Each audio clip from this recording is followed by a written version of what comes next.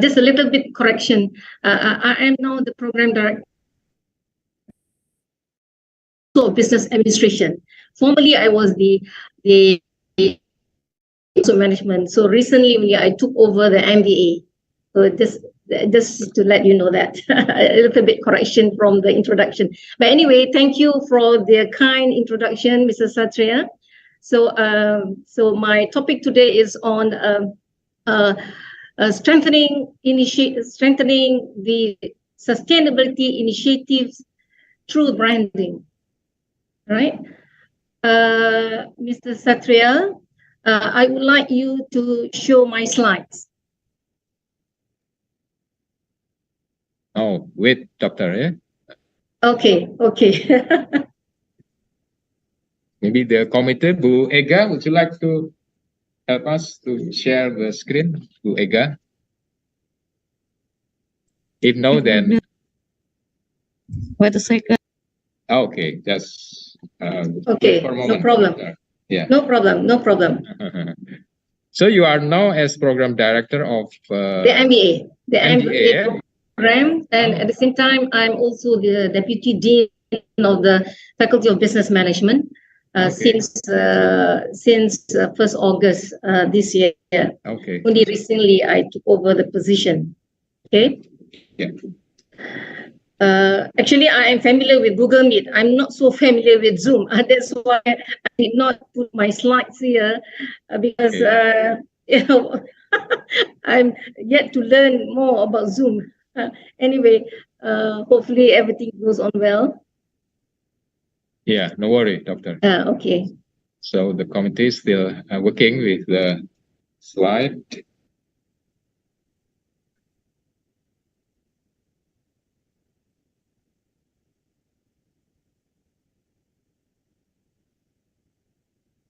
Or maybe you can give just a short introduction first about this topic. Okay, basically what I'm going to talk about this morning is about strengthening sustainability initiative through branding. And the content of my talk will be, I'll be talking a little bit about sustainability in business and its importance, and also the benefits of sustainability in business. And then I will touch a little bit on some sustainability practices in business. And then how do we sustain our business? Why sustainability branding is important? And we also discuss a little bit about sustainability and consumer behavior. And then I will touch on brand equity. What makes up brand equity? Value to the firm. What does brand equity brings value to the firm as well as to the customer? And then how do firms build brand equity? So basically, that's the coverage of my talk this morning. All right. Can we move to the next slide, please? Next slide.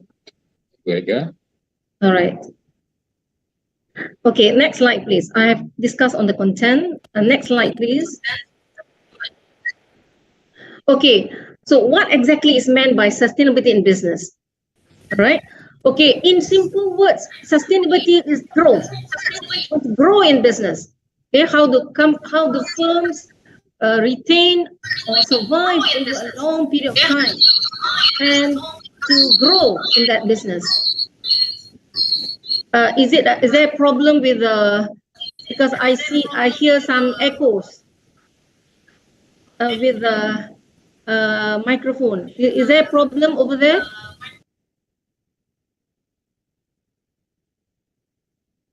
There is some kind of a noise, the echo sound.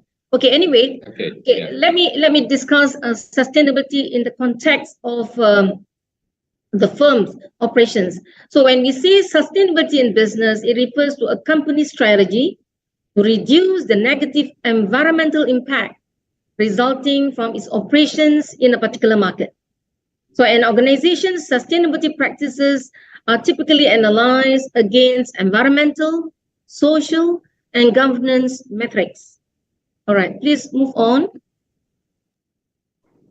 Okay, why is it sustainability is so important? because it plays a very critical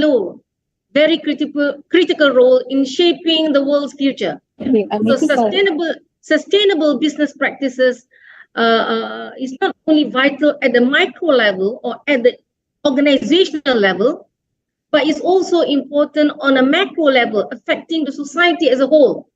That's the reason why sustainable business is important, because it affects the whole world. That's why now we are emphasizing on sustainability in business and so on. Yeah? So the sustainability business practices will promote environmental responsibility, will promote social responsibility, as well as it contributes to the growth of the economy. All right, next please.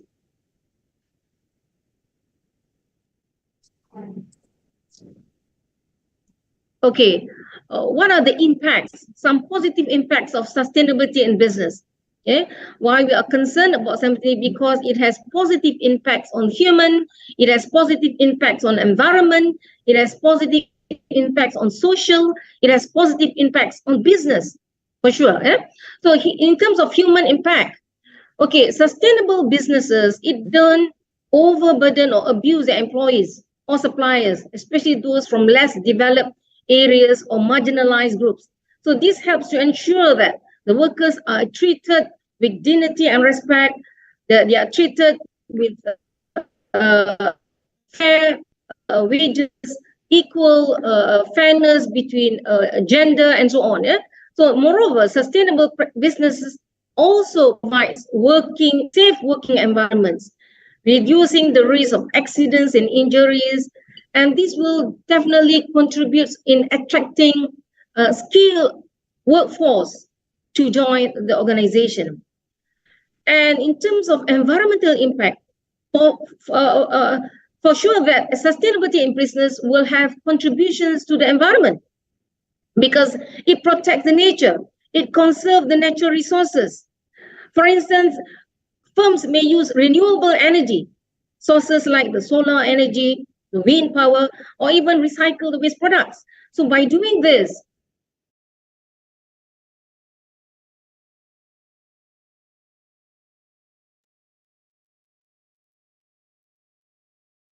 Sorry, doctor, your voice, we can't hear. I'm so sorry. Okay. Oh, I'm so sorry that you have not listened to me. Oh, okay, my goodness. I forgot to unmute the microphone. Okay, really sorry. But I hope the slides have sort of touch on whatever that I've spoken. Okay, let me proceed with the. Can you move the slide, please? The next. Okay.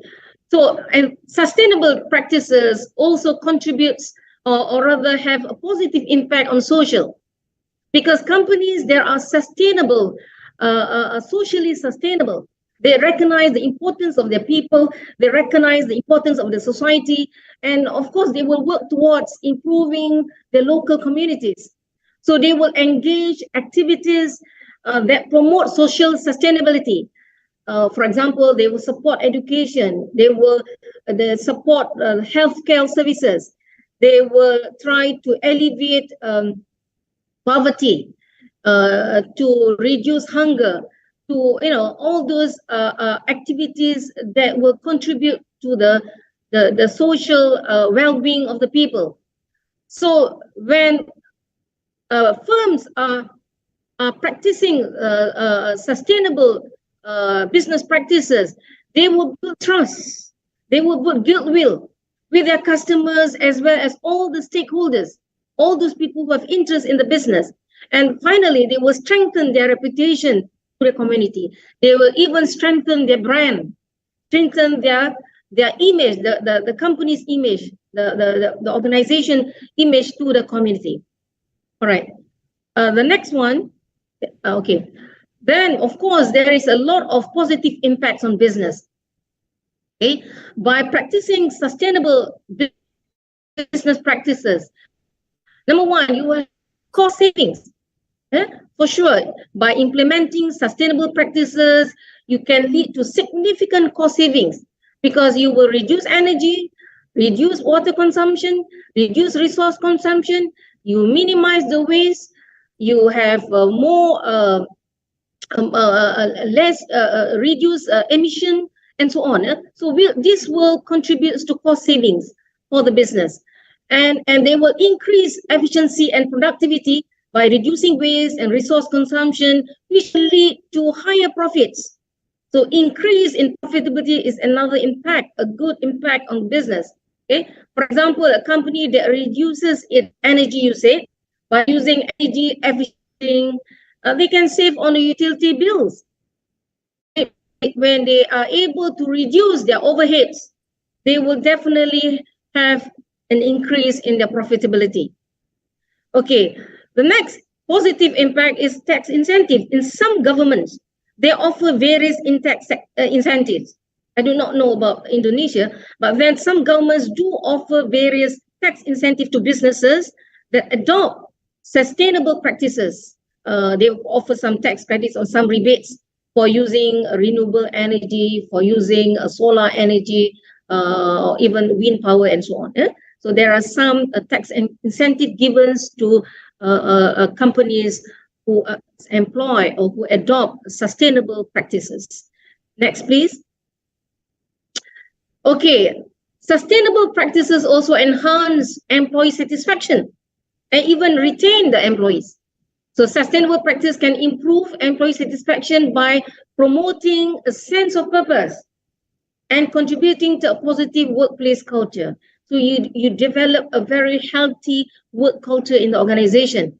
So this will lead to an increased retention. Okay, maybe reduce the turnover cost. People would love to work with companies, would like to stay long in companies that practice sustainability. And also by employing sustainable practices, you are actually complying to the environmental and sustainability regulations. Some governments, they impose this kind of regulations, meaning to say if there is some unethical conduct by the businesses, for example, excessive wastage, throw rubbish into the river, for example, they can result in penalty charges or fines to the organization. So by practicing sustainable practices, you are actually complying to the government regulations. And of course, sustainable practices improve the brand reputation. As I mentioned earlier, improve the company reputation, improve the brand image. Okay, so and companies that employ that give priority to sustainable practices are seen as more ethical companies. They are more responsible companies. This may lead to a greater confidence of the customer. They will become customer loyal to the organization. This will have positive brand image on the entire organization. Yeah, next, please. Sustainable practices also increase physical storage space, because by using digital documents, you are actually adopting paperless workflows. Many companies now are adopting digitization of your documents. Everything is in the soft copy. So you save on the physical storage space, you reduce the need of costly storage solutions and so on. So that will contribute to the profitability of the organization. And also it gives access to new markets. Nowadays, consumers and investors are increasingly prioritizing sustainability. That creates opportunities for businesses that prioritize this value to access the new markets and attract new customers. Because nowadays customers are becoming more demanding. They are more educated, so they want products that are safe and so on. Okay, please move on.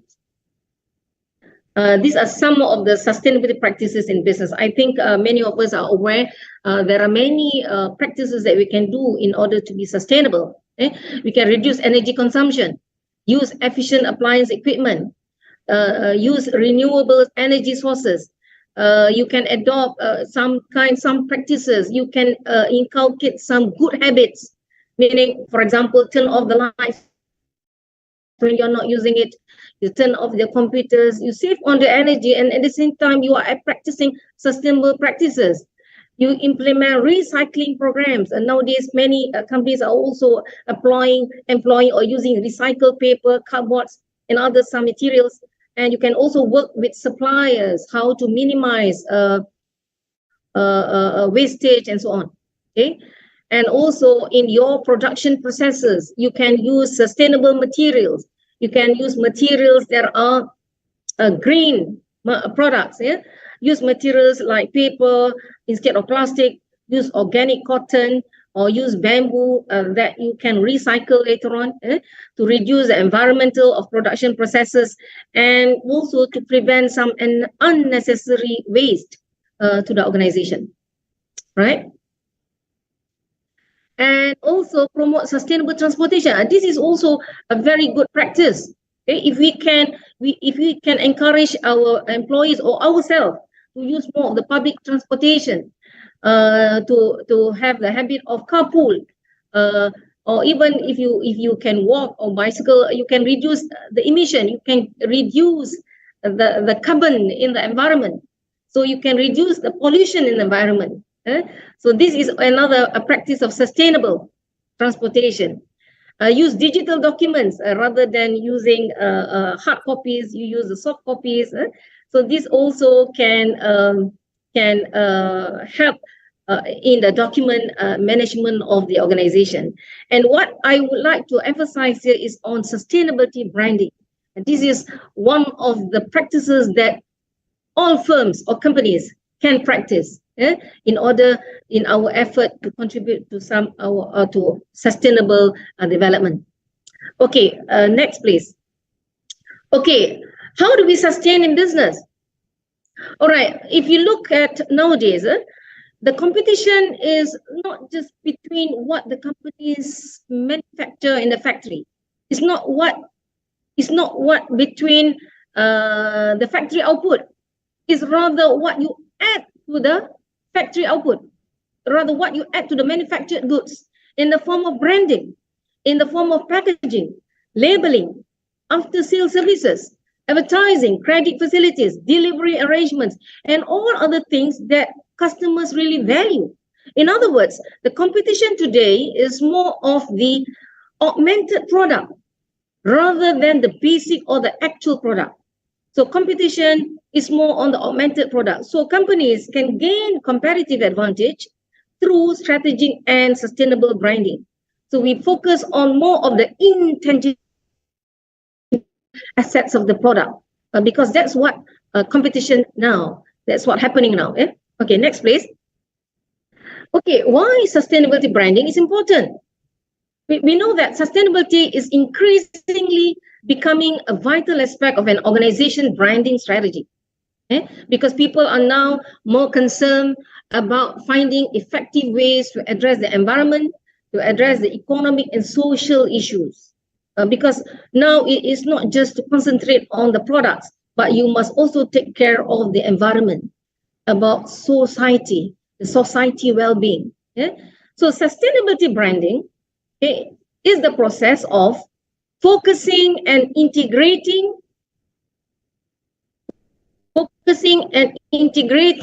identical environmental. Okay, let me just read the definition. Okay.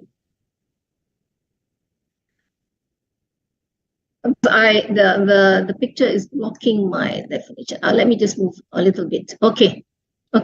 Sustainability branding is a process of focusing and integrating identified environmental, economic, and social issues into the operations of a business.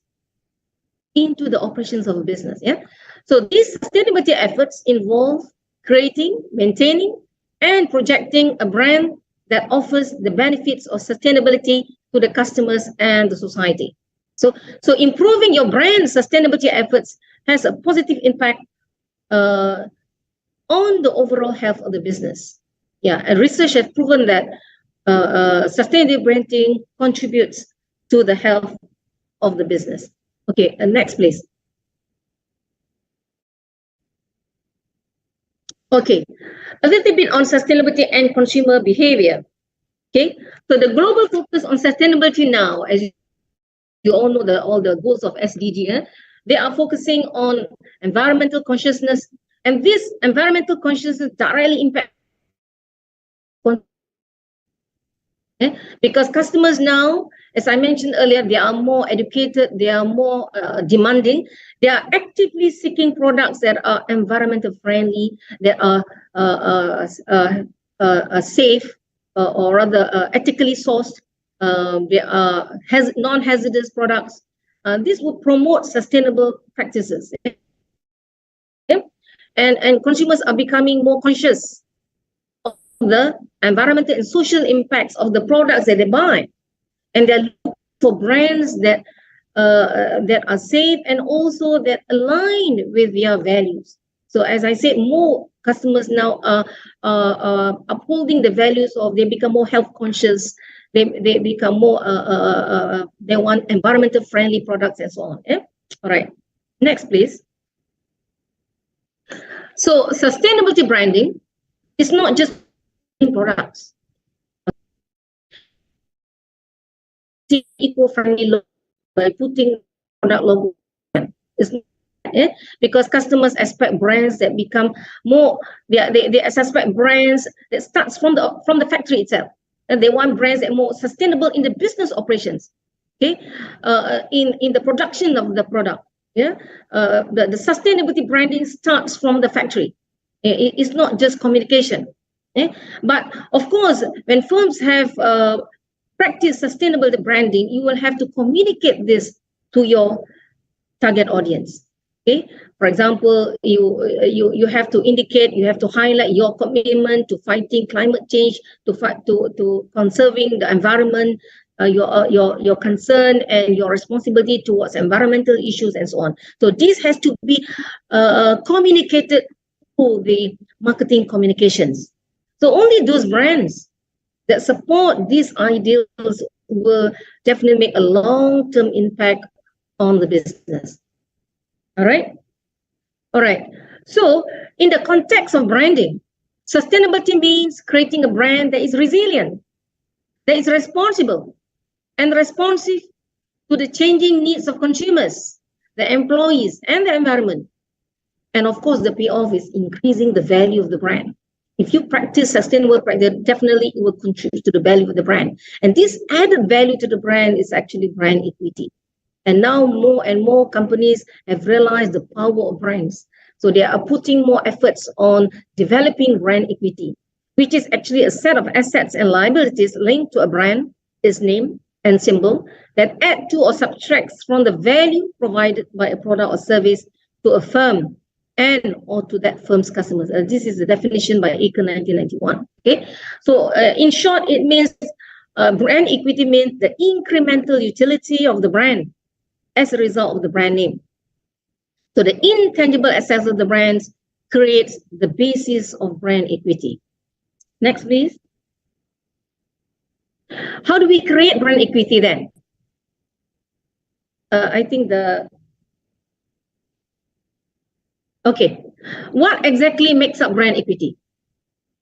Okay, brand equity basically consists of 5 different assets, 5 different dimensions. Okay, so it has brand awareness. The slides is not shown on the screen. Okay, is there a problem with the slide? Okay, number 1, it must have brand awareness. To what extent the brand is familiar?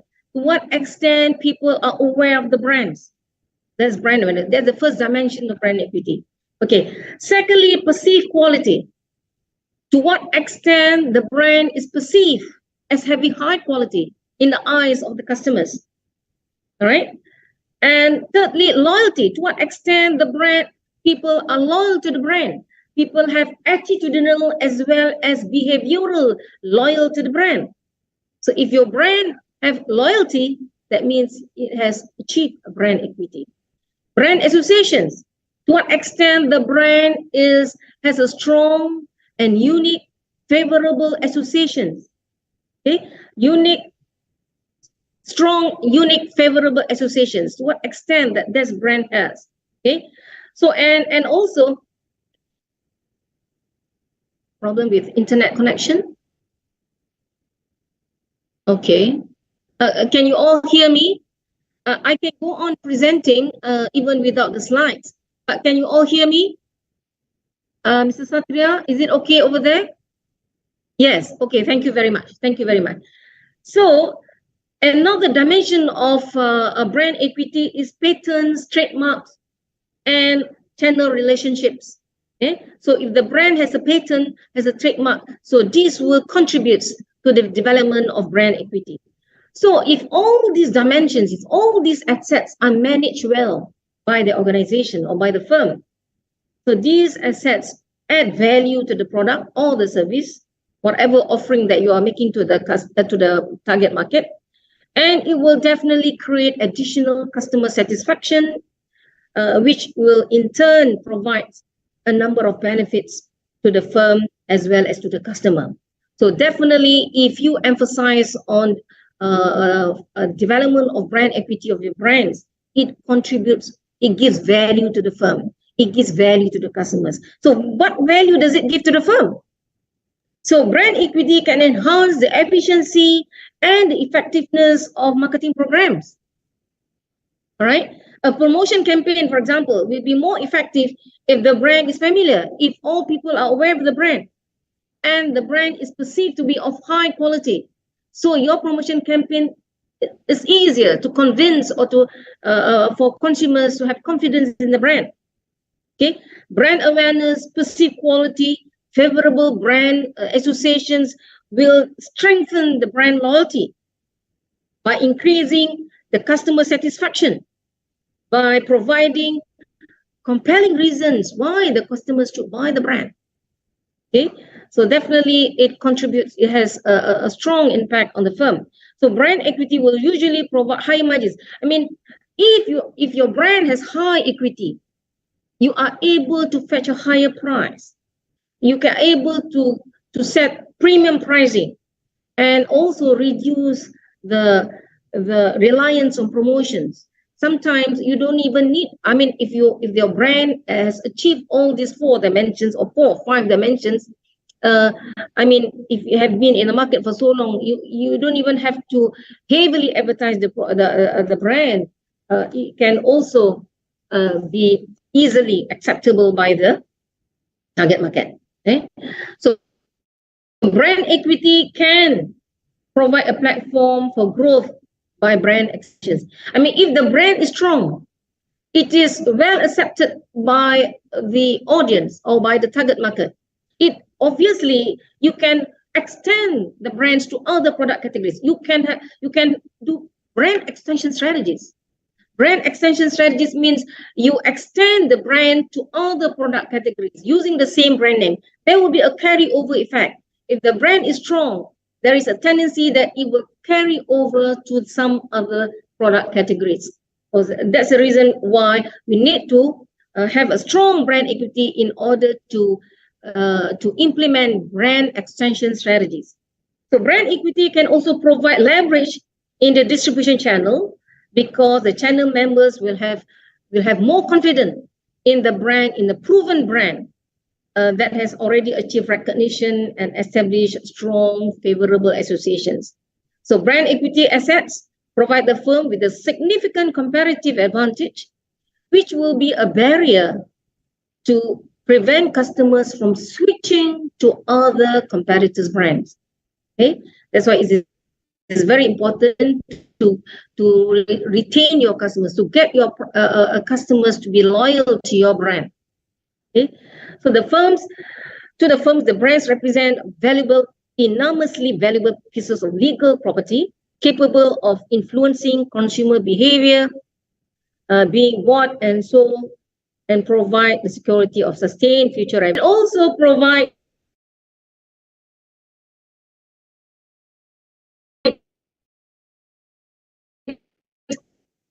value to the customers. the customer. Do more slides? Do I still have time? I am talking about the value of brand equity to the customers. Yeah? So the brand equity assets can help customer to interpret, process, store, and retrieve huge quantity of information. The assets can also affect customers' confidence in their purchase behavior. Customers usually will be more comfortable in the brand that is considered having high quality and the brand that they are familiar with. And also the perceived quality and brand association provide customer with a value by increasing the customer satisfaction when the individual uses the brand. Okay, how do we build brand equity? Yeah, how do firms build brand equity? First of all, you must develop brand identity. Who is a brand? Say to create brand salience or awareness. In other words, the company needs to make sure that the brand stands out and that the customers recognize and are aware of the brand in the market. Number two, you must create the brand meaning. So what does the brand mean to the customers? That has to be created. You need to identify and communicate the brand meaning to the customer so that the brand meaning will result in a strong, favorable, and unique brand associations with the customers. Number three, brand response. How do customers behave to the brand? So it focuses on how the customers respond to the marketing activities of the brand and what they perceive the brand as, right? And the fourth step is to create brand resonance. These are all four building blocks of brand equity. So brand resonance is what is the relationship between the customer and the brand. Okay? So brand resonance is achieved when customers feel a deep and psychological bond with the brand, with having attitudinal and behavioral loyalty, sense of community, active engagement, and also they participate in anything with regards to the brand. Okay, I would like to conclude my speech by talking about some of the issues that I have mentioned earlier. So to conclude, to stay sustainable in business, okay, firms need to be people-oriented or even world-oriented, planet-oriented. So this is in contrast to the traditional goal of business, which is to maximize profit. Most businesses now want to maximize profit, but on top of that, you have it should be the target should not just to maximize profits, to be more than that. So a sustainable brand will have a bigger vision, which is to create a lasting impact on the people, economies, the environment, and communities. So brand with strong brand equity will be sustainable over a long period of time. And brand equity assets, as I mentioned earlier, it provides a firm with a significant comparative advantage. So a brand manager should put a lot of effort to build brand equity by developing a meaningful brand identity and monitoring brand image.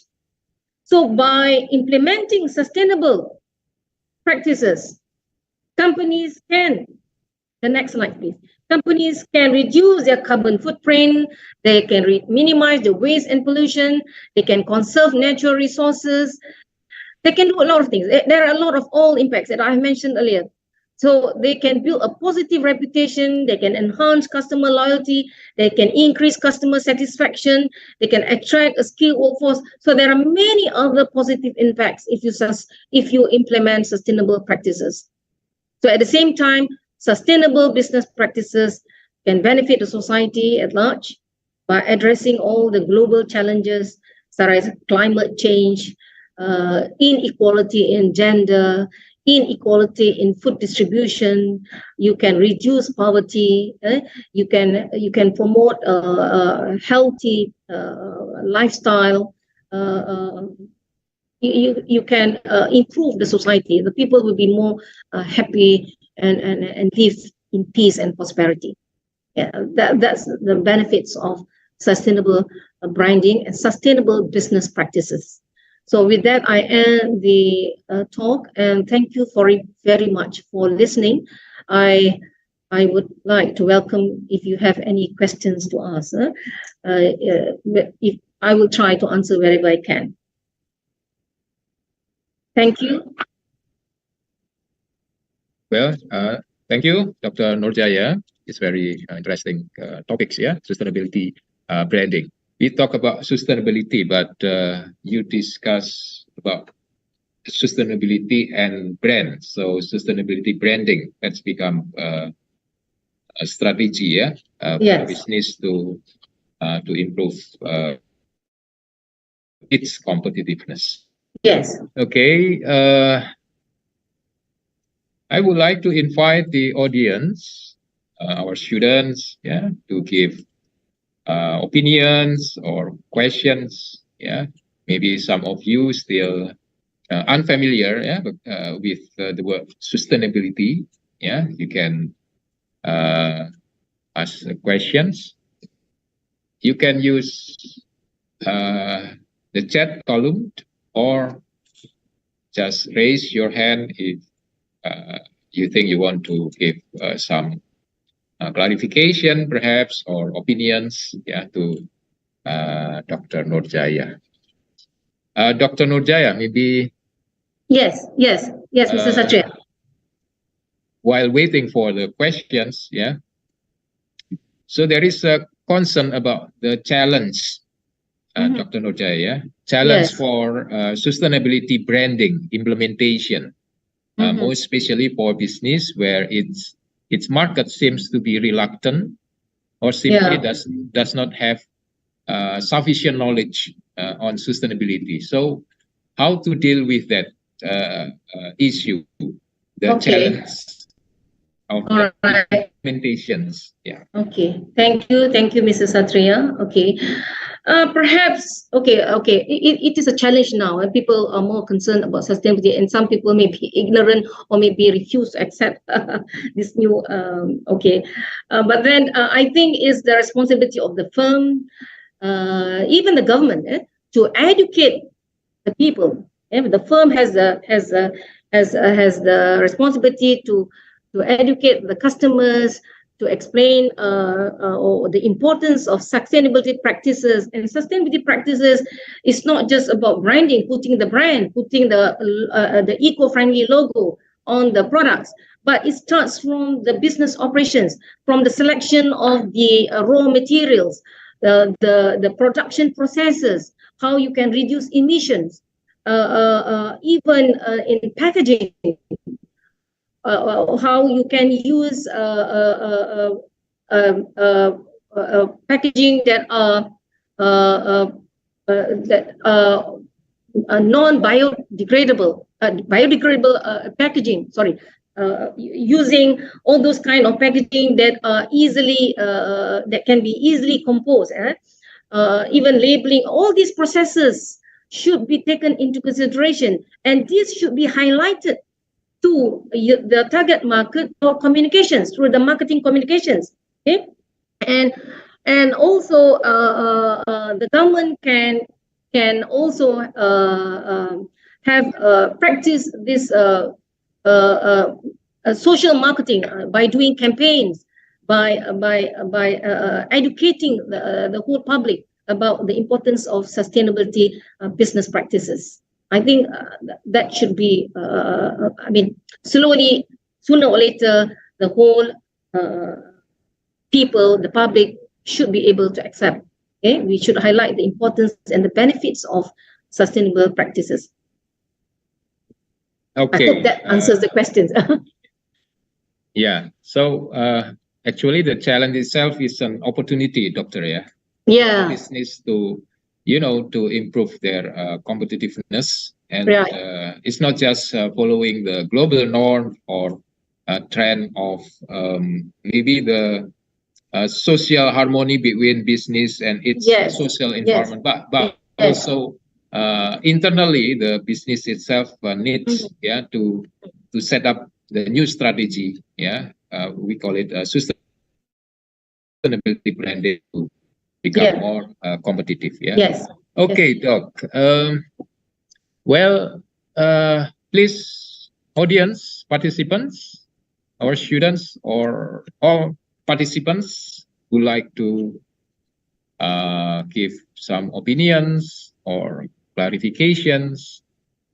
So you can use the chat room or just open your cam and just give some comments, perhaps. Yeah, it's very interesting and relevant in today's era of globalizations.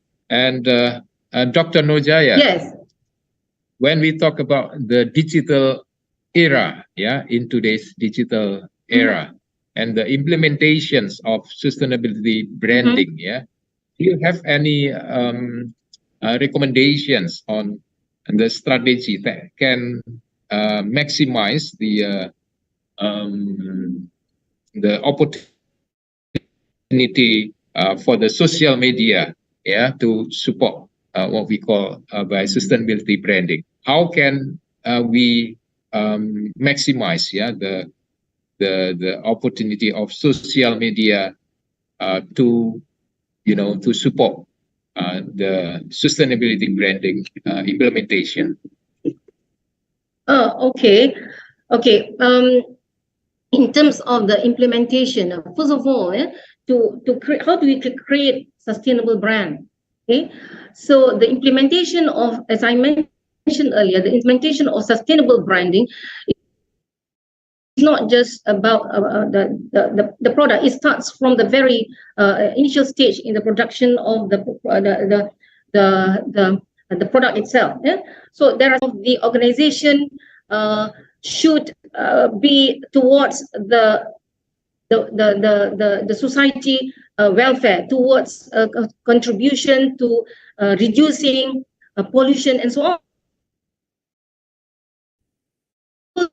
Is that, and that should be the message should be transmitted to the customers through your marketing communications. You should educate the consumers. You should emphasize on the importance of green products, green marketing, the importance of all these habits.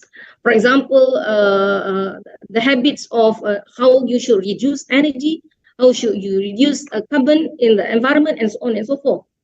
So the customers has to be educated, and it also needs to be in the entire organization should be well informed about this practice.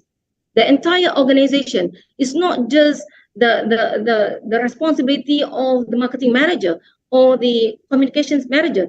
It's the responsibility of the entire organization, from purchasing of raw materials, from manufacturing, from all the various strategies that the products go through.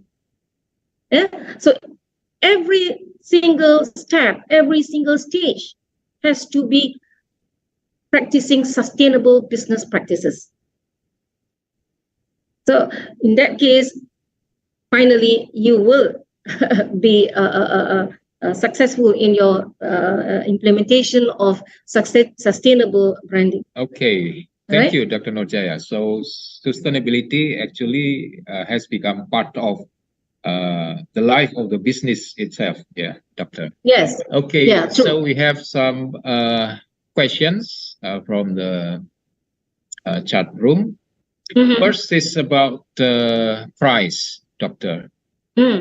Sometimes the consequence, the implementations of sustainability strategy, for example, for green products, so it will lead to high price. Yeah, product will become slightly higher. Yeah. So how to deal with it? Yeah. Well, sustainable. Yeah. Okay. Sustainable brands does not mean that it has to be at a high price. Sustainable brands is not just meant for the high or the premium market. Not necessarily so. Okay? Everybody needs a safe product. Everybody needs green product. Everybody needs a product, a non-hazardous product, and so on. Okay? So it applies to all the entire market.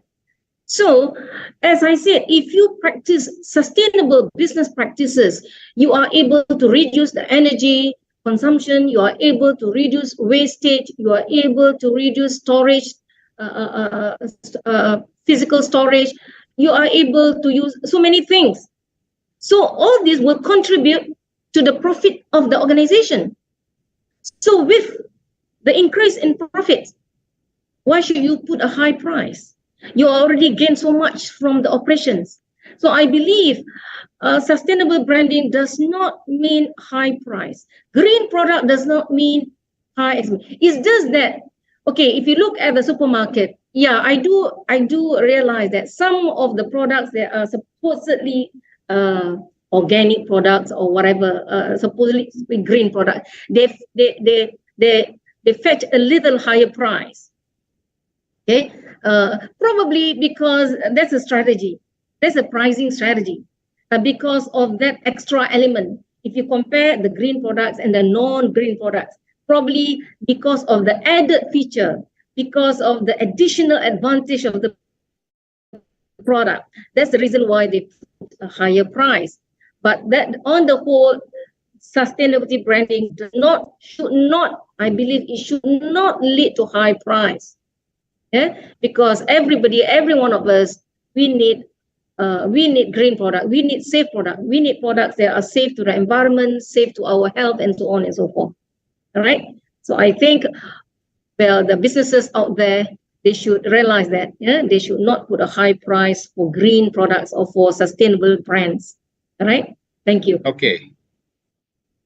Thank you, Doctor. The next question is about between branding strategy and sustainability branding. Is it the same or is it different? Normally business, yeah, they have brands and they have a strategy to to promote or to improve the brand equity, yeah. But now there is new value, yeah, sustainable values, and becomes sustainability branding. So is it still the same or different in terms of branding strategy? Well, we have so many branding strategies, brand extension, for example, and we have branding strategy. Basically, is how you promote the brand. Basically, how you make the brand more noticeable in the market. How you gain comparative advantage over competitors' brand. That's the reason why we need to produce brands that has high brand equity. Simply because our brands should be able to stand out from the many other brands in the market. But then when we do our branding strategy, we must also be concerned about not just about making profits. It's also about the society. You have to be concerned about the environment, or about the society. I think this is one of the goals in the sustainable development goals. I think there are so many goals, and one of the goals is to be responsible consumption and productivity. And I think of firms has to be firms that are ethical, that are responsible. They should take note of this, that it's their responsibility to produce goods that are sustainable, that they should practice sustainable practices. They should produce goods that are sustainable. They should try to gain comparative advantage. So when you do your branding strategy, at the same time you are emphasizing on the business operations and so on. You are actually killing two birds with one stone. You gain profit, at the same time you are fulfilling the goals of sustainability, right? So I think it is the responsibility of the firms and all this, especially manufacturing companies that produces goods and services, is for them to include sustainability branding practices in their business operations. So, with whatever branding strategy that they are implementing. So sustainability practices should be part of it. Right? Okay. Okay, Doctor. Next questions is about the actual practice, of sustainability. We know that sustainability is a value, and there is questions about how to deal with the actual applications. Do you think that sustainability branding is also part of the way to educate society, to do something for the environment? So do you think that it should be applicable in the practical level, that society should concern for the environment, or just they just simply buy the products, green products, that's all, without without other values that they need also actually to apply in the real situations. It's like the green behavior, something like that. I think the consumer, okay, if they're ignorant, it's our job to educate them. I mean, if they know, if they are aware of this green behavior, for example, when they throw their rubbish into the dustbin. Okay, now I think in most countries, the government has put 3 types of dustbins for the rubbish. One, simply because there are certain rubbish that can be recycled. There's a certain rubbish, so they do not want everything to be all mixed up in one dustbin. There are a bin for papers, a bin for glass, a bin for some other thing, metals and whatever. So I think if the people, they are educated and they are aware, they have these values, the green values, they should be responsible when they they have the habit of throwing which particular bin is suitable for the rubbish that they want to throw in. All right.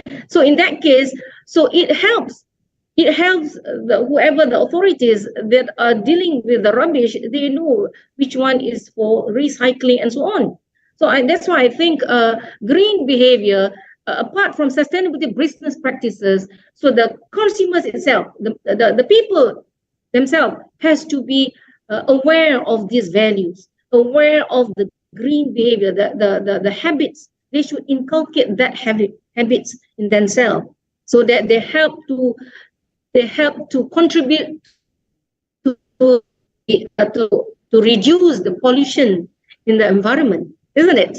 Rather than throwing rubbish in the river or in along the roadside. So they must have that habit of not to spoil the environment. If you look at Japan, for example, is a very clean country, because this has been taught to them ever since they are young, from the young age, from school and so on. So the people has been taught how to throw rubbish, how to make things clean. So if you go to that country, it's very clean, because the people has adopted that habit. It's part and parcel of their life. And I think it's the responsibility, all of us have to know this. It's part and parcel of our life. We have to know, as a human being, we want our environment to be clean and safe. So we have to play a role. So all of us have to play a role in keeping the environment clean and safe, isn't it? Okay, Doctor. That's our homework, for our society to educate. That's true. That's true. Strategy. Yeah. True. Okay. The other questions. How can strong branding help increase public awareness of a company's sustainability initiatives? So the strong branding can help to increase public awareness. Okay, the fact that the brand is strong. Okay, as I mentioned earlier, one of the assets, one of the dimensions of brand equity is awareness, brand awareness. Okay, first of all, the brand must be made familiar to the people. You must create that awareness all throughout the whole market. Has to be have awareness of the brand. You have to be with the brand. So that is the main thing and the first thing that you have to do as a marketer, or as a the business firm. Yeah, you have to create awareness of the brand. So you must make sure people will not buy any brand that you do not know. When awareness, when you are aware of the brand, you are familiar with the brand, you know more or less the you have the knowledge about the brand. So you're more confident, isn't it? You're more confident to buy the brand. So you must have that brand awareness. Secondly, you must deliver the perceived quality, the quality of the brand. Whatever that you communicate to the people through your marketing communications, through your advertising campaigns, for example, you must, as a firm, as a marketer, you must deliver your promise. Whatever that you commit, you are making promises, and you must make sure that you are able to deliver those promises. Yeah? Then the product will be perceived as of high quality. If the product is noticeable, if the product is, whatever claims that you make is verifiable, if the consumers, that will increase the confidence of the consumers in the product. So the people will not just buy the product one time. They will repeat purchase. If they're happy, if they're satisfied, they will repeat purchase. So sooner or later, they will become loyal customers. So customer loyalty, brand loyalty is one of the assets of brand equity. So you want to keep them loyal. So the other one is, how do you make your brand associated with something good, something positive? How do you make your brand have a strong, unique associations? For example, the brand is associated with high quality. This brand is associated with eco-friendly. This brand is associated with, whatever. So how do you make that the brand has strong and unique, favorable brand associations? All this should be done through your marketing communications. The consumers, the target market has to be made known about all this. So when you promise whatever claims that you make to the brand, you must make sure you keep the promise. So I think if, let's say, sometimes, some unethical or irresponsible marketers, you may make some false claims. And if the products does not fulfill the promises that you make, does not the consumers are not able to verify whatever claims that you make, then you fail. You may fail sooner or later, and people may buy just once, may not have repeat purchase. So it's very important that you have you put all your efforts to maintain all the branding assets, all these intangible assets, and sooner or later that is sustainable branding. Apart from your business operations, whatever that you do in the factory has to be communicated to the target market. So people will have more confidence. People will continue. So brands that are having high brand equity will have a sustainable, long period of time in the market. They have a long lifespan in the market. So that means sustainable brand. So it is very important that you focus and you put efforts to improve each and every dimension of brand equity. All right? Okay. Okay, Doc. Thank you. Next is, how do we, as students, start a business, and using this sustainability branding? So how can actually we use this strategy to to start a new business? Let's say about SME, for example, small and medium-sized enterprises.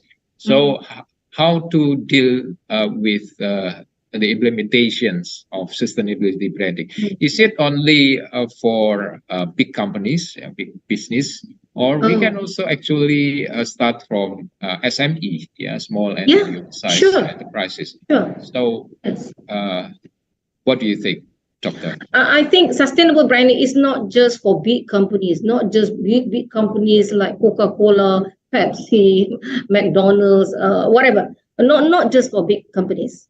Whatever companies, it doesn't matter, whether it's a small, even a small business. Yeah, we have to start from small. For students, for example, if they're interested in business, and I believe many universities nowadays are emphasizing on the course of entrepreneurship. I'm sure you have the course on entrepreneurship. So the idea is to inculcate these entrepreneurial skills for students, so that when they leave the university, they not only become job seekers, they are also job creators. They can create their own job if they have this entrepreneurial mindset, if they want to become an entrepreneur. And I believe some of the students, they have that kind of inclination towards doing business. So they go to university to study all the basics about businesses. And when they go and leave the university, they want to implement whatever that they have learned. They want to start. But of course, you start with small. Okay, you may start with a stall, for example, whatever food that you're selling. Okay, so just make sure that whatever that you are selling, you always not just putting a brand to your product, but you must make sure that it goes from every step in the production process. Okay? As I said, sustainable branding must start from the factory, must start from the production process, from the materials that you choose for the manufacturing of the products. The production processes, your all these activities, not only the primary activity, the primary activities involved. Okay, and then of course the 4 P's: how do you develop the product, you put on the price, you put on the how do you communicate your product to the market, how do you distribute the product. All the 4 P's has to be implemented in your marketing strategies. All right. Okay. This has to be done from the very beginning. Okay. And of course, if everything goes on well, and you must able to communicate to your target market, you must make sure that people know about your business, right, in order to so if let's say your goods are, if whatever that you are selling does make customers satisfied, and I believe they will repeat coming back to your business, coming back again and again, isn't it? So I think, it's all about doing the right practices. It's all about what are the right practices that you should do in your business, rather than all those irresponsible or unethical practices. It's all doing the right thing. I believe you have to do the right thing. There shouldn't be any problem. Yeah. Okay, very good, Doctor. So we'd like to invite also for those who like to share their ideas, open cam, and just ask for clarifications or just share the opinions. So I'd like to invite Pak Irianto. I see in this room there is Pak Irianto. Would you like to share your idea? So it's very interesting here, your opinions, and we'd like to invite, maybe you can also share to us, Pak Irianto. Is it okay with you? Or Pak Sopian, Pak Sopian, would you like to share your questions? Pak Sopian, Mr. Sopian.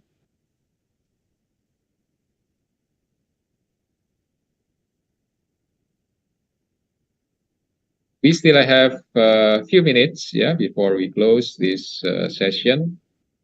So we are very happy here to have Dr. Nurjaya, and I hope that this topic can also inspire us here in the era where actually it's not easy also, yeah, to implement, especially in the developing country like in Indonesia, yeah. Maybe it's different in Malaysia, yeah, Dr. Nurjaya. So you can maybe tips for best practice that you already have in Malaysia, yeah, because we need to learn from our neighbor country, and you know, good practices that can be implemented in a small way in our environment, perhaps, yeah, in our campus, perhaps. Maybe we can start with starting small and medium-sized enterprises to just to be a role models, so that it can also spread out the sustainable values for our environment. So the last one is about the best practice, Doctor, in Malaysia. I think for sustainability practices, it's not just the responsible of businesses. It's not just responsible of marketers or firms doing business. I think is the responsibility of the entire people. It includes the public. Okay. For example, in Malaysia right now, they try to avoid using plastics. Okay. Now, if you go to supermarkets, they no longer provide plastics. They expect you to bring your own bags because they want to reduce plastic. Because plastic is non-biodegradable. It's not easily compostable, isn't it? So they avoid, they discourage people using plastics, and as such, all supermarkets, most businesses, they are no longer using plastics. Even though it may also contribute to the profitability of the company, because you don't have to spend buying plastics for the people because they bring their own bags. Okay, and then also if you look at Western countries, they have done it long time ago. In fact, if you go shopping, even you shop groceries, they no longer provide plastics. Instead, they use paper bags because paper bags is easily decomposed. If you throw this rubbish, I think that's one way. And then also they are trying to encourage reduce emission of carbon. Now, many cities in Malaysia, they have this. Of course, it's still not achieved yet, but they are trying to reduce the emission of carbon. They always say, okay, this is by year, let's say year 2030 or year whatever. They would like to have a city that is free from carbon. Okay, a carbon-free city. But right now, they are just trying to inculcate that behavior. They want people to reduce the emission of carbon from the vehicles. They try to encourage people to take public transport, you know, and that kind of thing, so that there are less vehicles, so less emission of carbon in the environment. Okay, and I think in most companies nowadays, they no longer use. They try to reduce the usage of papers. So because papers will it's not just costly, but then it also requires physical storage. So now everything is on digital. So many things are digital. Even in OUM, they no longer give the learning resources, the modules to the students. Everything is on digital. I think that's one way. You want to reduce paper usage, and also paper wastage. Sometimes when the papers are piled up so much, and then you need to throw it away. So that is wastage, isn't it? So now, even if they recycle. They recycle and sell it to those people who recycle papers and so on. So those are some of the habits that we should encourage to the public. Okay, reduce the consumption of electricity. For example, in OUM, by 6 o'clock, everybody has to leave the office. No using of the electricity. And also, people should be at home. So they want to reduce the consumption of electricity, reduce the consumption of water. So those are some of the habits or practices that companies can do, and all of us should adopt those kind of behavior. I think it will contribute to the world of peaceful, safe, healthy. All of us are now very health conscious, isn't it? Okay, and also public burning of rubbish is if you do that, the government can penalize you for doing that. If you do public burning of rubbish, because that will definitely spoil the environment, and even throwing rubbish to the rivers is also polluting the environment. So the government is taking initiatives by enforcing penalties to those people who do these unethical habits. All right. So I think probably some of these practices are also practiced in Indonesia. I believe many countries in the world are also practicing those good practices, I believe. Yeah. All right. Well, thank you very much, Dr. Nurjaya, for your Thank you very much. You're most welcome. Very inspiring presentations, and also some yeah. So again, please give applause to Dr.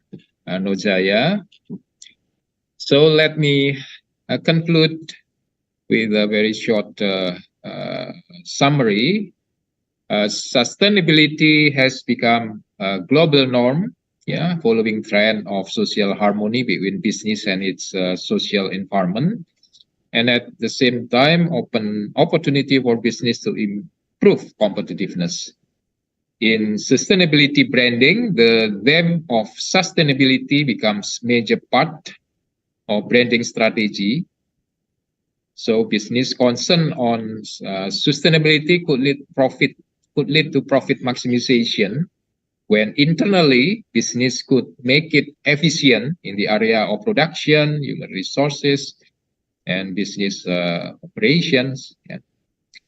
Sustainability branding is not just producing green product, but become a holistic approach for business to develop its competitiveness. So we'd like to appreciate Dr. Nurjaya for your time and efforts to be with us this morning, and our head of foundations of our institutions would like to present the certificate of appreciation.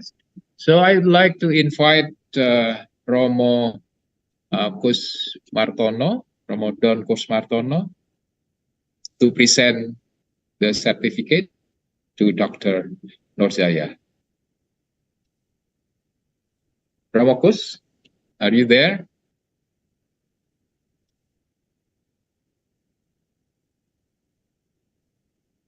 Romo Don Kusmartono. Oh, it seems that still have difficulty to access the Zoom.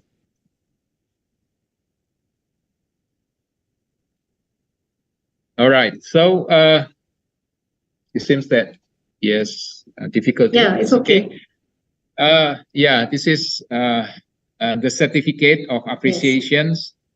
So present to you, Doctor, and we'd like to, in other occasions, we'd like to also to invite you. Hopefully that we can also have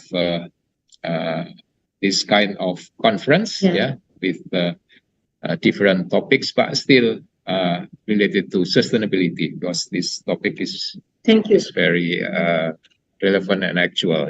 Thank you. So I think that's all for these sessions with Associate Professor Dr. Nurjaya binti Muhammad presentations, and Dr. Nurjaya. So stay healthy. Thank you very much. Have a very Thank you good very day. much. Thank you. Thank you. Thank you. Goodbye. I'll see you there. Yeah. Goodbye. Goodbye. Yeah. All right. So I'd like to give to the co-host or master of ceremony, Ibu Diana.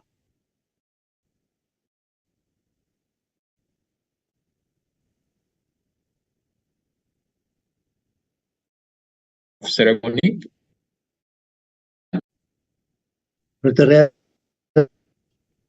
I'm sorry because Yes. my microphone at the time unmute. Oh, sorry. So I cannot speak. Yeah. Okay. Thank you very much, moderator, Ruder Ignatius Harry Satria, MM, and also the co-host Ibu Egalio Pani, MM, and of course for the Associate Professor Dr. Nurjaya Binti Muhammad Yasin from Auburn University, Malaysia. Thank you very much for the insightful and also fruitful presentation.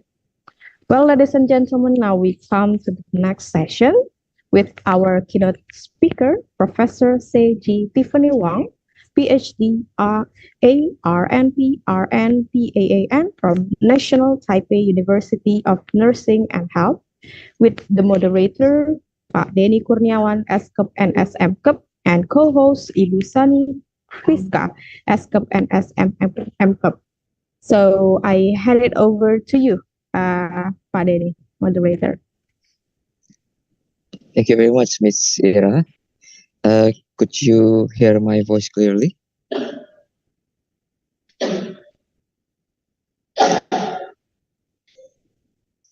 Hello, could you hear my voice clearly?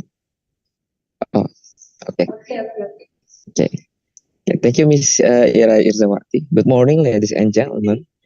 Welcome to the second plenary sessions, specifically in health discipline, with our keynote speaker, Professor C.G. Wang, are also known as Professor Tiffany, PhD, RNP, RNFAAN. My name is Denny Kurniawan, as your moderator of this session. It's an honor for me to welcome you to this season. This season will be proceeded in two terms. The first, speaker presentation, and also the second one is the Q&A sessions. In our sessions, unfortunately, Professor Wang are not able to deliver a speech directly due to her mother's hospitalization. She sent us greeting and regret for not being with us today. We pray for her continuous recovery and health. Now, let me introduce our keynote speakers by reading her CVs. Professor C.G. Wang, PhD, RNP, RNFAAN, had her BSN in National Defense Medical Center, Taipei, Taiwan. She had her Masters of Science in Nursing, in Adult Nursing, in University of Utah, Salt Lake City, Utah, US, and also in Biobehavioral Nursing Research Training in Seattle, Washington, US for her predoctoral training, and in the University of Washington, Seattle, Washington, US for her PhD in Nursing Science. She's a professor in NTU NHS, National Taipei University, National Health and Science, Nursing Health and Science. And now she also as a Dean of Academic Affairs and Director of Institutional Research Office, National Taipei University of Nursing and Health Science, Taipei, Taiwan. She's certified as a registered nurse, acute care nurse practitioner, and adult nurse practitioner. Her specialties and research interests are in chronic disease self-management, symptom management, lifestyle intervention, health promotion for cancer survivorship, adult nursing, and critical care nursing. She also a member of Taipei and Taiwan Nursing Association and Nurse Practitioners Association. She also a member of Sigma Theta Tau International Honor Society of Nursing, and as editor board of Health Science and Nursing Journals. She have received many research grant honors from government awards and fellow of American Academy of Nursing. He had outstanding nurses professional contribution awards and has be a world top 2% scientist on the list of year 2020 from Stanford University published.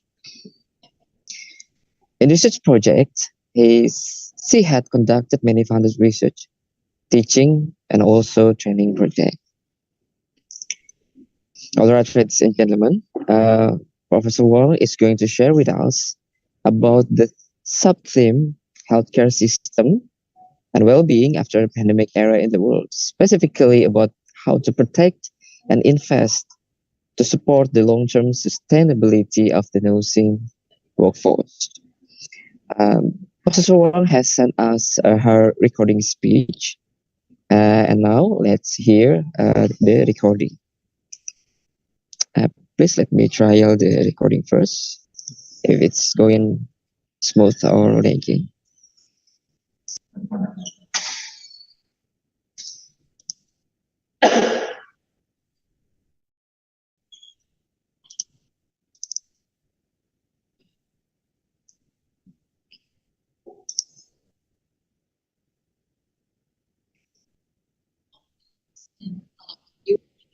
National Conference. I am Chai. Okay, could you hear the recording clearly? Okay, let's hear the Professor Wang's speech.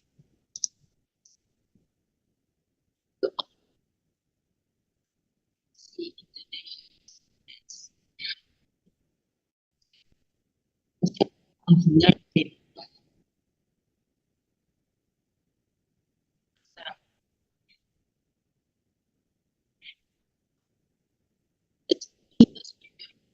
Okay.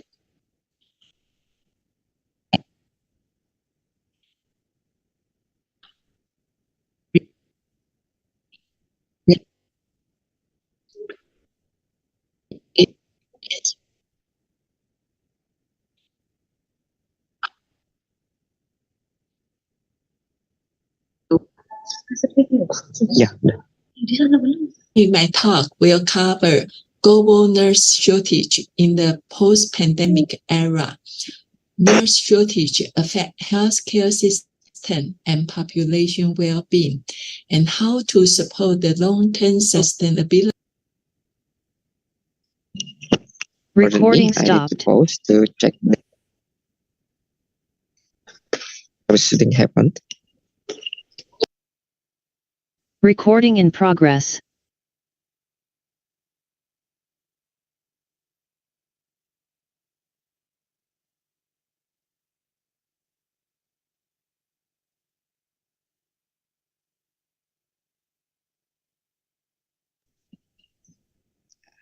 Pardon me, we will start again the recording. Good morning to all participants of UKMC International Conference. I am Chai Zhi Wang, Professor of Nursing at the National Taipei University of Nursing and Health Science. Thank you for the invitation. I'm honored to serve as the keynote speaker for this conference. However, due to a family emergency, I have to give this talk through pre-recorded video rather than online. I'm sorry for not being able to answer your question in person, but you are welcome to email me your question. Recording afterwards. stopped. Today, my talk will cover global nurse shortage in the post-pandemic era. Nurse shortage Recording in affect progress. healthcare system and population well-being, and how to support the long-term sustainability of the nursing workforce. And The fourth is nursing shortage in Taiwan. And the last one will be covered is the finding solution for nurse shortage. ICN cite more than 100 studies in the Recover and Rebuilding report showing that 40 to 80% of nurses report experiencing symptoms of psychological distress.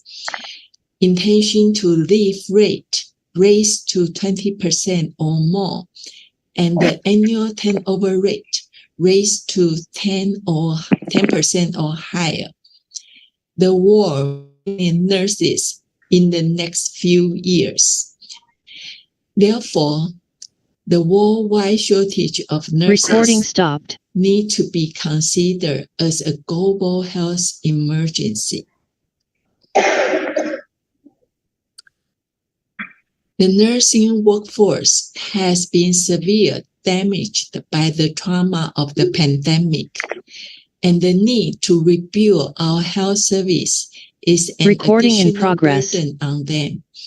These are exacerbating the chronic shortage of nurses and creating a global health emergency. The stress, burnout, absence from work, and strikes are symptoms of current dangerous state of health care. The nursing shortage must be urgently addressed. Therefore, nurses are to successfully play a central role in the recovery of health systems around the world.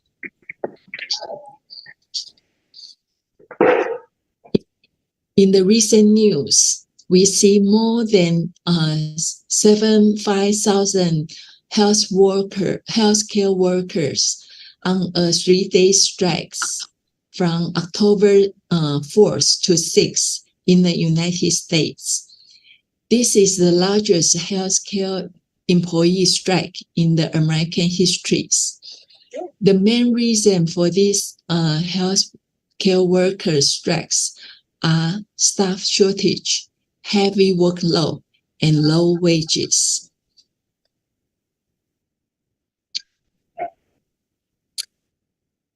Recover from the current situations must be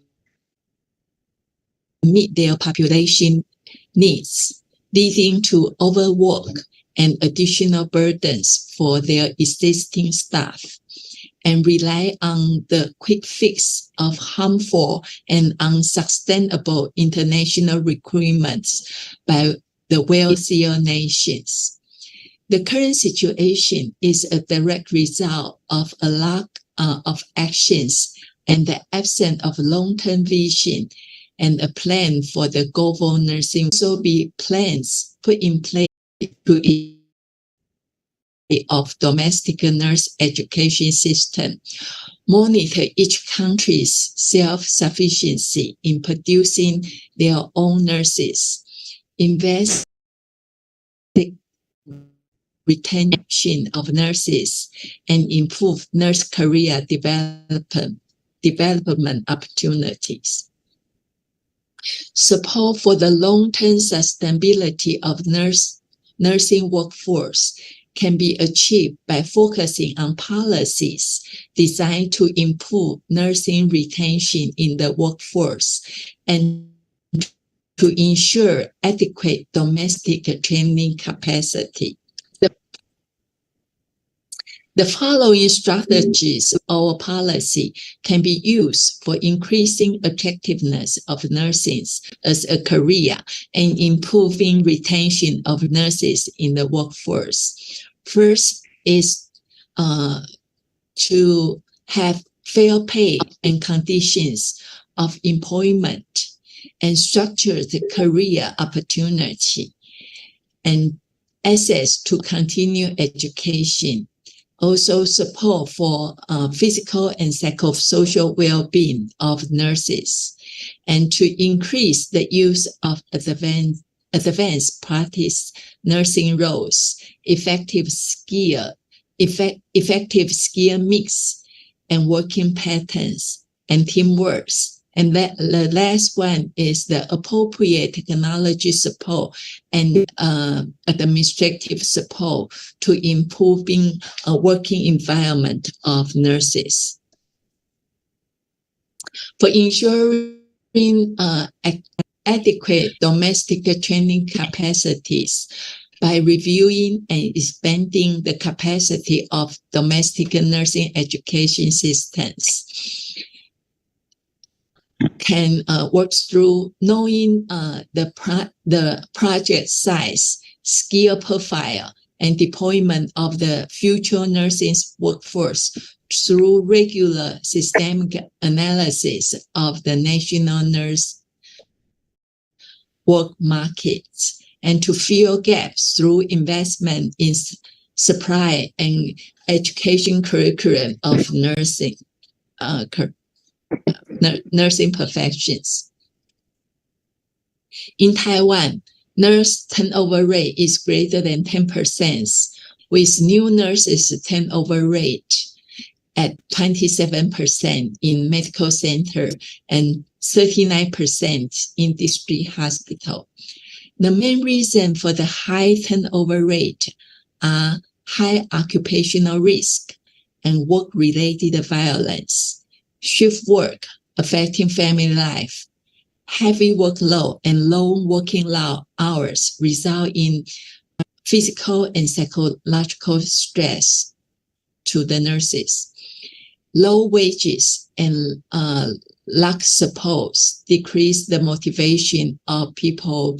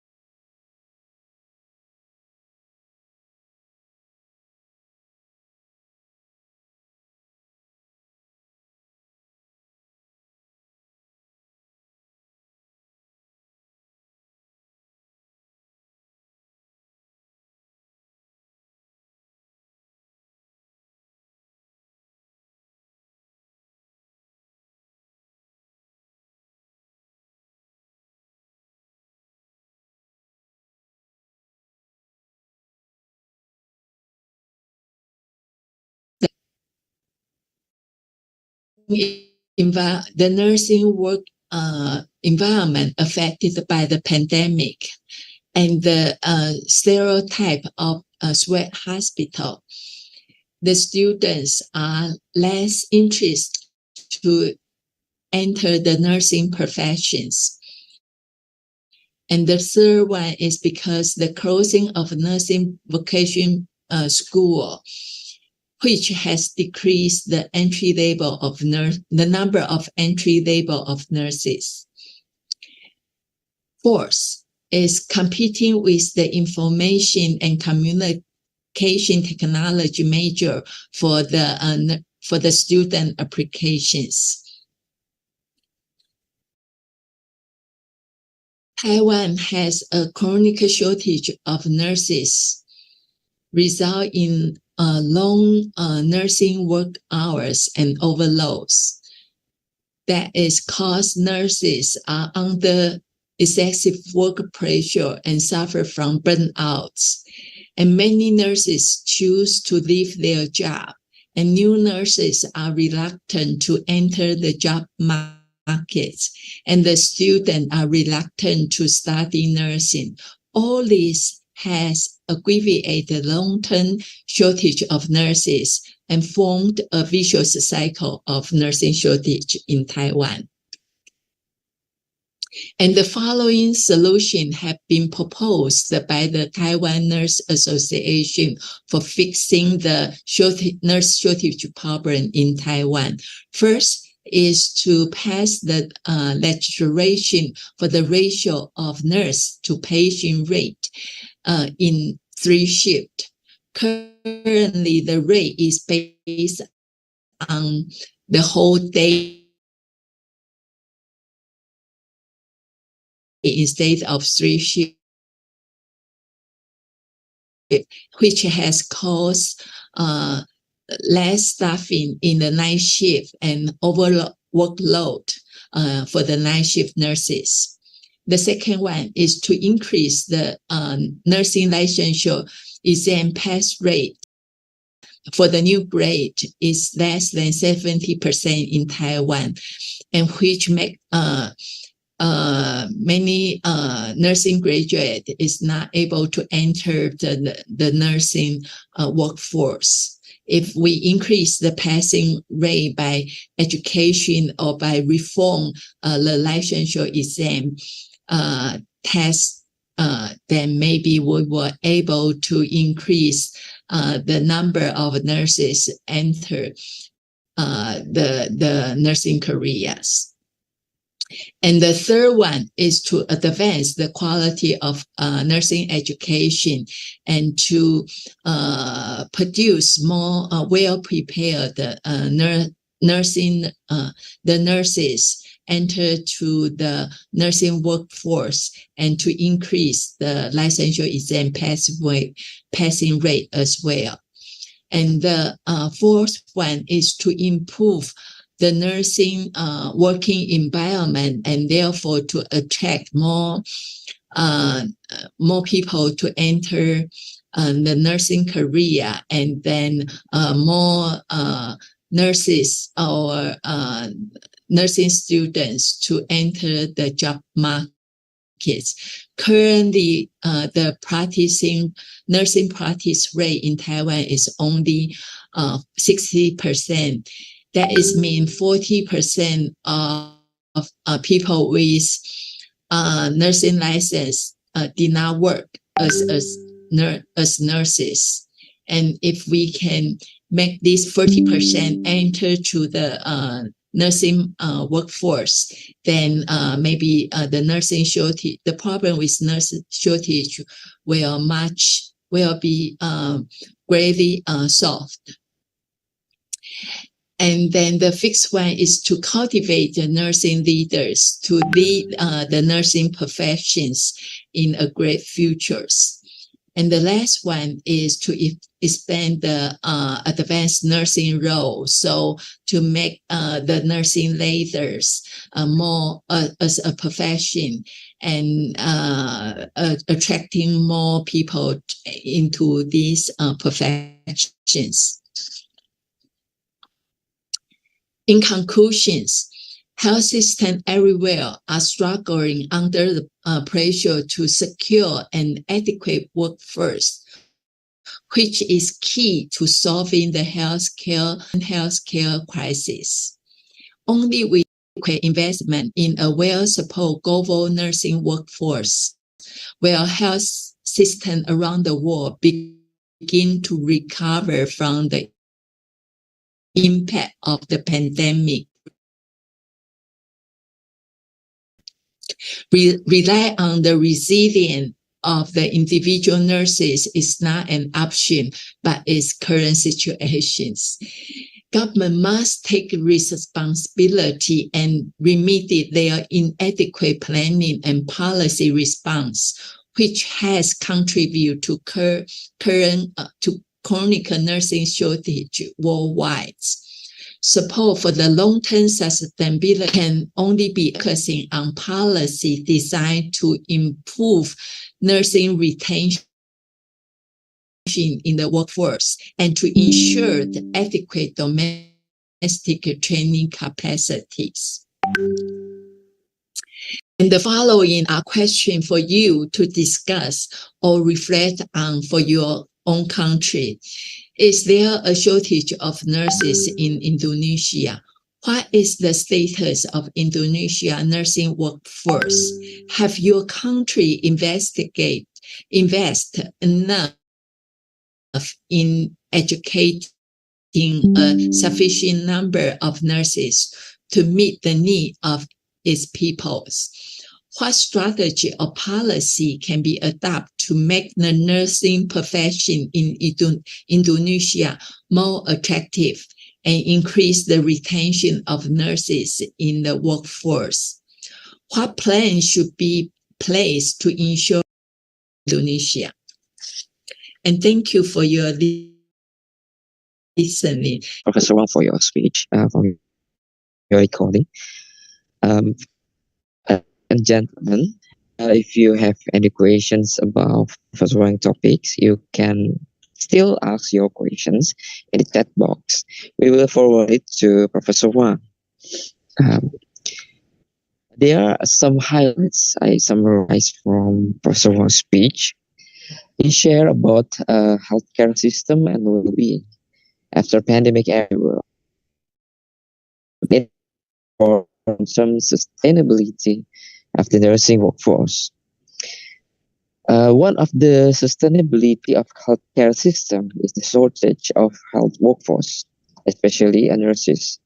As Professor Wang mentioned earlier, health systems everywhere are struggling under pressure to secure an adequate workforce, which is key to solving the healthcare crisis. Post-pandemic era, as we experience together and also we know together, the COVID-19 pandemic is an inevitable situation that we need to struggle together. And nowadays, we need to rebuild our healthcare system and also our workforce. The phenomenon of the global nurse shortage in the post-pandemic era is a challenging situation. That it could be chronic in forward years and will affect the process of rebuild our healthcare system and also generally a population well-being. I think adequate planning and policy of the situations.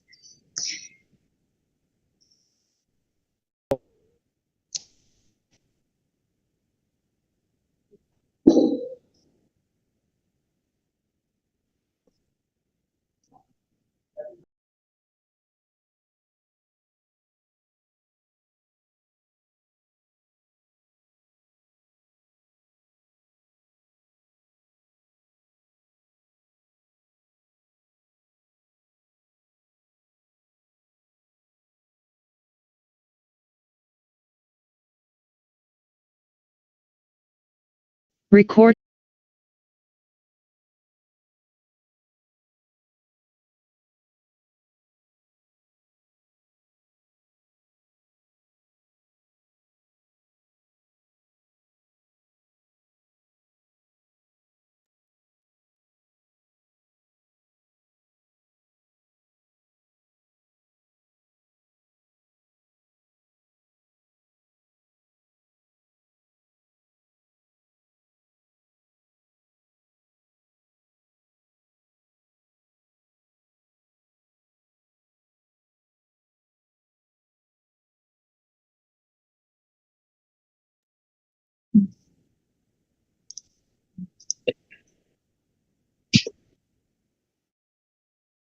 This is the certificate to Professor C.J. Tiffany Wang.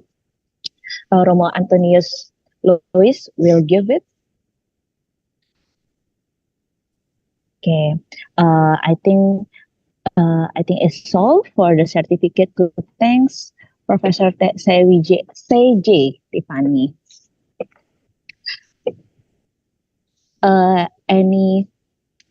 Any advice or any question before this session? Okay, Miss Diana. Okay, Okay, thank you for the Anthony Wijaya for the certificate presentation. Ladies and gentlemen, we come to the end of our second plenary session. Thank you very much for Professor Wang for the great opportunity to have your insight and expertise to be shared in our conference. We learn for you, and we do appreciate it. And also to all the participants, thank you very much for your great attention. I apologize for any troubleshooting that happening in the middle of the recording, and also or till the end of the season. And also I apologize too for my mistake during moderating these sessions. And for the next agenda, I will give it back to the MC. Good morning, everyone. Thank you. Thank you, Mr. Denny. Okay, ladies and gentlemen, we have the speaker from Malaysia, Taiwan, and then we will go to Singapore. We have Associate Professor Toh Tin Lam, PhD, from Nanyang Technological University in Singapore. Hello, Associate Professor Toh Tin Lam. Hi, good morning. Hi. Morning, Associate Can I just Professor. check if you can hear me? Yes, it's very clearly. Okay. How is Singapore today? Okay, a bit hot, but everything is fine. Everything is fine. Yes, If we see the map, Singapore and Palembang is not too far. Yes. Singapore, we are close neighbors, seriously. Singapore, Malaysia, Okay. Indonesia, we are very close. Yes. Okay. Well, ladies and gentlemen, Associate Professor Toh Tin Lam is an expert from Associate Professor Toh Tin Lam is expert into field of mathematical education. We have moderator Dr. Lisnani, SPD, MPD. Hello, Dr. Lisnani. Hello, Miss Diana. Nice to meet you. Okay. Dr. Lisnani is also expert in mathematical education. They have experience of achievement education. We are privileged to have them with us today. Okay. Associate Professor Toh Tin Lam and Dr. Lisnani, time is yours. Let me hear your experience and your expectation. Okay. Thank you very much for Miss Diana. Good morning, Prof. Toh Tin Lam. Hey, good morning, Lisnani. Yeah, good morning. Okay. Good morning, ladies and gentlemen. Welcome to this session with our keynote speaker. My name is Lisnani, and I'm a moderator in this session. It is an honor for me to welcome you all this session. The honorable all participants, distinguished guests, and our keynote speaker, please allow me introduce our keynote speaker.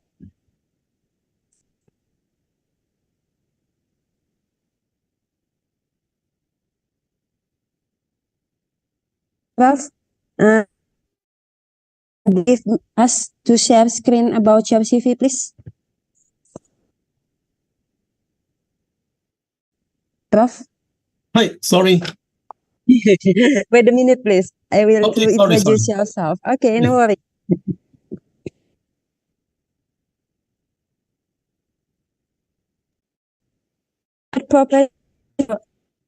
We call him Prof. Toh from the National Institute of Education, Nanyang Technological University, Singapore.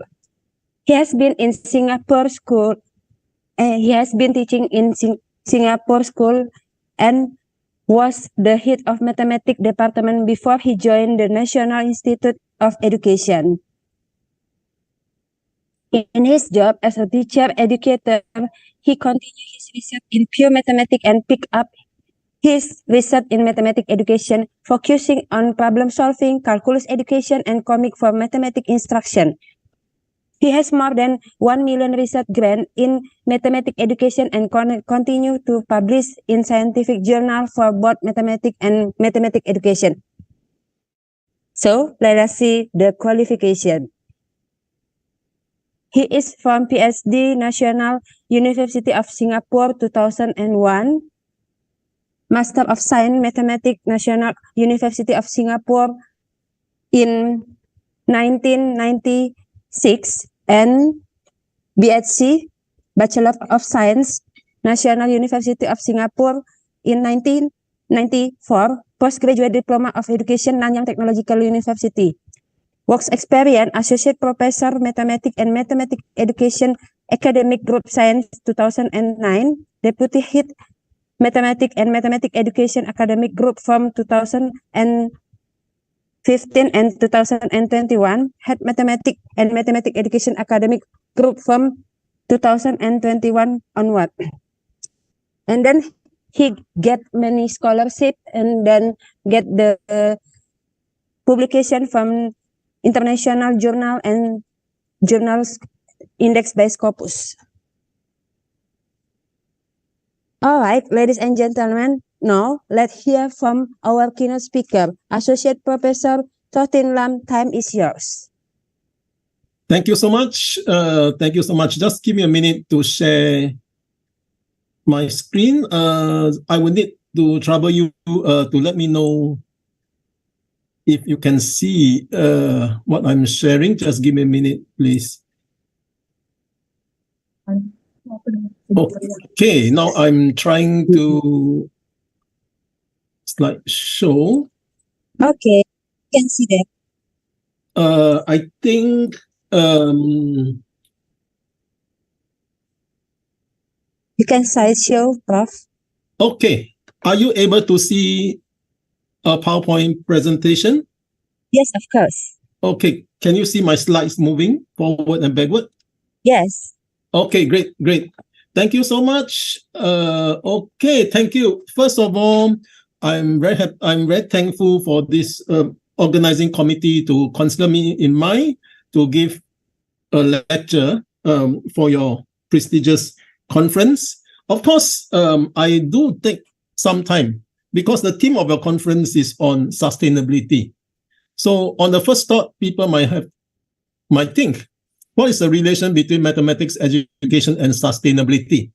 So, and this linked to my very recent research project on getting students to be aware of all the social issues as well on mathematics, how mathematics education can contribute to the more awareness, heightened awareness of individuals' concern of the social issue and sustainability, of course. So let me move ahead. The content of my lecture will be this few. Okay, first I will give a brief description on what we usually know about sustainability. And of course, since my expertise is in mathematics or mathematics education, I will talk about the responsibility of mathematics in particular. I will move on to talk about low progress learners and how we engage them. And we'll move on to how to extend whatever initiative that we have to wider spectrum of students through contextualizing. Contextualization is a magic word nowadays. We don't teach mathematics in a very meaningless context. We want students to see the issue of the real world through mathematics. And also mathematics can fulfill social responsibility. And finally, I will round up this session. I will keep to my time and I should not go beyond 45 minutes as what I was told. Okay, generally, when we talk about sustainability, you know that everybody, this is a buzzword nowadays. Everybody is talking about sustainability.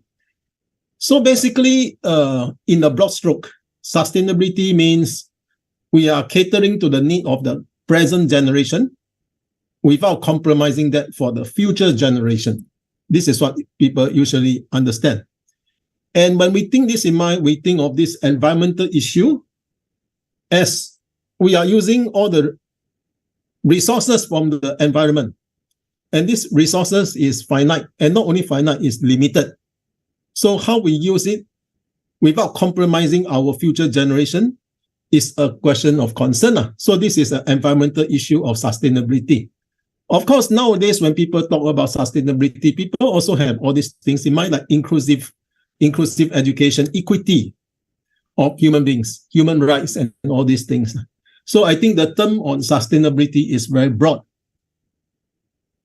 So these are some general ideas of what people have about sustainability. And of course, I come from Singapore, and we talk about this environmental issue. There's one concern that Singapore has, for those of you that you are familiar with Singapore, is water. Water is a very important issue in Singapore. This is quite an irony. Despite Singapore so small and being an island nation, surrounding Singapore are waters, and yet water is a very important issue. In fact, it's highly water stressed, insufficient water for the growing population of Singapore. So this is quite interesting. Despite being an island state, water is a scarce resource of Singapore. So that's why we have to get water from Malaysia, and currently we are exploring new ways of getting water, desalination, etc. So it is quite interesting to note this. And of course, this is a real problem that Singapore encounters.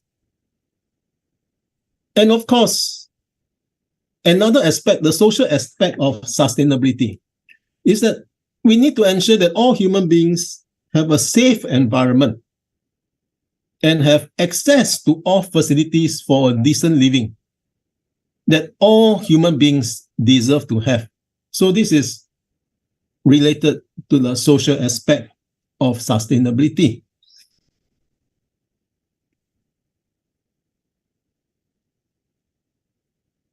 Oh, sorry, I was distracted because I thought I saw there's a chat. No, not a question directed to me, so I will move on. Okay.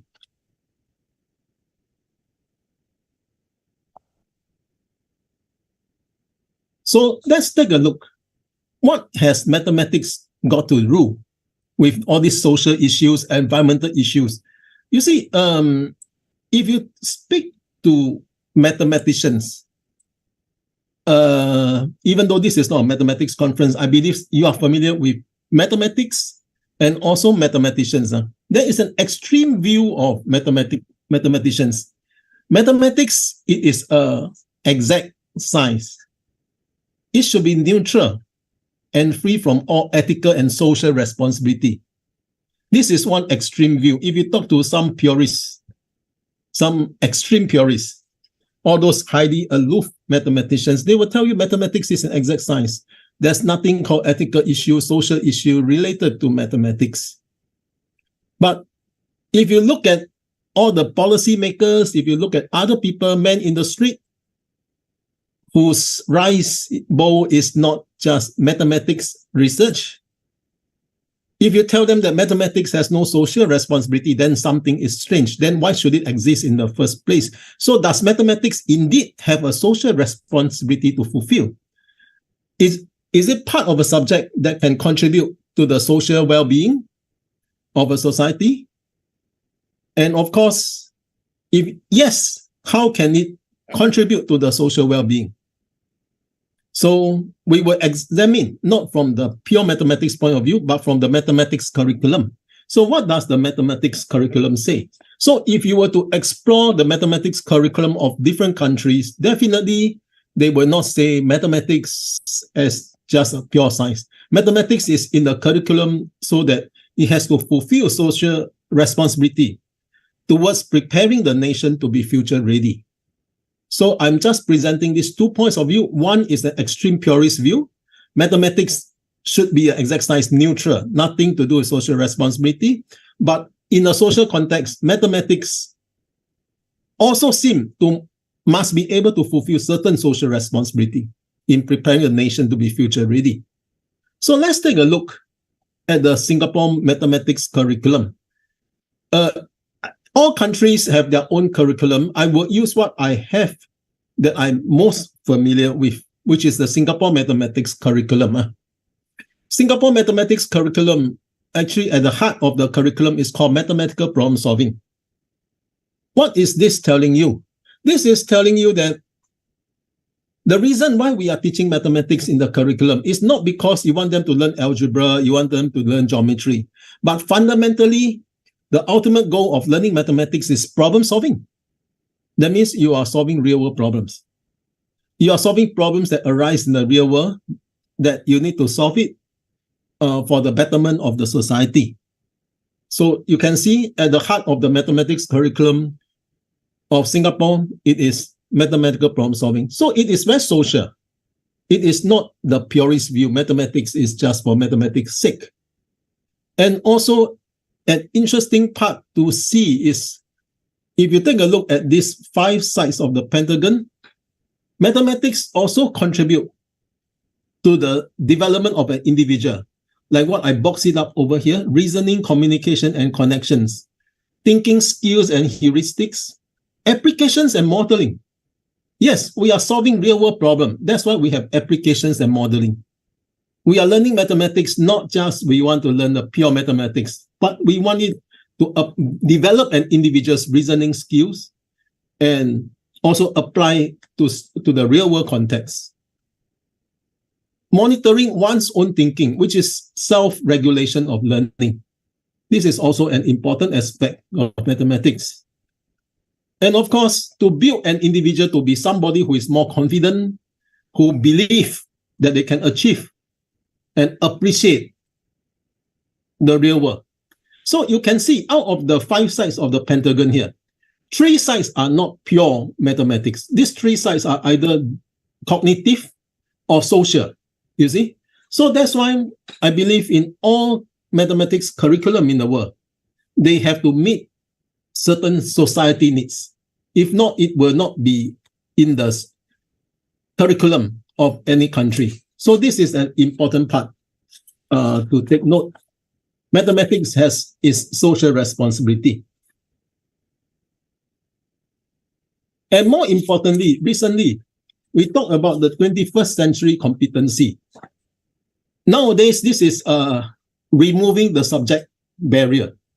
So by the end of any education system, we want an individual to have all these characteristics: a confident person, to be a concerned citizen, to be an active contributor, to be a self-director. You see, this is beyond the boundary of subjects. It can refer to maths education, science education, geography education, history education, or whatever. But the outcome of all this education must be to build an individual that satisfies all these characteristics. If any subject that is pure and do not contribute to this, then its value in the school curriculum could easily be questioned. But quite comfortable to say that actually, if you compare to what I showed you previously, you can see that these two are very connected. To build a confident person, a person who is confident, who perseveres, who appreciates the world, who has the right belief and who has the interest, is a confident person, self-directed learner, concerned citizen, active contributor. So you can see mathematics education, in fact, can contribute to all these attributes of 21st century competency. An individual with all this 21st century competency in order to be future ready. So this is one thing, that mathematics is always important because it prepares one to be future ready. And of course, the detail of the 21st century competency can be elaborated in all these sense. What should be a teacher who is preparing students to be 21st century competent? What are the skills and attributes? What are the values that they need to have? Are all captured inside these slides. The values, the skills, and the knowledge. Okay, so this is an important part. So for mathematics teachers, they must have all these values, the skills, and the knowledge in order to build students' competency. So let us take a look. In addition to the above social responsibility, we also need to address students' cognitive and affective problems with mathematics. Yes, we talk so much about mathematics must fulfill this responsibility, but there is an issue, at least in Singapore, and I believe the same for other parts of the world, that mathematics is a problem to many students. First of all, you must have heard of this mathematics anxiety. Students are so scared of mathematics most of the time. Sometimes they get very anxious and they get very stressed out. So this is a real issue. And in the Singapore context, we have a group of students whom we call the low progress learners. It is a very real issue that we encounter. So before mathematics can even play its part to contribute to the society, the students must be receptive. If they're not even receptive, they're not willing to learn, what can mathematics do? So of course, we have to address the learning needs of the low progress learners. So this is an issue that we encounter. So generally, the so-called low progress learners, there are two main issues that they encounter. One are the affective problems, and one is cognitive. If you see my points in blue over here, affective means their love, their confidence of mathematics. They don't like mathematics. They think it's useless, etc. These are the reasons of affect. Because they think it's useless, they don't want to spend their time working on it. Then the second reason is cognitive.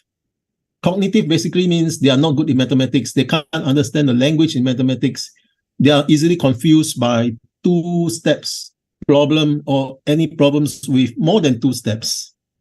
So these are the two main categories of problems that low progress learners encounter in mathematics. So helping low progress learners to make sense of mathematics is already an issue. So we discuss some of the things that we have done to engage this group of low progress learners in mathematics. What are the things that we have done? So the first thing is why many people find mathematics useless is because it is meaningless to them. If you refer to textbooks, the way that they present mathematics is useless. There's no meaningful context for the students to learn the subject, no motivation at all. In the real world, mathematics will not, all those questions in exams will not be the typical problems they encounter in the real world. So I have presented this some time ago. Perhaps one way to go in mathematics is to contextualize mathematics, to put it in context that makes sense for the students. That is an important part. If we are going to present mathematics in a way that's usually presented to mathematicians, this will actually we will lose a large group of students. And subsequently, these low progress learners, the group will become bigger. So are we able to do something through contextualizing to make mathematics relevant for students? So perhaps we think this is the first step. So we have some interesting context in our modified textbooks. We actually give all problems within context that students can associate with. So instead of all the context-free questions, which are the usual examination questions, the details we have discussed elsewhere and will not be elaborated here. So in short, at this stage, what I want to say is to engage the low progress learners, contextualizing is important to help students make sense of the mathematics. In fact, through this contextualizing, my research team have come out with a full set of comics for various topics in mathematics. And our study showed that the low progress learners responded very positively to our use of comics in the studies. They enjoy mathematics more when the mathematics is contextualized using comics and cartoons. And of course, the context must be meaningful to them.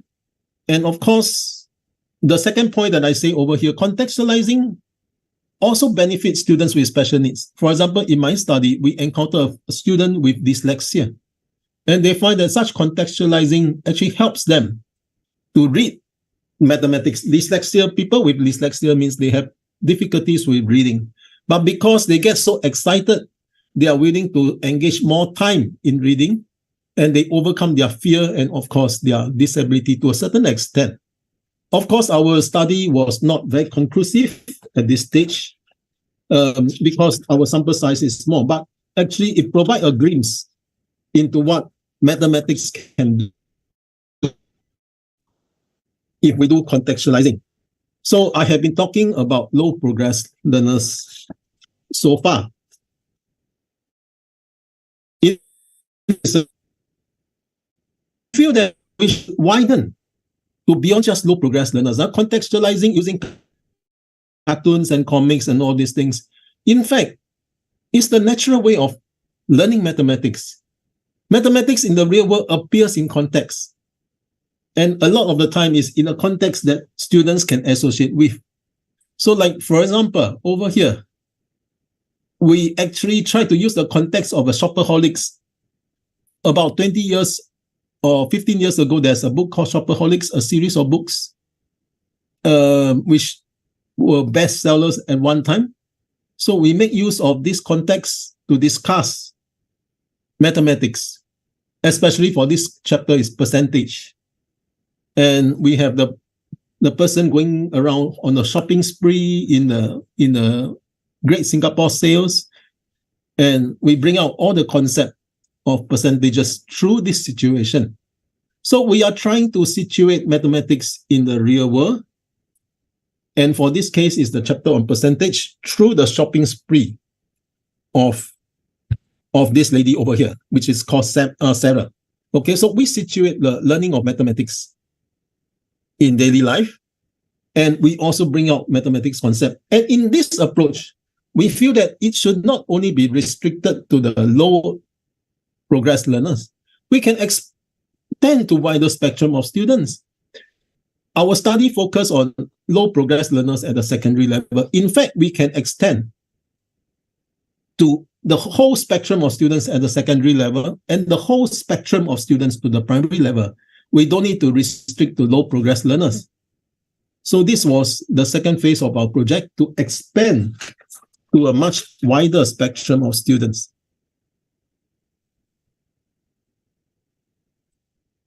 So what we did was we developed comic strips, in fact, a comic package for each chapter as an alternative teaching package.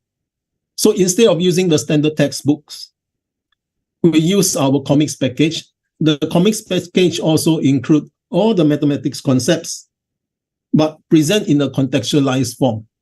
And each package itself comes complete with all the practice questions for the low progress learners and higher order thinking skills for the high progress learners. So in a way, it is not wrong to say that we have this differentiated instruction in mind. Differentiation can be in terms of content, process, and product. And in our design of the package, we do have these things in mind, although our initial phase focused a lot more on the low progress learners. And interestingly, through this contextualizing, we infuse other pedagogies. For example, problem posing. Problem posing is a new trend in mathematical instructions. Role play, cross passage, etc. Cross passage is a tool used in the English language instruction in Singapore. We find that some of these can also be meaningful in our context when we use this contextualized comics and cartoons.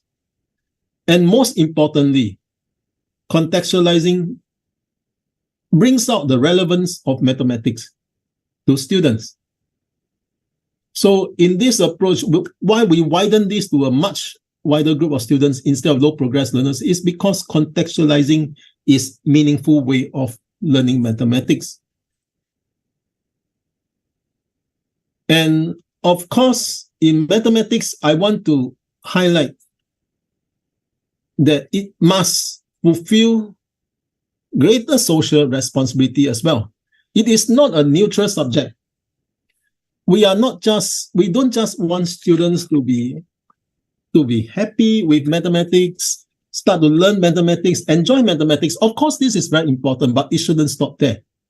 We want students to be good citizens, to be a concerned citizens. which is part of the 21st century competency that I showed you earlier. So issues like global warming, what it could lead to, all these things can be discussed through mathematics. If you look at this slide, we have all the percentages here. 39% agree that global warming is a serious issue, and so on and so forth. So in this context, we can discuss many more things. Bring the students to the awareness of what's happening to the earth. Perhaps I can share with you, in Singapore recently, we have this BYOB in full force.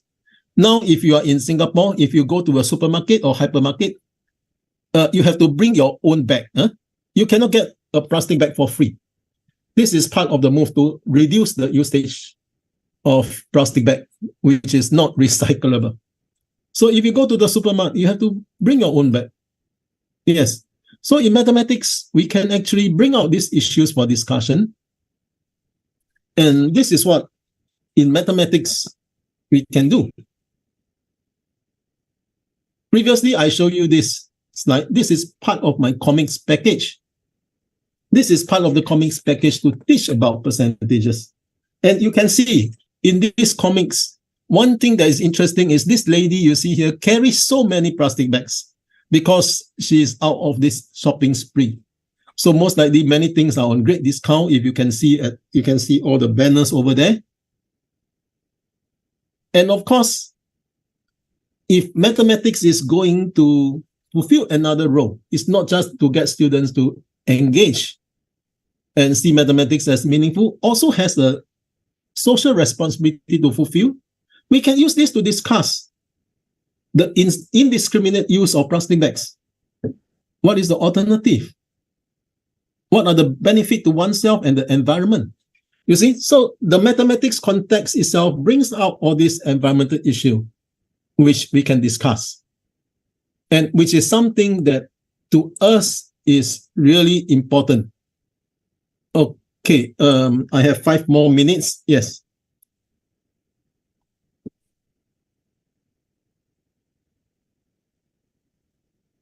Okay, so I will share with you other sets of comics that we have.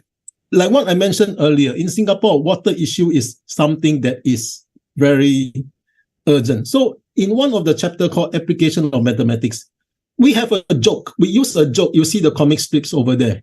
This person uses water indiscriminately. Okay, set up a pool in his own house, him and his pet swimming in the bathtub, use of water, and later discover that he used quite a substantial amount of water and he pays a very high bill. Okay, so this is one thing. And we lead students to discuss how to read the bills from them. Mathematics literacy. Because of such indiscriminate use of water, how much bill that he or she has to pay. So this is, again, building mathematics literacy on top of this fulfilling the social responsibility, global awareness. And also, in another set of my comics, in statistics, we also talk about reading.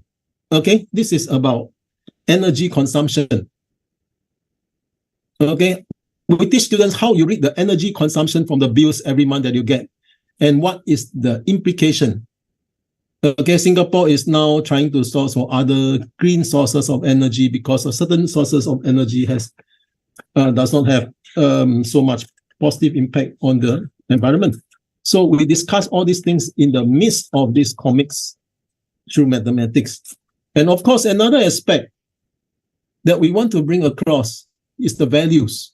We respect the right and privacy of every person. So in my another package here, when we talk about presentation of data, handling data, so we have such a case when this person just anyhow discard all the data. Okay, show no respect for individual privacy, and another person took up all these things and present the data somehow. So through statistics lessons, we provide such opportunity for discussion. How should personal data be preserved? How should we respect the individual? So in conclusion, I strongly feel that, and most people should agree, mathematics education needs to fulfill its social responsibility for the larger society. Mathematics is able to do that through contextualization as one means, and must do that to achieve this before it is deemed obsolete by policymakers. Currently, we must build on this belief that mathematics is relevant and can contribute to the betterment of the society. And in one aspect that we have explored in our study over here, mathematics, one way to go from here. Okay, so I will end my speech, and it's open for Q&A, I believe. Thank you. Okay, thank you very much for Prof. Todd. That is the incredible presentation.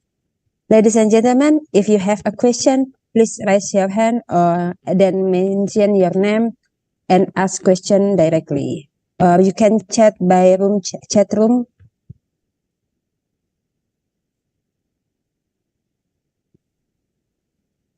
Okay, there's a question from PGSD 2021. Okay.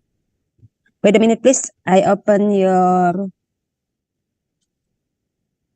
sound mode. Wait a minute. I see you. Yes. I think you need to unmute yourself Yes, if you have a question, right? PGSD.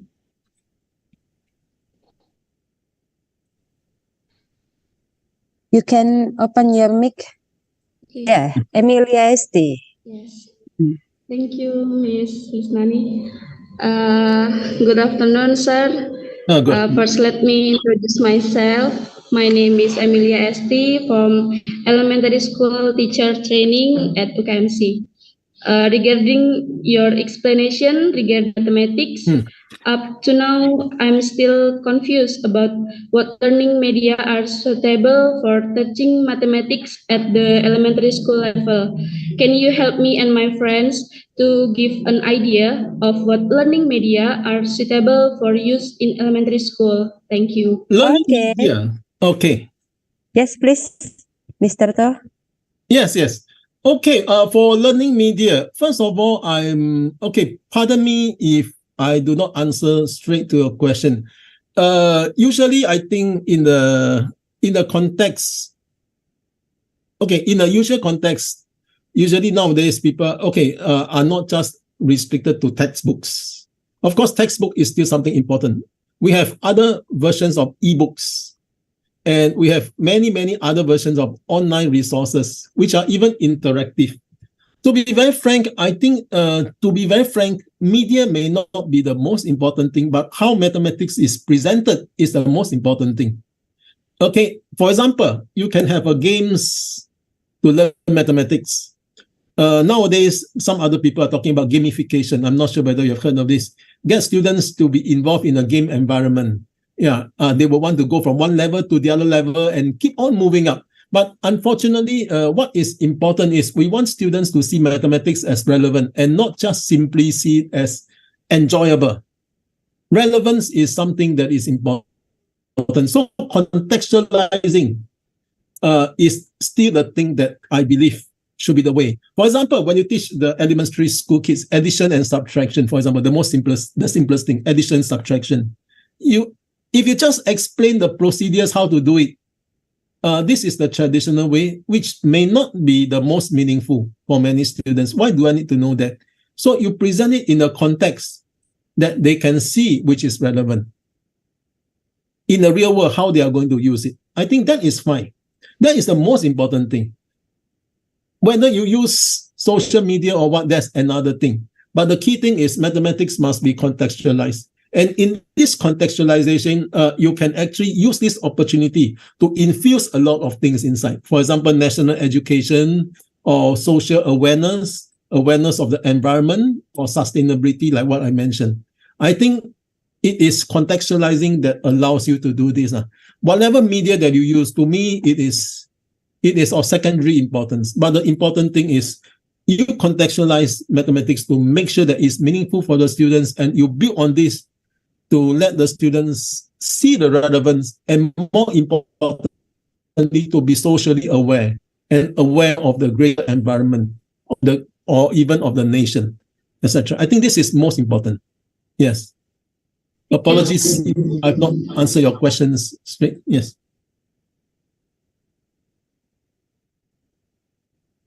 Okay, that is the good answer. I think the most important is not learning media. How about the context and the concept in learning, teaching and learning mathematics? And then one question from Kadek Onik Supaindra. Okay. Yes. Yes, please. First of all, I say good afternoon, Professor. Good afternoon. I'm Ikadeonis Paindra from Musikalitas Catholic University. My English is not really good, but I want to ask about what is the role of mathematics as the basics from the forming the thinking of the nation's children? Whereas according to the experience I have, the current generation mostly doesn't like mathematics because it is too complicated. Thank you. Okay, mathematics is complicated. What is the role of mathematics? You see, pardon me if I did not answer your question. Okay, many students do not like mathematics. Okay, what is the role of mathematics and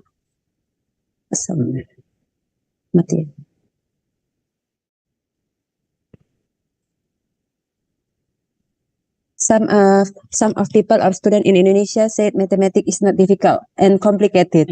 So what is the solution for us, especially like that? You see, mathematics is complicated. Yes, that's why we have something called problem solving. Problem solving. You see, what is meant by problem solving? As I mentioned, the problem solving. Yes. Yeah, that's what I mean. Yes. Yes. So if you talk about problem solving, usually what it means is you handle a situation. Where the solution is not easy to obtain immediately. So you must follow through certain steps to work towards getting the answer. And all these are the problem-solving strategies. So perhaps one way of teaching mathematics is to teach students these problem-solving skills, problem-solving strategies.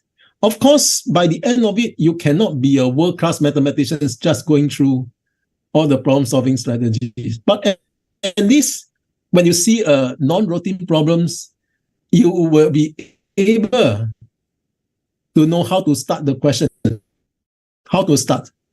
Even though you may not be as proficient as a professional mathematician, but you still need to know how to solve all these things. Okay, so a systematic way of teaching problem solving is an important part in maths education.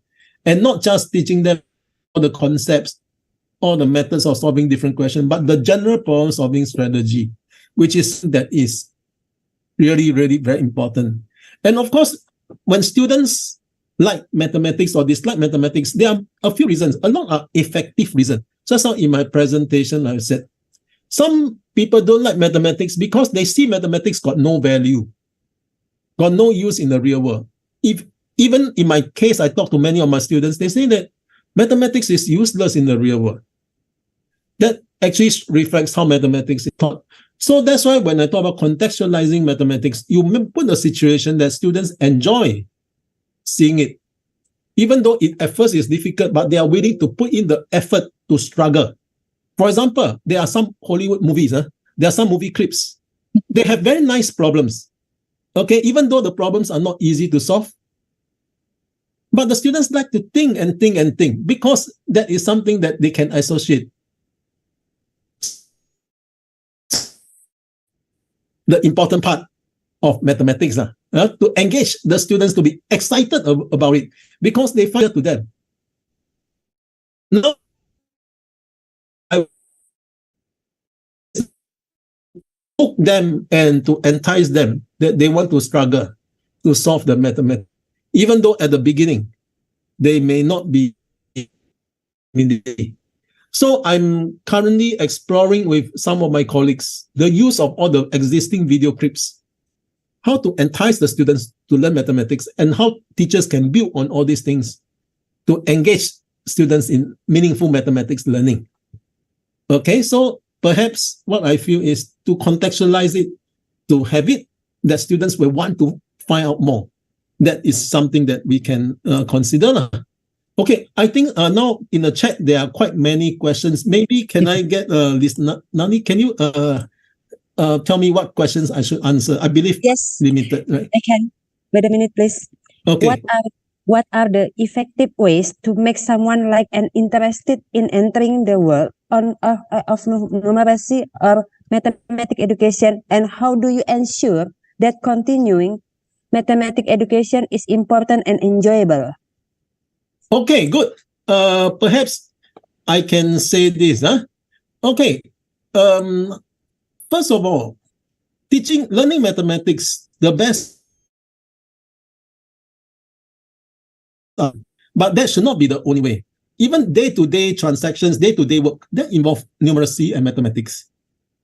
So students, even when you buy some things, when you pay for it, when you do some exchange, that involve money.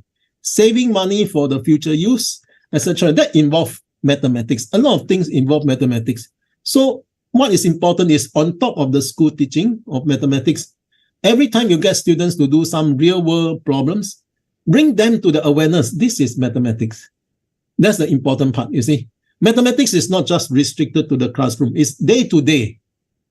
Okay, so that's why when I say contextualizing of mathematics in the classroom, basically a teacher try to bring in what is in the real world into the mathematics lesson itself to show them this is mathematics. And even outside classrooms, parents or whoever involved can get students to think of this. Give them some real world problems to solve, something more exciting. Yes. And some of them may not be difficult. Yeah, some of them could be something that they can manage. Yes, from there build up their interest. So once they get excited over it, they will solve their own problems and they will enjoy it. This is how you ensure the continuing.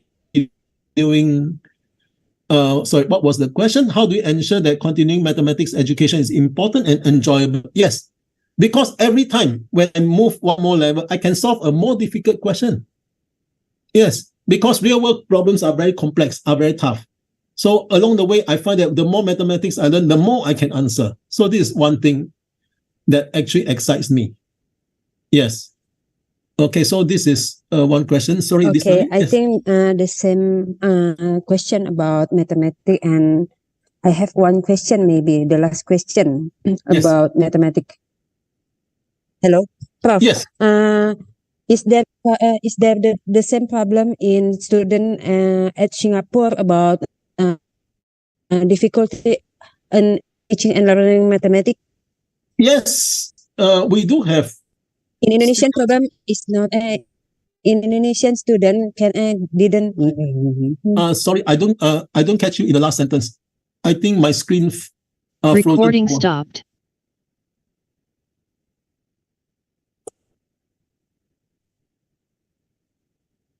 Sorry.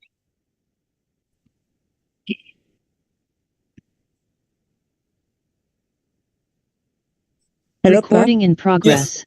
Sorry.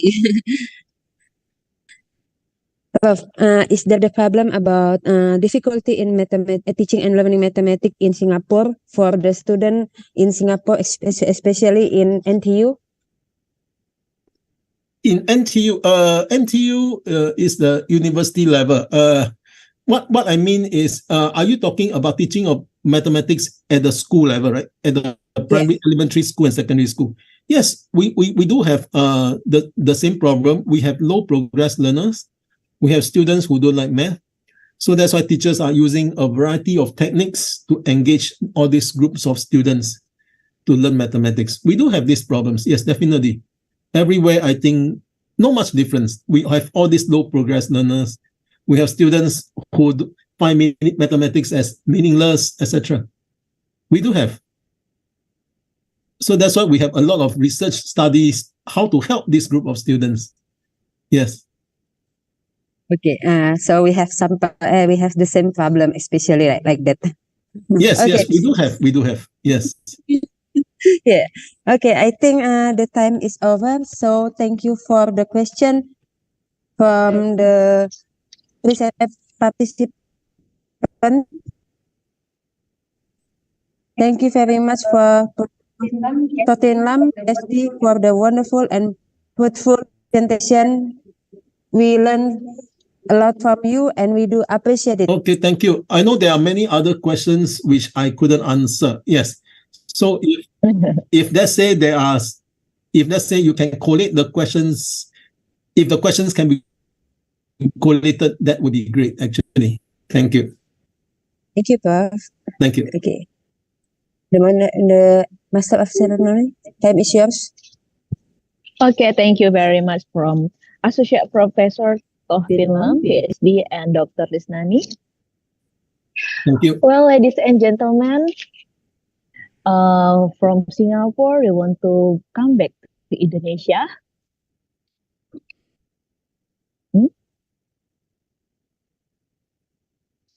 Okay. Before we go to back Indonesia, we want to give a special gift to Associate Professor Tohfin Lam. We have e-certificate to you, to operator. Please help me to show the certificate. Okay, Dr. Lisnani, please help me to give it as a symbolize to the Associate Professor Tohfin Lam. Okay, thank you very much, Prof. Tohfin Lam. Thank you so much. Sound presentation and Q&A session. Thank you. Okay, thank you, Dr. Lisnani, for you becoming a moderator. Now, ladies and gentlemen, we're back to Indonesia. We have a great presenter, Professor Dr. Insinyur Benedictus Tanujaya. Hello. Hello. Prof, are Hello. you here? Yes. I'm so happy to meet with you. Thank you. Who is Manokwari now? Very crowded.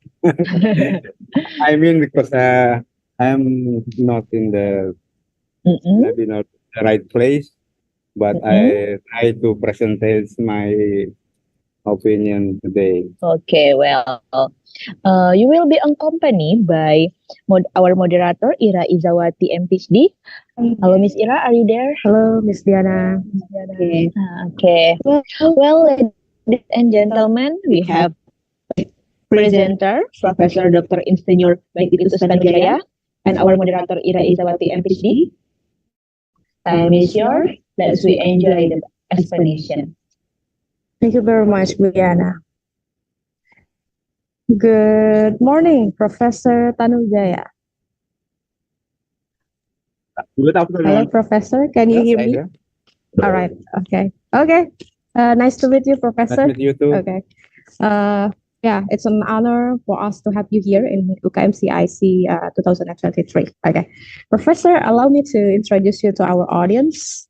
So, ladies and gentlemen, our speaker now is Professor Dr. Insinyur Benedictus Tanujaya, MSc. His expertise in mathematics education. He is currently working as a lecturer of Mathematics Education Study Program of Papua University, and he is also the Dean of Teacher Training and Education Faculty of Papua University. So regarding his education, he gained his bachelor degree from Cendrawasih Manokwari University in 1991, and then from 1997 to 1999, he continued his study in Bogor Agricultural Institute and gained his master degree in statistics. And next, in 2015, he gained his doctoral degree in research education evaluation from Jakarta State University. And talking about his scientific works, he has published numerous scientific works in many journal articles. Some of them are 14 articles were published in Scopus Index journals, and 4 articles were published in WAS Index journals. So without further ado, let's hear the presentation from Professor Dr. Insinyur Benedictus Tanujaya, MSc. Okay, Professor, the time is yours. Okay, thank you for the moderator. I try to share my presentation. You can hear. Everybody can share. Yes, clearly, Professor. Yes, Professor. Okay, thank you very much. Good afternoon, ladies and gentlemen. Let me introduce myself. I am Benedictus Tanujaya from University of Papua and University from Eastern part of Indonesia. Hello, today I will present my presentation with the title Hot-Based Differentiates Instruction Approach. What is the hot-based introduction approach? Okay, I start my presentation by giving an introduction. Ladies and gentlemen, sometimes as teacher, we have to aware that how many students are physically present but psychologically absent. Once again, how many students are physically present but psychologically absent in the classroom activity? I mean that sometimes we don't realize that there are still many children who don't learn even though they are in the class. They seem to be following the lesson intensively, but their minds are elsewhere. I don't know. We don't know. They don't know. They don't attend lesson for several reasons. The main reason is their inability to follow lesson well. These students are divorced in various ways. There are several many things regarding student diversity that determine their success in learning, namely learning interest, learning profile, and learning readiness. Ladies and gentlemen, what is the learning interest? Sometimes we found that many students have learning interest in visual, and the other student is musical or auditory, and the others is verbal, physically, kinesthetic, logical, social, solitary. And sometimes we have to ask ourselves, what is our learning style? What is my student style, my student learning style? You have to know it. Moreover, the second thing differs in student that we have to know is a learning profile. Learning profile contains many things.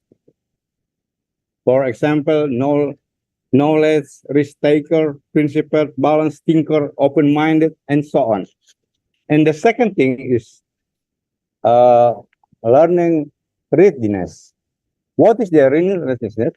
Sometimes we find the student is a slow learner, but sometimes the other student is quick learner.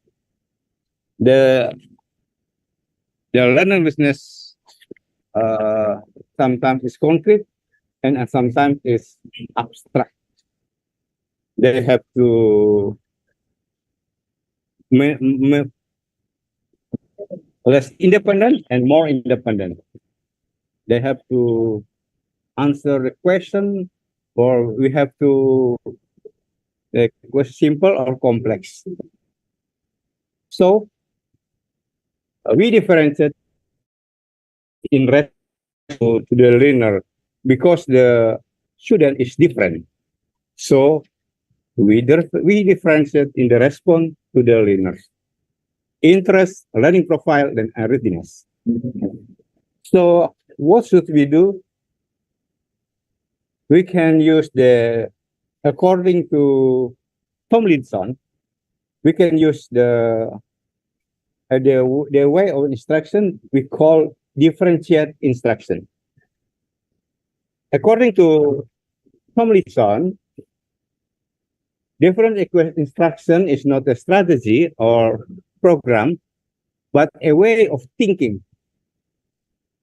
Let me stress this thing, a way of thinking. about adapting the learning process in the classroom to meet the diverse learning needs of the student.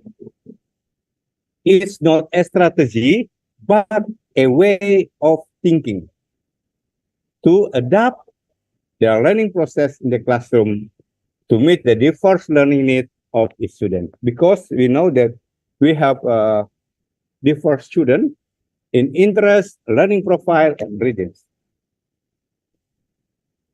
According to Tanujaya and Mumu, we can use the hot-based instruction is instruction designed to facilitate student to think both in comprehend lesson and in solve the problem solving.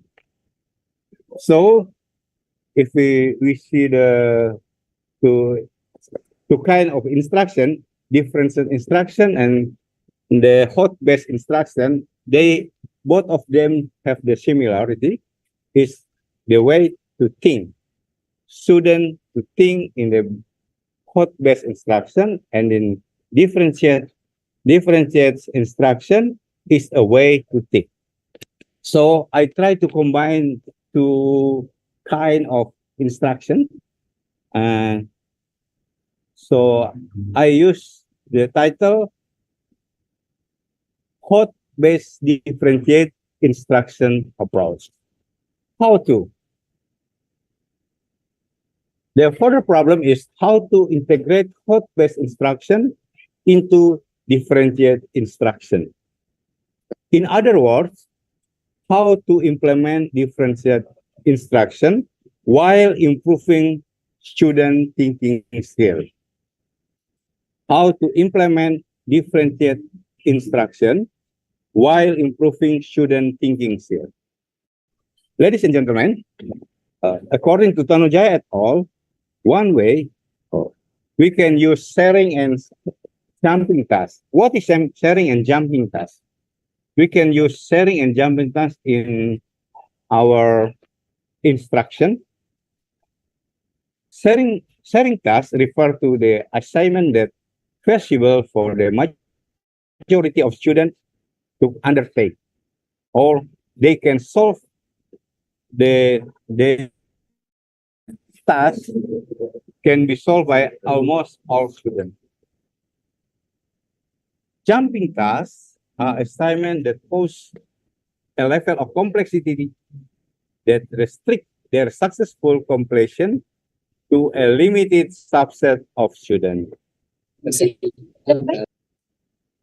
Hello? We can use the, according to Tanujaya et al. 2023, we can use the example of sharing tasks in table 1. The table 1 is a frequency distribution. For example, the table frequency distribution table that present the data about the number of cars that consume gasoline in it. For example, for class interval 5 to 8, there are 2 cars. Liter. If we use we can see the table. The following are example of sharing and jumping tasks to develop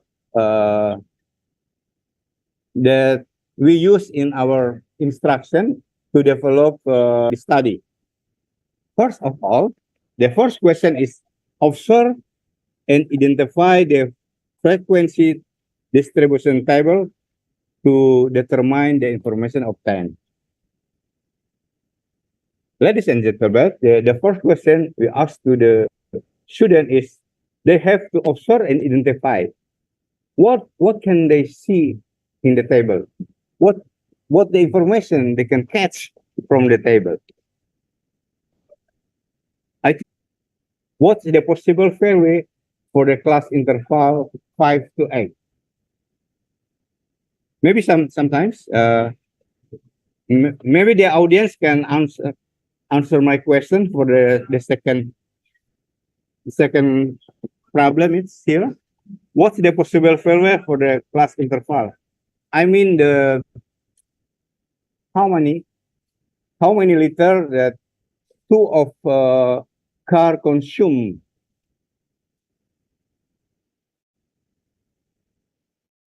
maybe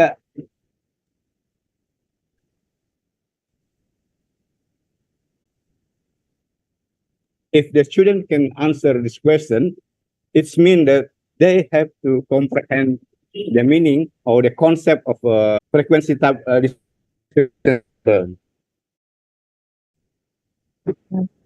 It's not difficult for others, but it's difficult for some others. Ladies and gentlemen, we can continue the third question. There are many answer. There are many right answer. Not just one answer. It means that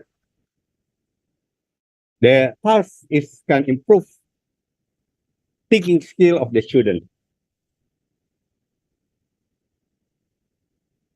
Are you with me, ladies and gentlemen? Maybe not yet, Professor.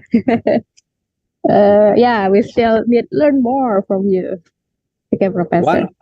One of the characteristics of hot task is the answer is not just one answer, but many answers.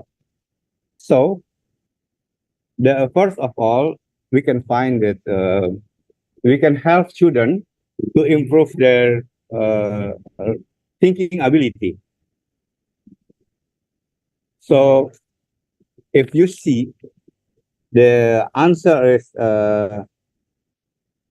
not, I mean, the problem, the task is not for not just for the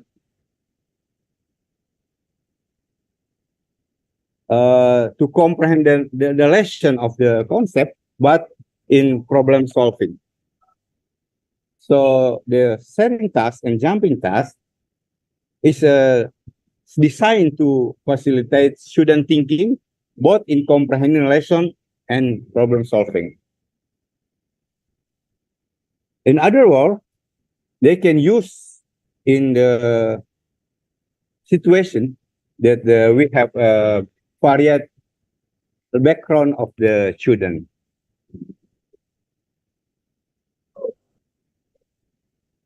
Conclusion, the hot-based differentiated instruction approach has the potential to develop hopes among students who possess varying background. The implementation of the hot-based differentiated instruction approach can involve using the advantage of sharing and jumping tests. Ladies and gentlemen, different instruction is a way of thinking. So in its application, the main thing that need to be considered in learning is effort made by the teacher in learning, so that students use their thinking ability. In other words, the first student need to improve their thinking ability through learning. And if we integrate the hot-based differential equation, the hot-based differential equation approach can solve two problems: the effort of student and improve the thinking ability of student. So that's all my presentation. I hope it inspires our ladies and gentlemen. Thank you very much. God bless of all. Thank you. Thank you very much, Professor Tanujaya, for the inspiring and also incredible presentation. Well, ladies and gentlemen, for those of you who have a question, you can directly raise your hand and ask directly in our Zoom room, or you can type your questions on our chat box. Yes, is there any question? Or maybe comment, or yeah, for discussion with Professor Tanujaya. Professor Tanujaya has shared a lot with us about HOPS, yeah, this differentiated instruction approach. Yeah, it's kind of interesting one, everyone. Or maybe, from Bu Lisnani. Okay, please. Bu Lisnani, what is the question? Okay, thank you for Miss Ira, and there is the incredible in presentation from Prof. Tan Benny. Prof, I asked you about how to improve the student thoughts, like of the thinking skill in teaching and learning mathematics.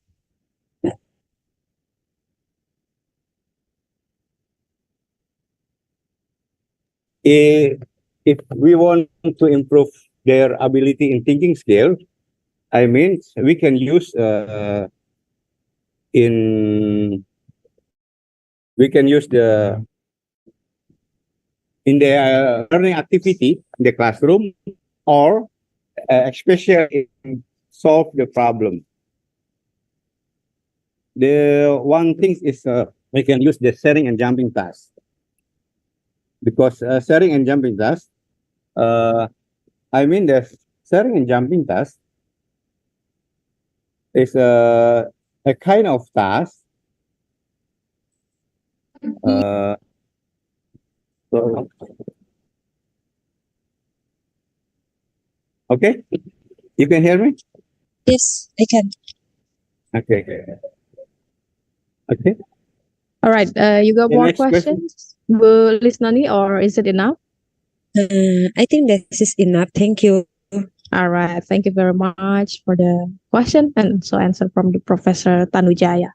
Okay, Professor Tanujaya. Next we have Ibu Diana Putri wants to ask question. Hello, Prof. Hello, Prof. Can you hear me? Okay, Yep. thank you.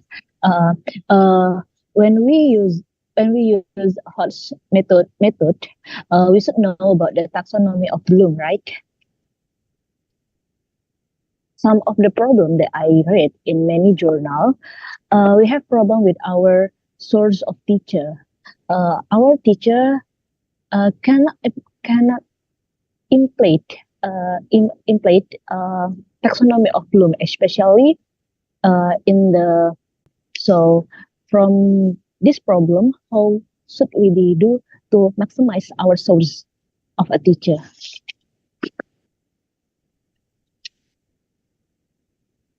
All right. Thank you very much, Ibu Diana, for the questions. Yes, Professor. Thank you, Miss Diana. Not of C4 to C6. I mean, the top of taxonomy rules can be categorized as hot question, because sometimes we found that the question that, or the problem that categorized into the top of taxonomy Bloom is a routine question. So as routine question, sometimes students not use their thinking ability to solve the problem. So if we want to use the task, I mean the task from the top of taxonomy Bloom, sometimes is okay.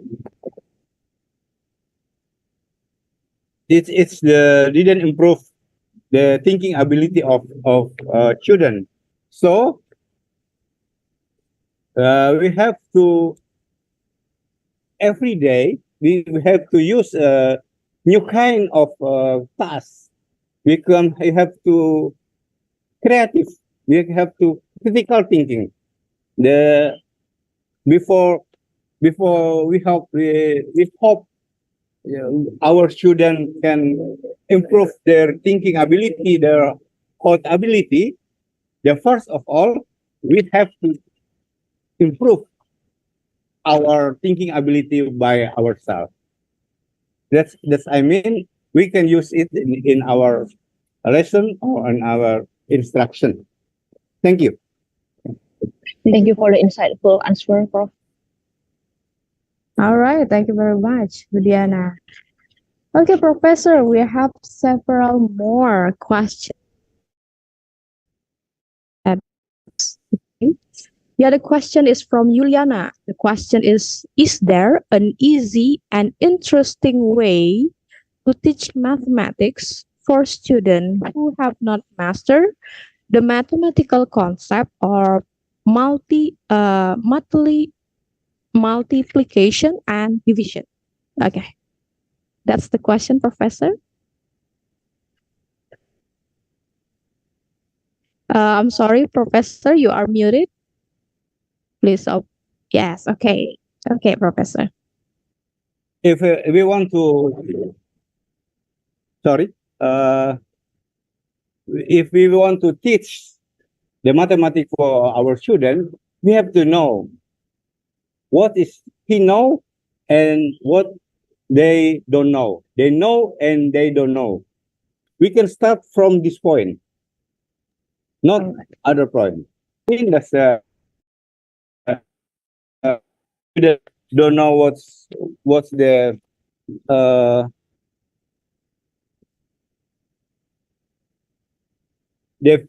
the professor's material. It's difficult for us to continue our lesson if the student didn't comprehend the previous material, the previous concept. You got All it? right. Thank you very much for the answer, Professor. Hope it answer your question, Miss Juliana. Okay, we still have a lot of questions here, Professor. Another question: how to overcome the challenge that may arise when implementing the HOTS-based differentiated instruction approach in large classes? The fourth So of how to- all, how to this Yes. is the teacher have to creative. Oh, okay. To be creative. Okay. To be creative. Wow. Okay. That's the answer, yeah. All right. Yes. We got more question, Professor. The next question is, how would you evaluate the effectiveness of a HOTS-based differentiated instruction approach in improving students' academic achievement? How to evaluate it, the HOTS? I'm sorry, Professor, you are muted again. Yes. Okay. Yeah. I mean, it's difficult now. We can evaluate the thinking ability, but we know now we teach the student for the next generation. So if we want to know the ability HOTS, it's difficult from the result, the failure they have got from the task or the some question. I mean, the next generation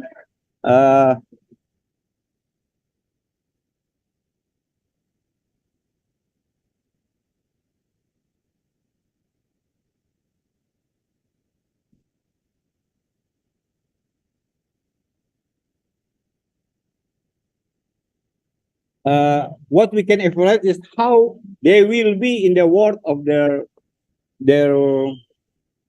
work later. Okay. Thank you very much, Professor. So math is a way as just a subject to improve their thinking ability. Okay. I'm sorry. This is a yes, difficult Professor. for me. Yes. Can you Okay. hear me clearly? Okay. Professor, it seems that the audience is very interested in your topic. We have more questions. Okay. The next question is, Professor, what types of tasks or activities are effective in developing higher order thinking skills? Okay.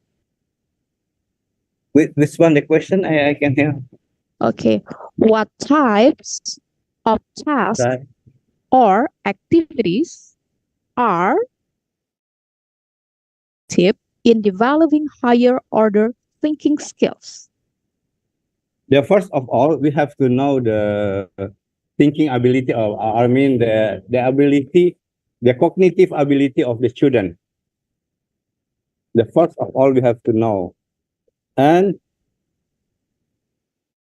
every student, each student, I mean, have different thinking ability, the cognitive ability. So we can use the only one question, but we have to use many questions. Yeah, that I say is sharing task and jumping task. What is sharing task and jumping task? We can discuss later for the next time maybe. All right, sure. Thank you very much, Professor Tanujaya. Well, there are still a lot of questions here, but unfortunately, we come to the end of our Q&A and discussion session.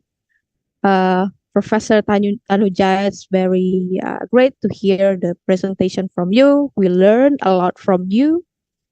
So before we end this session, we would like to invite Romo Antoni Wijaya to present the certificate of appreciation to Professor Tanujaya.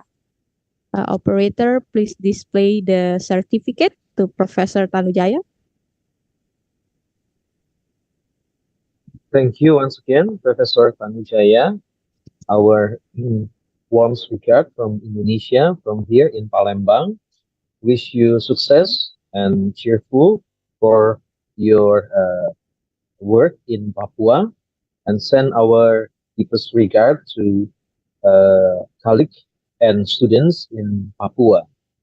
Here is our certificate, our good appreciation from us to you.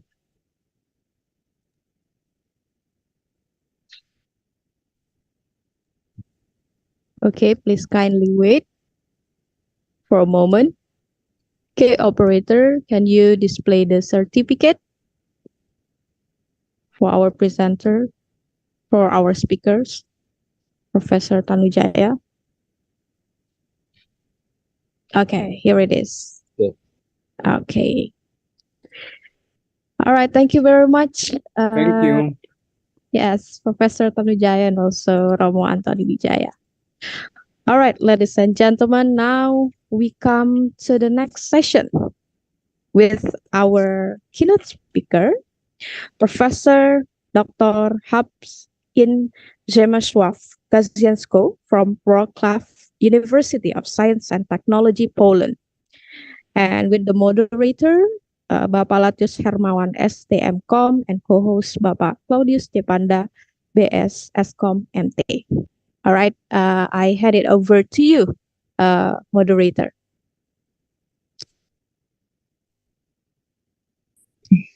Okay, can you hear my voice? Yes, clearly. Okay. Clearly. Okay, good morning, ladies and gentlemen. Welcome to the session with our keynote speaker. Let me introduce myself. My name is Latius Hermawan, and I'm the moderator of this session. It's an honor for me to welcome you all to this session. The honorable all participants, distinguished guests, and our keynote speaker. Please allow me to introduce our Recording stopped. speaker. Recording in progress. Name Professor Dr. Habil Tovani, Engineer of Kazienko, Department of Artificial Intelligence, Central Commission for Academic Degrees and Titles. In 2009, habilitation in Computer Science of Silesian University of Technology, Poland, by unanimous vote. In 20, PhD in Computer Science, Wrocław University of Technology with honors. And in 1991, Master of Science in Computer Science, Wrocław University of Technology with honors. And the research interests. The first is machine learning, artificial intelligence, natural language processing, sentiment and emotion analysis, opinion mining, data science, big data, and data mining. And for research grant, the professor gets more than 20 awards obtained internationally with a total range 133 billion in Indonesian rupiahs. Award and recognition, more than 12 awards obtained internationally from 1999 until 2023.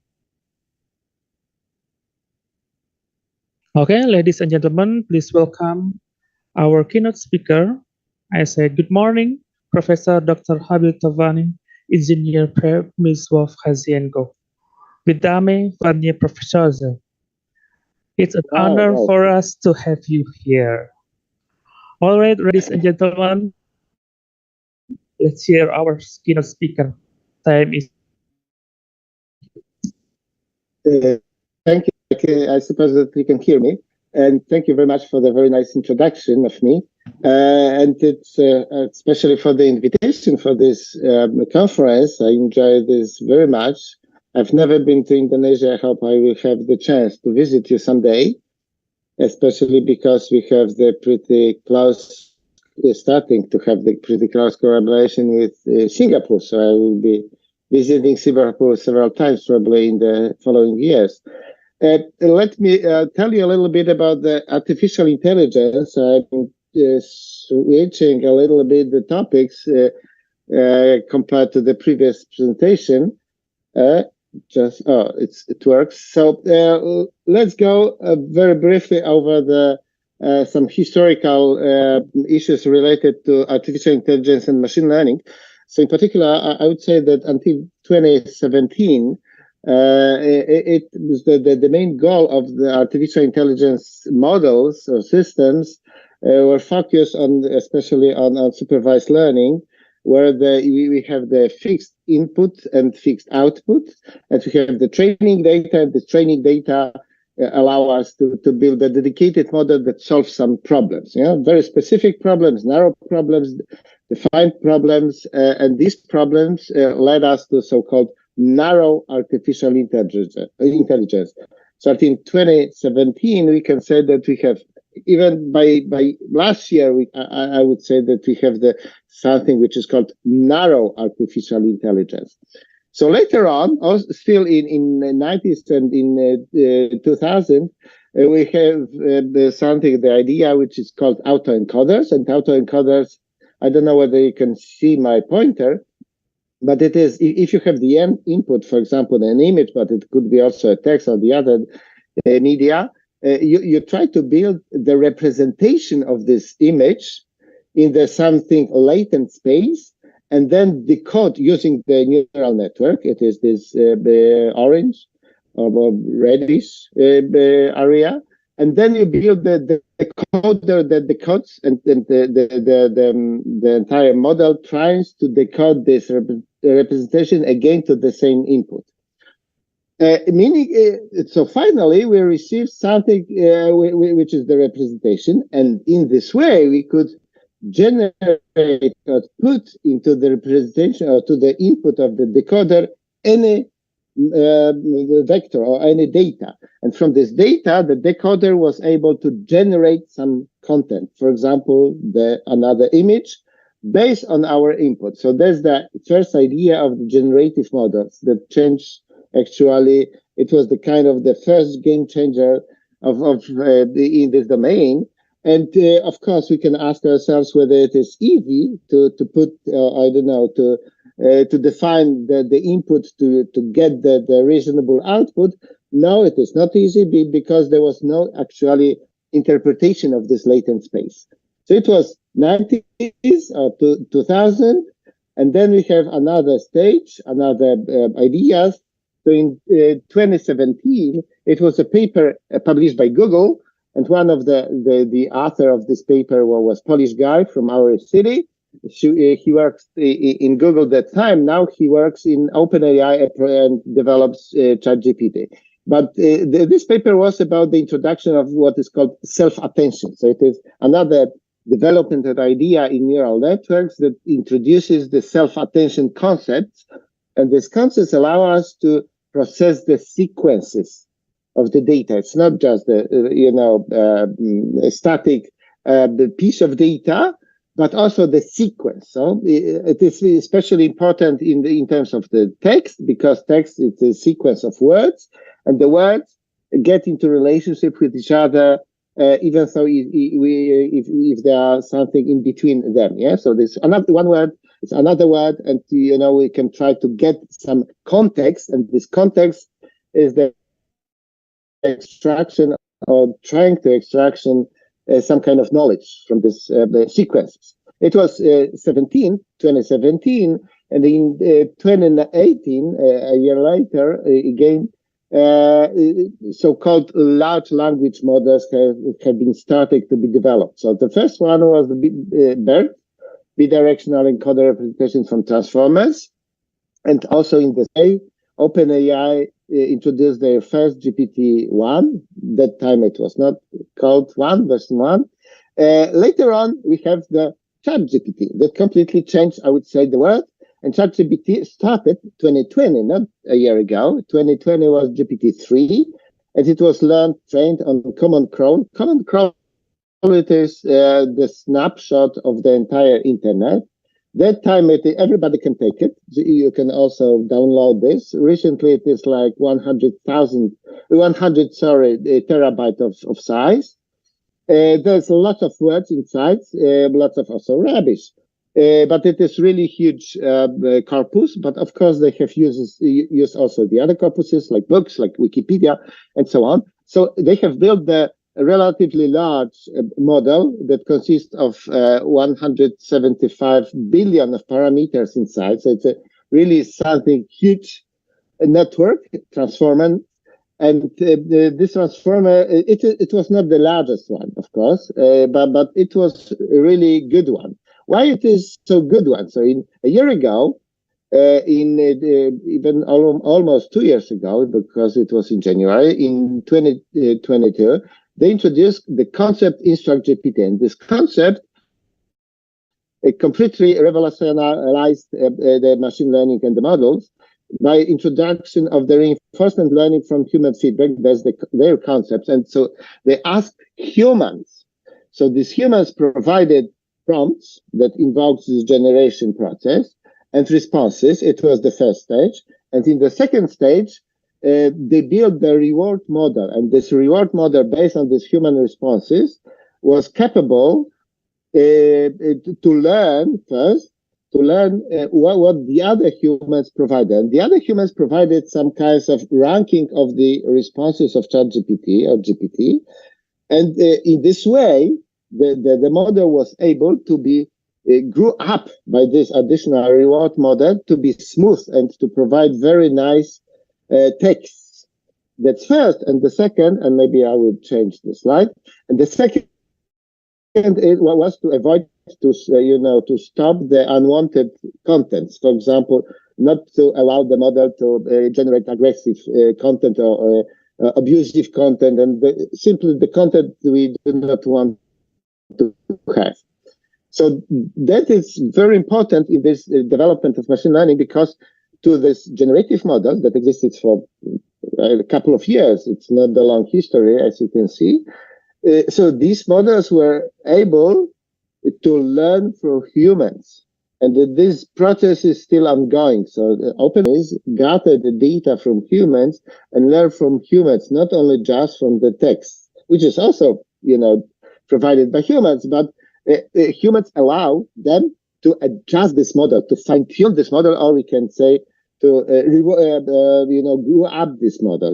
So it's like the teacher and the children. So coming back to the recent year, in this year, in February, OpenAI introduced API, application interface that we can use for the more sophisticated exploitation of ChatGPT. In March, they have introduced GPT-4. And a month ago, they provided GPT-4V. It is for vision. It enables them to put images into the input. Also, this year, this month, quite recently, a couple of days ago, they announced that they released DALL-E 3, version 3. The previous version are already available for all the but version 3, it is available only for the selected number of users. So that's the I would say the snapshot, the very brief history of the machine learning and large language models, and what we can see in the chat, like chat GPT, as probably many of you or maybe all of you try to use, it can chat on any subject. So it's about everything. So it means that it's not narrow. It is not dedicated to the specific task, but any task could be used for in chatting with this large language models, LLM. So million people try to use it, test it, and exploit it in recently more and more application domains. Of course, it is not the only model available right now in the market, but to us as the user, we think it can think. Yeah, it is something which we can treat this kind of model as another human. It is of course artificial. It is artificial intelligence, but it leads us to something which is called artificial general intelligence. It is opposite to the narrow intelligence. Recently, we are very close. Some of us claim that we already achieved it. It's like a first stage of artificial general intelligence. So what are the main drawbacks of this ChatGPT and the other generative models? It is hallucinations. So here you can see the example of, I'll ask it for my name, for Kazinka, it's my name, for my family name, but he created the new people holding my name, but these people do not exist. Yeah, so it tells the story about humans that are not alive. So that's the hallucination. And another drawback is that it is not the deterministic way of providing any responses, but we can try to adjust this using the temperature. So those who use the API I mentioned before can have the kind of slider, and with the slider with this temperature we can let it to be more or less deterministic, even though if we put it into zero, so expecting it is completely deterministic, if it is still not deterministic. So it's not something that will receive all the time the same answer for the same question or for the same prompt. And of course, yet it does not possess this human level common sense. It is like the general knowledge about the world. How the world is constructed, how can we live in the world. So it does not possess what we have as humans, but it is very close to this, yeah? So, meaning that for example, it can talk about any topic. Another disadvantage is the lack of emotional intelligence. So it means that it cannot catch the very subtle emotional cues, emotional, hints that we provide. It's like our facial expressions, like my movements, and the other that express my emotions, my engagement, and so on. So it is not capable to analyze or to detect emotion correctly. And we also, based on our data and our research, it is not good in emotion recognition at all. So we asked ourselves, so we started working on ChatGPT in particular in January this year. And in February, we published the preprint, and which has been published later on in the Journal of Information Fusion in May, as far as I remember. So it took different tasks, 25 different tasks. And for each of the tasks, which are, most of them are public, we have existing models that are good while solving this task. The best for this particular task, a particular data set. So we try to compare whether ChatGPT is better or maybe worse compared to the SOTA. SOTA is state of the art, meaning that it's the best existing recently model for this particular task. We also, so here you have the list of the tasks. We asked, it's like 100,000 of prompts. It's about half of them have been published. And we also tried to test some personalized setups, which will be shown to you later on. Maybe. Here you can have the performance, so how good, how accurate is ChatGPT while solving different tasks. On the x-axis, you have the tasks.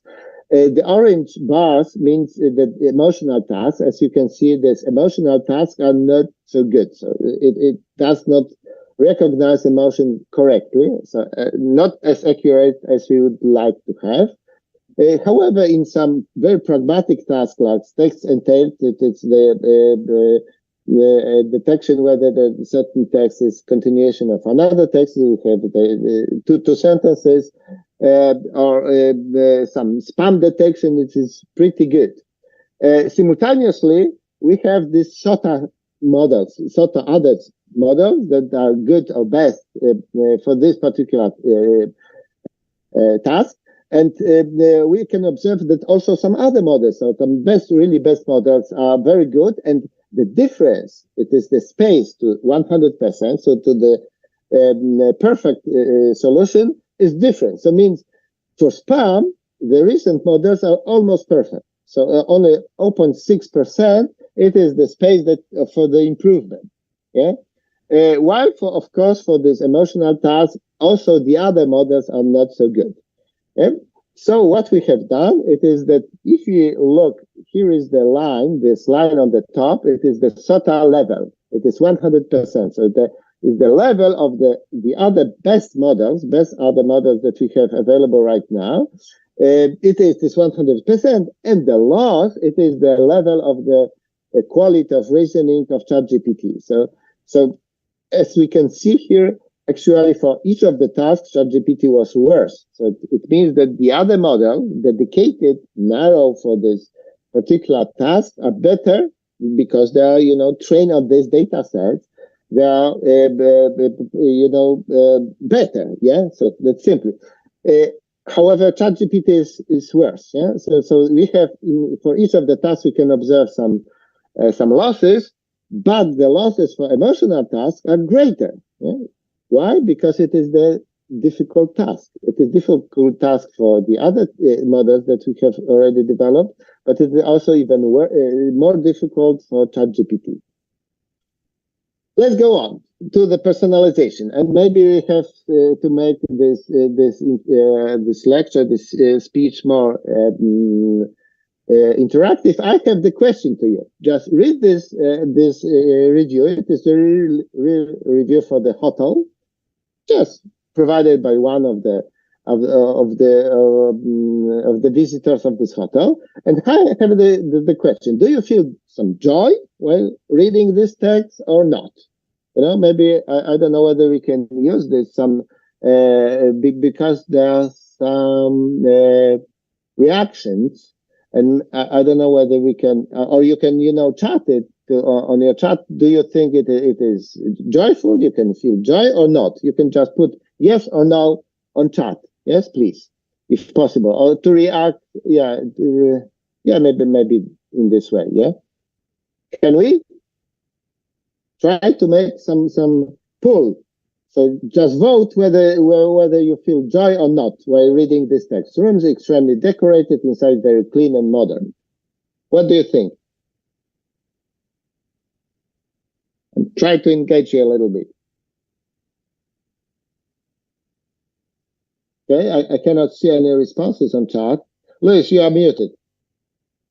Latvius, sorry, not Luis. Yes. Okay, we have one yes.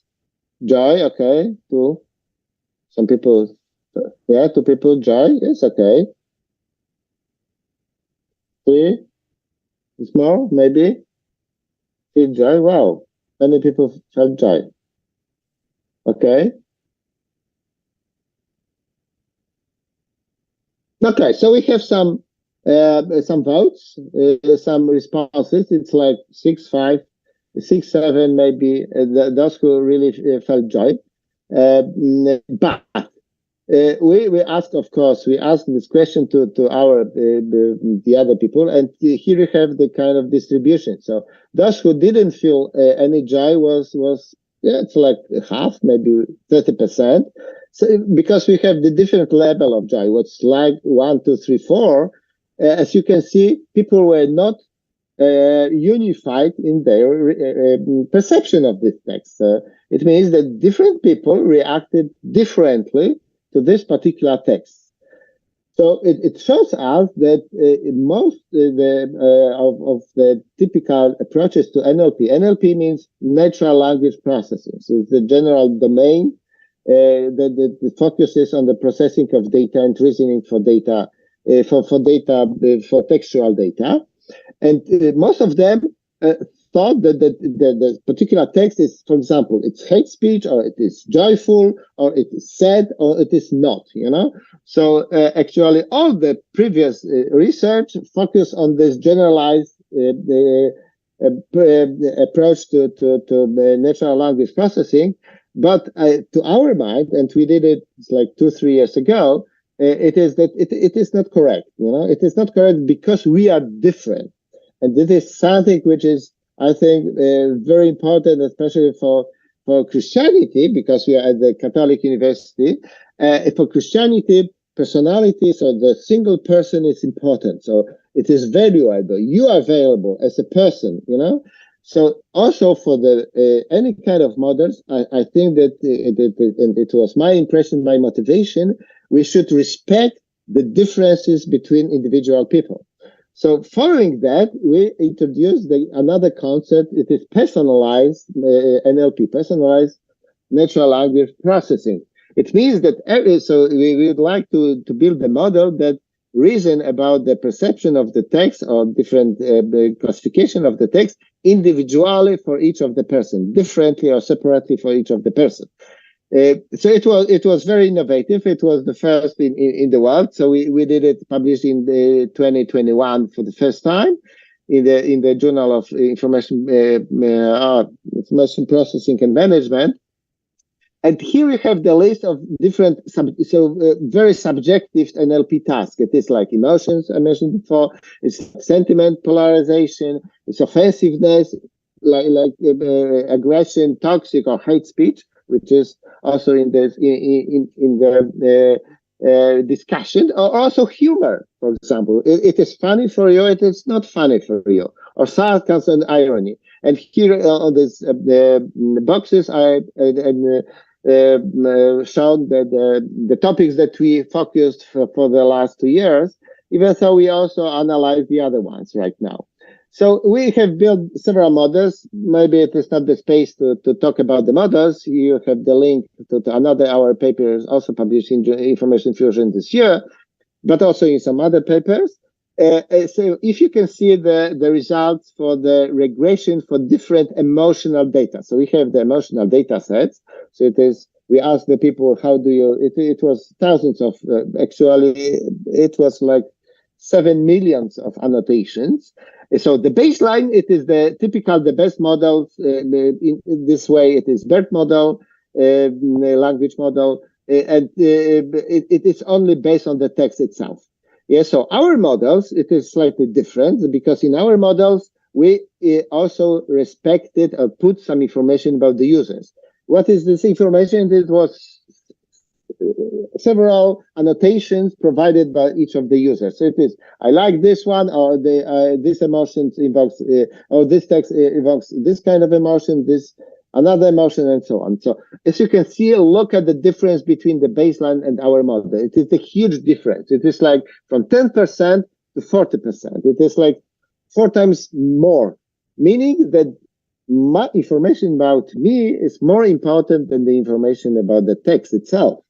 It is, you know, completely different than most of the models really did so far.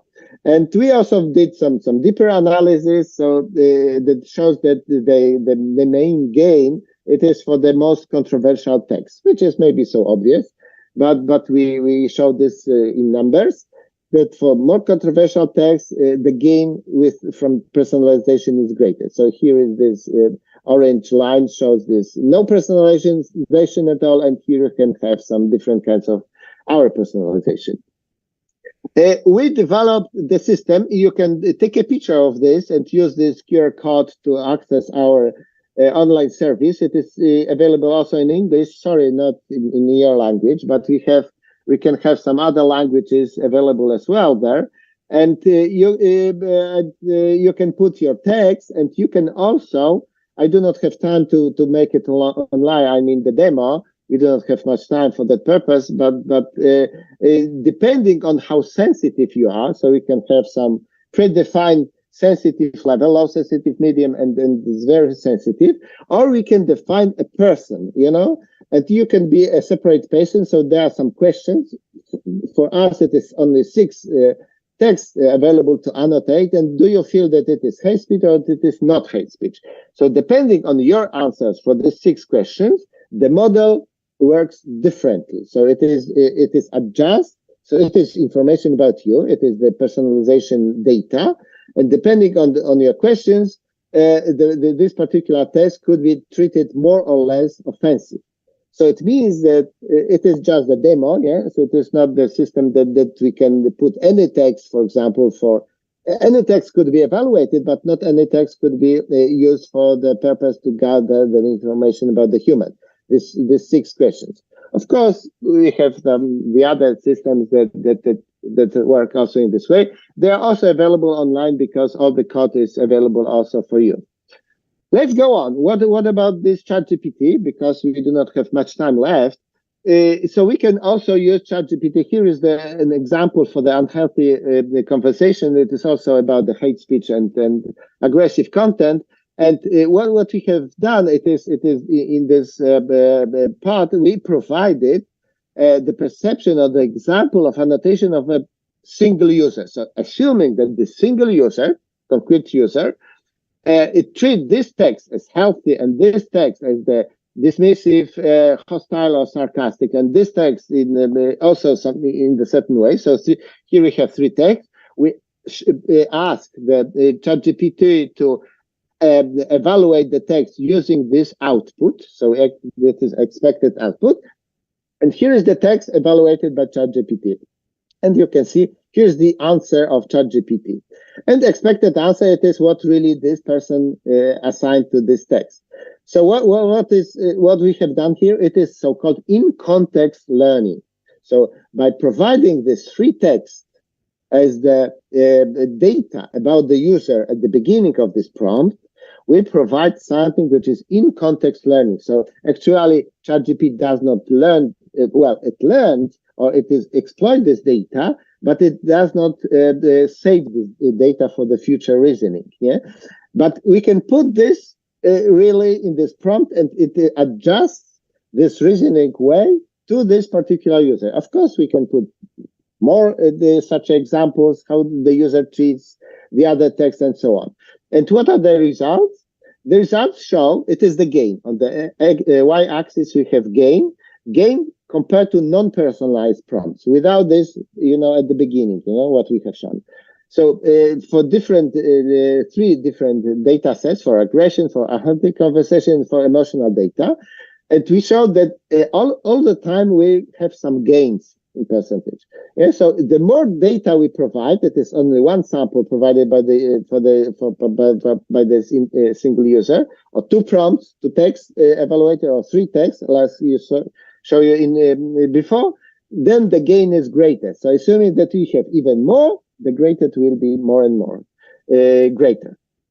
What are the other opportunities of this ChatGPT is explainability. So it means that not even us, ChatGPT was able, it is another example of the aggressive text, it can provide some explanation why ChatGPT thinks this text is really aggressive. Moreover, we can ask ChatGPT for more explanation. So it is, why do you think it is really a personal attack? So it provides more comprehensive information about why this particular text is aggressive. Yes, which is very interesting feature of this large language models, because they are capable also to because explainability, it's completely another task and another domain of artificial intelligence and machine learning, which is focused about how to explain the very complex neural networks and models. And it's being done for free. Yeah, so we do not need build any model, but it can explain itself for nothing. No specialized model need to be developed to get this explanation, which is very nice feature. Here I can give you also some numbers about this large AI models, artificial intelligence model. It's a multi-model, meaning some of these models enumerated here are also for visual. It is for image generation. And what is interesting in this chart, it is that actually most of these models come from the American companies. So, for example, Bloom is French, or I don't know, Stable Diffusion is German, but actually almost all the others are really have been developed by American companies. That shows us here we have more precise chart for that purpose. So in 2022, so last year, it's like 38 significant AI models, large models have been developed, and 32 of them have been developed by the companies. And actually all by the US companies. So it means that only 3 of others at the universities, the other ones by the collaboration or by the non-profit organization. Non-profit last year was none of them. Yeah. Why is this important? It is important because, as you can see, the development of artificial intelligence is being made mainly in the industry right now. So not the academia as the driver of the development, but the industry. And there is still the open question, do we have the control over these companies? Do we have the control? What do they do? How do they do? They not necessarily publish their models or the training data. For example, OpenAI, as you can see by the name, it is OpenAI. So it used to be open. So the motivation at the beginning couple years ago was to make the artificial intelligence really open, but it is not open anymore actually. So you do not have the access to the particular data sets really trained used for training GPT. Of course, you can right now that they have made it a little bit open, you can fine tune this model, but still you have not the full information how it is being done. And it is not so much transparent. So that's the real challenge for us as the society, if you think about the future. Here are some concerns. So it is the paper made last year, at the end of the last year, published by Stanford. And I would like to look in the US the societies. It's not the worldwide, it is only in the United States. So one of the lacks or concerns of this society is that the artificial intelligence can, of course, we can lose some jobs, we can lose the privacy, and on the third place we have lack of human connections and equalities. So people, also in the United States, are certain think that artificial intelligence can impact negatively on our human relationships and on the values we believe in. So it means that artificial intelligence, if we will be more and more stuck into the systems that surround us more and more, like also already social media, we will also weaken our relationships and maybe we'll lose our ability to keep strong relationships with the other people. And it is observable in so-called developed countries. So, but start from the opportunities first. Of course, artificial intelligence provides lots of opportunities for development of all the sciences. And recently, I would say that artificial intelligence is something that replaced mathematics. Mathematics was thought in the past as the queen of all the sciences. Recently, we can say that artificial intelligence is the king or queen of all the other sciences, because most significant development in other sciences, including social sciences, has been done by analyzing the data and providing different models that provide additional insights not available in the past, and it is something that drives the development in other sciences. Here you can see also enumerated 2 of them. It's AlphaFold, developed by IBM. And in 2 years ago, they have published a paper in Nature. So they were able to reconstruct 3D structures or all the proteins. So it is biological, blocks that we are built of, also as the humans or the living creatures. And they are able to predict all this 3D structure for every protein available. So it was really breakthrough in biology. And another the domain which is very excessively explored right now, it is personalized medicine. So it means that all these prescriptions of drugs, for example, the medical procedures, the reasoning for X-rays, images and stuff like that is being more and more driven or supported by different kinds of AI solutions. So that's the future of medicine. It means that not everybody would be treated in the same way, but everybody will be treated individually. So that's significant progress right now in the medicine. But it impacts all the sciences, in particular also psychology and sociology, meaning social sciences. Here is an example about the content creation, which is observable right now. It's enormous. The number of contents being created by means of different kind of large language models in terms of the textual content, but also images. So here you can have lots of books have been right now published on Amazon. So Amazon also introduced some limitations that everybody can publish only up to 3 books, new books generated by LLMs, by AI. And it means that probably in the nearest future, we will have more books generated by AI than created by humans.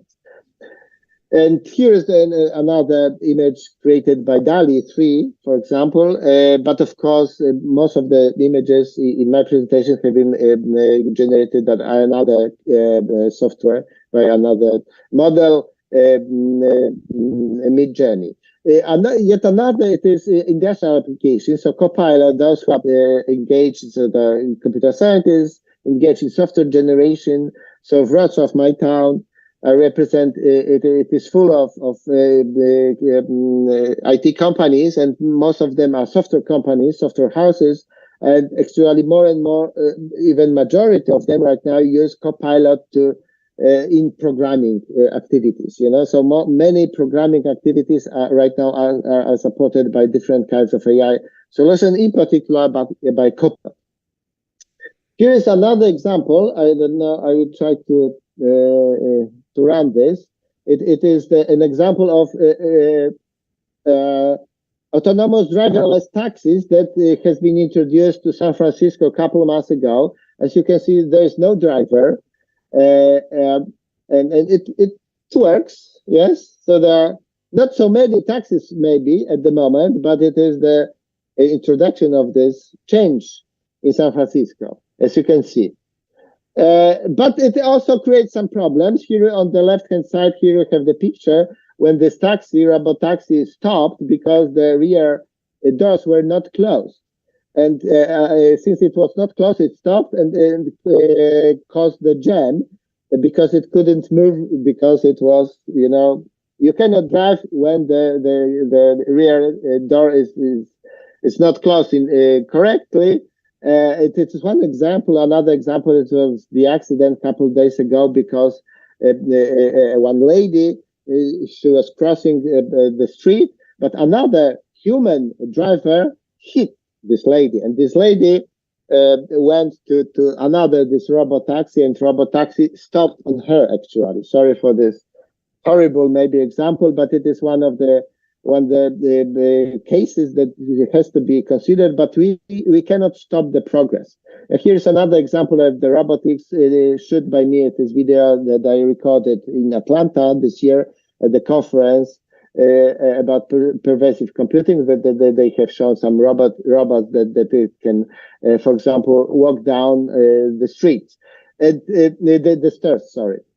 So the investments and the size of investments in robotics right now, it is 1/3 of all the investment in AI. Okay, let's go further. Here is another example of, I hope you can see this. It's an Apple Vision Pro. It is the virtual reality glasses provided by Apple. It starts.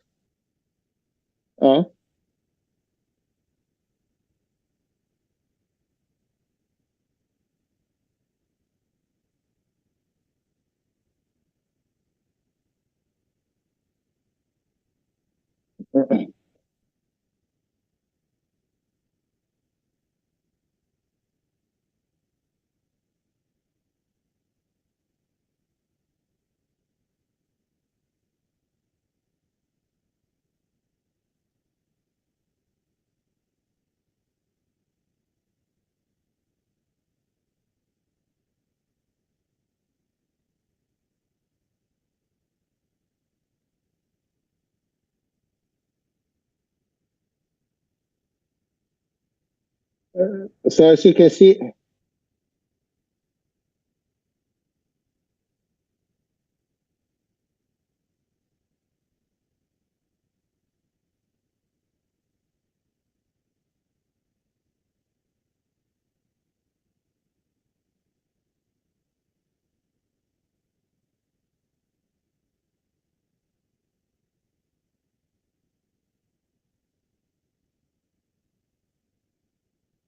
okay, so as you can see, this solution, this virtual reality, let us as humans go into the non-existing reality, virtual reality, in a very immersed way. So we are dived into this reality more and more. We are engaged into this reality more and more. And it is another direction of the progress we should consider. Yet another one, it is decision support systems of different kinds. Here we have an example from Amazon and recommender systems of the Amazon. This kind of system surround us more and more. So it means that we more and more navigational systems.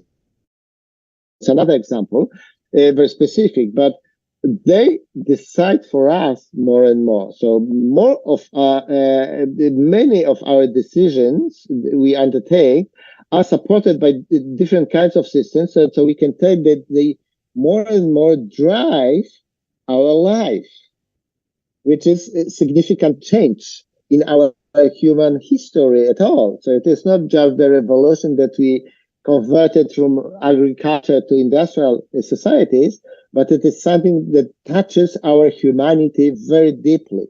So our way of thinking and our decision processes. So it is still the question whether we will, we will still preserve our ability to reason. If we would be surrounded by different kinds of systems, that will be great. They would be perfect. Recording in progress. And okay, so let's go to the other challenges. I'm going close to the end. So one of the others, it is legal regulations, how to control this in the legal way, which is very tough because we cannot stop the development only through the legal, by law only. So the social prompt asks to Midjourney by me, and here you have the results provided by Midjourney. And so, as you can see, for example, how somebody who is intelligent, so is nobody Asian, or there's no woman, or an influential person, there is also no woman, for example, So it is biased in the certain direction. So it's still the question whether this kind of systems are fair or it is not necessarily fair. It is lots of discussion in this domain.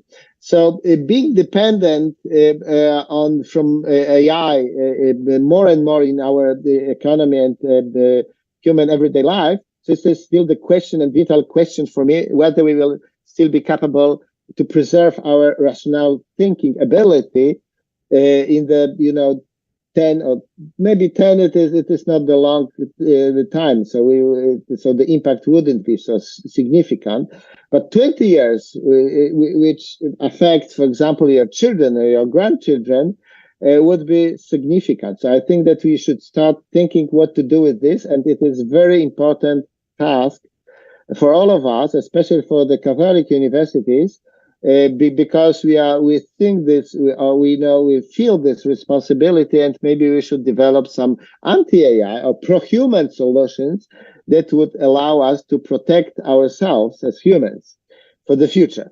So that is my take-home message. And finally, here is the team. It's not the whole team, because the team is many more. There are some students, there are also new PhD students and the others. Here we have some our papers related to personalization in emotions, quite recent, personalization in other tasks, and other NLP-related topics from last 2-3 years. And also another domain I am involved in this emotional recognition from physiological signals, from smartwatches and the others. So that's my last slide. So welcome to AI revolution, and it is still vital question whether are you ready for this revolution. Thank you very much for your attention.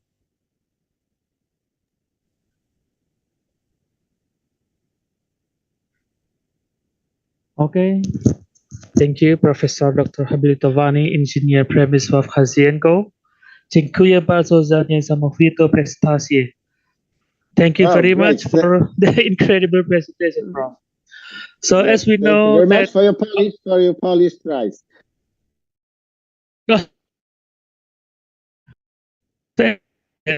Is always growing, like we call ChatGPT. It's not narrow because it can answer the general topic as called before in slide, artificial general intelligence. We can see the improvement from 2020 to 2023, and will improve in the future. NLP will be one of interest topic for sustainability, like detect your reaction or emotion by text from chat or development of virtual reality in the future. Now we came to question and answering session. Ladies and gentlemen, if you have a question, please click your raise hand button on Zoom, then mention your name and ask the question directly, or type it in the chat box. Thank you.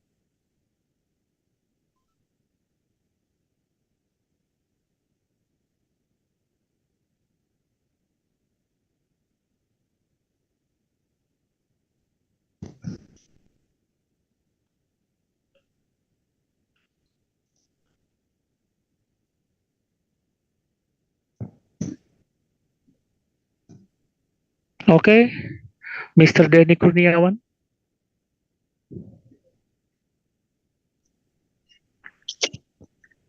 Okay, thank you, Mr. Latius. Can you hear my voice clearly?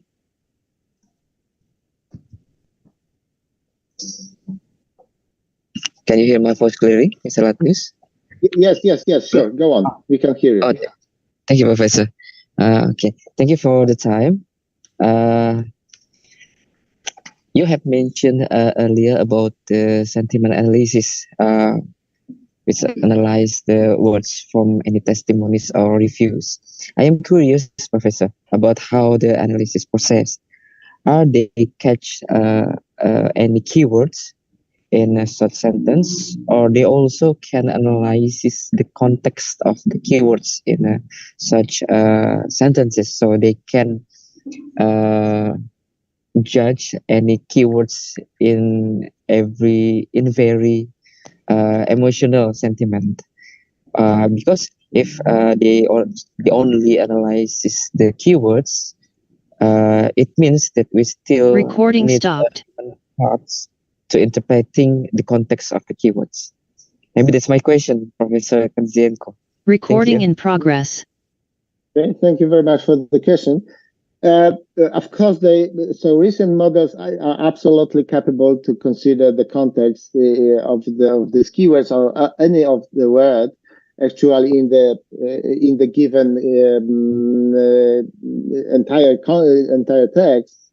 So even if the very distant words occur and they have something in common or impact the sentiment. Sentiment, it is something that we analyze the text or think, whether it is positive or negative. So it could be treated from the author perspective, so that's the primary, but also from the reader perspective. So typically it is from the author. So what author had in mind? Yeah, it is positive, so it is positive opinion or negative opinion. And of course, recent models are capable to catch it. So the first model and the old model, old-fashioned model, I would say, were based on the dictionary. So it is like keywords. It is positive words, negative words, and you sum the number of positive words, the number of negative words, and you aggregate them, and it is positive or it's negative. But it is, something old. Recent models are based on the large language models in particular, and they are capable to catch all these relationships. So that's why, like ChatGPT, for example, it catches from this relationship between words the knowledge. So it extracts the knowledge. So sentiment is a relatively simple task, actually, for this kind of models. However, there's even still something which is maybe more complex. It is more general context. One of these contexts we have analyzed, for example, is the human. So it is positive or negative for me, or maybe for you, it is differently. Or for one company, which is very aggressive. Imagine that we have the company which is very aggressive and tries to put some negative content into their advertising campaign because they are, focused on these negative emotions because it's their way, So then this something negative content is positive for them, because they want to have it. So a person, it is one of the contexts. Time is another the context, and also discussion. So this interaction. So if I'm saying something, you say something, and we have a longer dialogue. And within this dialogue, so entire dialogue could be the kind of context. So the interpretation of the certain piece of text depends also on this longer context. And recent models are able to do this also. So we have so fast progress that they can do this without any problems. Very accurately in terms of the sentiment analysis. Sentiment analysis is relatively easy. Yeah, thank you, Professor Kaziensko. If may I add one more question? I still have one more question, if I may. Okay. Okay. I'm curious if there is any developed program of AI for sentiment analysis for data type as voice recording. Because what have you mentioned is about the text, analyzing the text, but is there also can analyze the voices? Thank you, Professor. Yes, sure. So it's called speech recognition systems. There are lots of them. There are also pretty many that are capable to extract emotions from our speech. So because our intonation, it is the sign of what kind of the emotion we experience. And the speech recognition systems are written now also very accurate. So there are also lots of industrial ones. So for example, if you also already in the cars, you have the speech recognition systems. You can operate by voice of different devices, So the Alexa, Amazon Alexa, or Google Home, for example, or Siri by Apple. Recording stopped. So all these systems are very accurate in recognition of the speech, also in many languages, also in your language, even though there are some languages which are not good represented. Of course, they are almost perfect for English, and for the other languages, they are not so perfect. But the development is also very fast in this domain because it's one of the way how can we interact with computers. So in the human computer interaction systems, recording in progress. Voice operations are very important. So that's why the speech recognition systems are developing very fast. Thank you very much, Professor Kaziensko. Thank you, Mr. Rogers. Okay, Prof. Maybe I will summarize some questions from chat. In your perspective, how about AI can change the human's job? So it's dangerous, right? And what should we prepare for it? Thank you. I think it is, I would say, even crucial question. And I think even to establish another research group that would focus on this question, because it is very vital for our humanity, why it is important to look at the social media. So we haven't solved the problem of the impact of social media on ourselves, on the young generation, for example, and the people are addicted from this kind of solutions, and they are losing their ability to get into relationship with the others. So they have more and more trouble with the human relationships. They have also individual trouble, psychological problems. It is another impact of that, and we haven't solved it. And now we are having AI solutions that would surround us and decide for us more and more. And as you can see, that's why I put some years. So how fast the development is. So the speed of this development, it is something that should strengthen us. That we should consider how to preserve this and how to, introduce maybe some different experiences into educational systems, to schools, for example, to let the children, for example, to get in touch more with each other without any technology, maybe, and to collaborate with each other much more, and also some systems that would allow us to think. It is like chess playing. So recently we have the computer that can play chess better than any human, but we still keep playing chess. Why? Because we like it, that's fine. But we also, by playing chess, we are developing or keeping our ability to rational thinking, to be to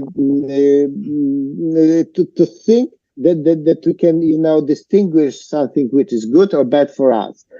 So not the system should decide for us also for the future. So it means that we should probably in the nearest future think how to develop the other systems that would help us to keep in touch.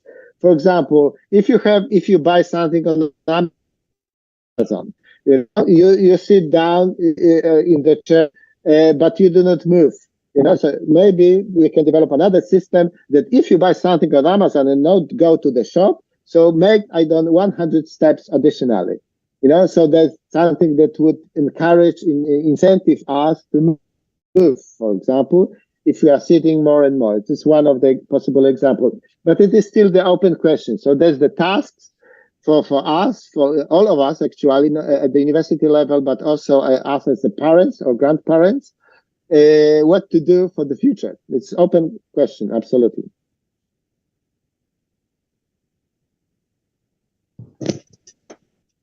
Okay, thank you, Prof. Maybe from Romo, our prize, Ignatius Putra Setihati. Okay. Thank you, Mr. Matius. Dzień dobry, Satsiko. Dzień dobry. Thank you. Wow, it's amazing. But I'm not really understand about AI. I'm still a little bit confused. But I have a question. What the impact of AI to our society, especially our religion? Because I heard in Poland, in your country already had a statue of Jesus, or maybe a priest can answer everything about it. Maybe you can share about it. And what did the effect? I heard from the media, but yeah, they say the AI can answer everything, and the priest say say, oh, it's very good, to help people, to have a priest maybe to explain everything about our belief, our faith, about everything about history of church, maybe. Yeah, maybe you can explain to us the impact to our society and especially our religion. Especially you can share in your country about this story. Thank you very much. Thank you very much. Yes, thank you. Indeed. So there's no specific system that have been developed for the purpose at the moment. but the other ones like ChatGPT are capable to do this. So they capture the knowledge from the entire internet and also from Wikipedia and from the books. So that's why it can answer some questions. But the questions, we should be suspicious according to these answers, because these answers are not based on this, knowledge base. It is based. So that's the hallucination I mentioned before. It is like creating new facts, new ideas, and that's the risk if you are thinking about the explanation and if you want some data which is reliable. So it is not enough reliable at the moment. But of course, recent solutions right now, for example, provided by OpenAI, enable to ask internet again.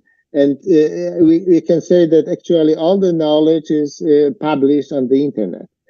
So the internet is the source of lots of information, but not all this information is really valuable, which lead us to this rubbish data or rubbish knowledge.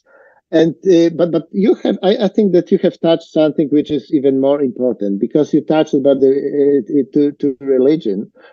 And it is not the risk for now, but it is the risk for the future. In 10 years' time, the AI can create the new religion.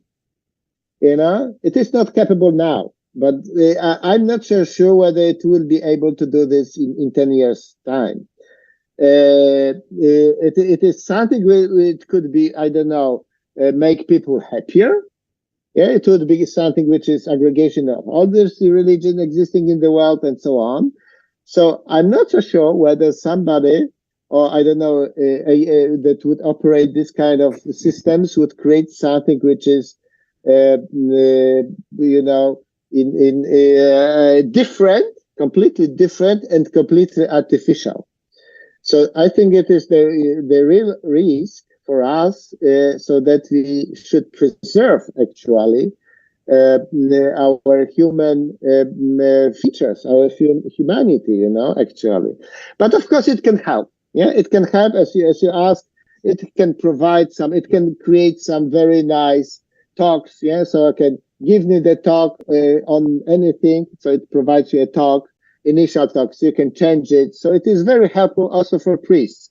So if you would like to give some speech on certain topic, you can give me the speech, and then you can work on the speech. So we have some initial content, maybe usually very valuable, and then you can, work on this on your own. So from this perspective, it is valuable, but from the long-term perspective, I think it is still lots of open questions that it is still not solved.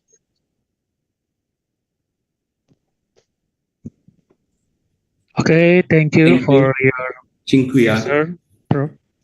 My pleasure. Thank you. Proszę bardzo. You're welcome. Okay, thank you for your question, Romo. And I think time is up, and say sorry for another question that can't be answered. And now, well, ladies and gentlemen, welcome to the end of our session. Thank you very much, Professor Dr. Habilitovani Engineer Zemisław Kazienko, for the wonderful and fruitful presentation. We learned a lot of you, and we do appreciate it. And thank you for audience for great attention and participation. Good afternoon for all, and ZNW Prof. Kazienko. Thank you. Thank you very much, really, indeed. All right, Palatius, maybe we will have a like we present the certificate of appreciation for Professor Kazienko. So we invite again Romo Antoni Wijaya to present the certificate of appreciation for Professor Kazienko. Thank you once again, Professor, for your big heart for this university, your knowledge and expertise. We are very believed that will increase our knowledge, especially for our students and faculty, about AI And we believe this is not only the end of our cooperation as a Catholic University. We believe in someday we will have a solid cooperation and maybe a joint lecture like this, especially in UKMC Palembang. You offer us a very good occasion that you are visiting Singapore very often. So Singapore is only 1 hour to Palembang flight by flight. So thank you once again. This is our deepest appreciation for you as a speaker for our conference this afternoon. Thank you once again. Thank you very much for the invitation. I also hope that we have the chance to meet in person someday in your town, at your university. And if you wish, we can organize also another Q&A session. Because there were some other questions, lots of questions on chat, I was not able, sorry, to respond them. Some of them are very difficult to respond with one sentence. So if you wish, we can organize kind of additional Q&A session someday if you wish. Yeah, so we can do this. Yeah, but my pleasure again, and thank you very much for the invitation to this conference, and good luck for the rest of the time. Thank you very much, Professor. Okay, well, ladies and gentlemen, so we will have a break for around 45 minutes. So we will see you later at 1:30 p.m. Okay.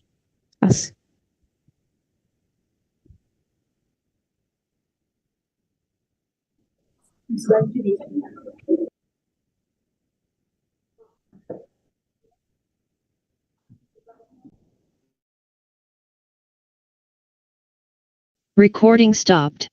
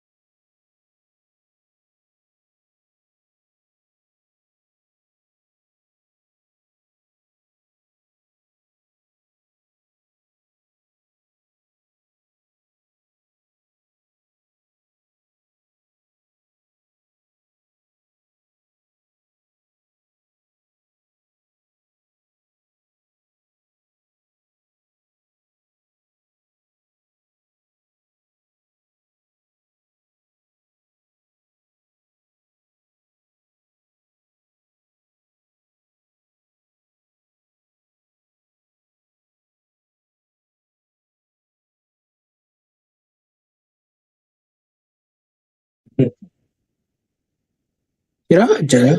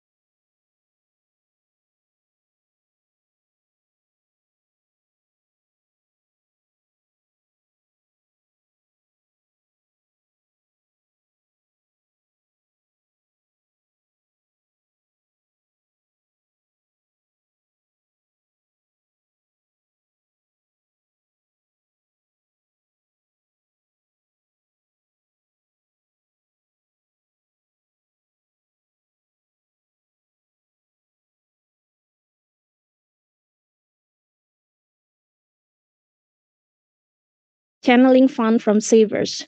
So, for example, if you need money, right, you don't have to go to the bank. Don't have to apply for it. So sorry, you have an option using a blockchain technology, for example, in the future, of course.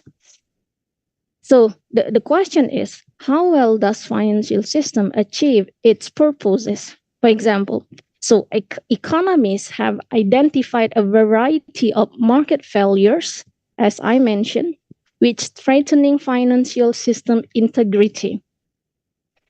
And financial system may also be hampered by a moral hazard, asymmetric information, and monopoly. So the simple explanation of moral hazard is, for example, if you have a firm and before you apply for a fire insurance, for example, you take care of the building very well. You have building management, for example, and you decide to apply for fire insurance, right?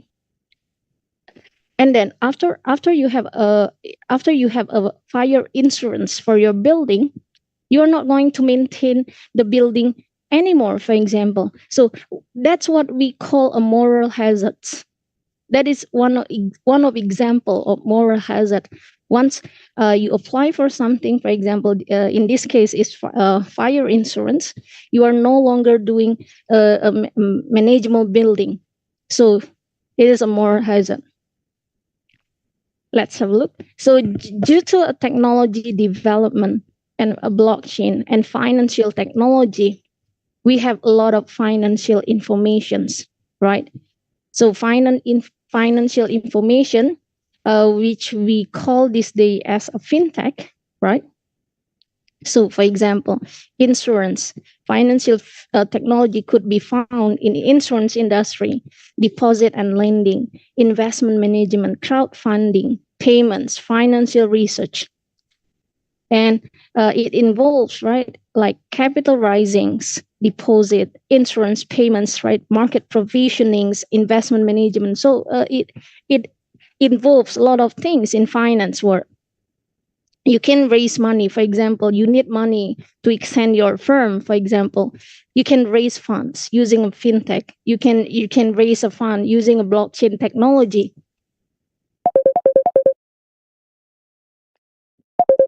Okay, so what is fintech in here? So I said about fintech, I said about financial information. So by definition, is a generic term used to describe the creation of new practices and techniques to deliver services within the financial system. And financial technology represents an increasingly important trend of broader financial informations. So financial technology is a product of financial innovations. And what factors are influencing fintech development? So at least there are three. So we have opportunities, right? That is the first one, the first factors. And the second one, if we have a financial system instability, right? It has to be a stable financial system. And the last one, we have demographic considerations. So if we have these factors, it could cause fintech development. First, opportunity, stability of financial system. The last one is demographic considerations. And how is fintech being applied? For example, mobile phone technologies, for example, smartphones. For example, if you have e-money, you have the e-money card, right? And then you have a mobile phone which has NFT tools. So you can top up your e-money using mobile banking, and then you can update the e-money account using your phone. So you don't have to go to, for example, the local stores such as Indomaret, for example, or Alfamart to update your account, e-money account. So this is one of the example of financial technology these days. And we have a lot in Australia, in New Zealand. They have 5G, they have neobanks, for example, digital-only banks. So they call it neobanks. And I think we have it in Indonesia. We have DBS Bank. They have like DG Bank. So this bank is a digital bank only. So you don't have to go to the bank to open an account, and you don't have to have a book, right? A book account. It's all in your phone, right? You apply, they approve it, and you can do the transaction straight away after your application is approved. And so what is the role of blockchain in fintechs, right?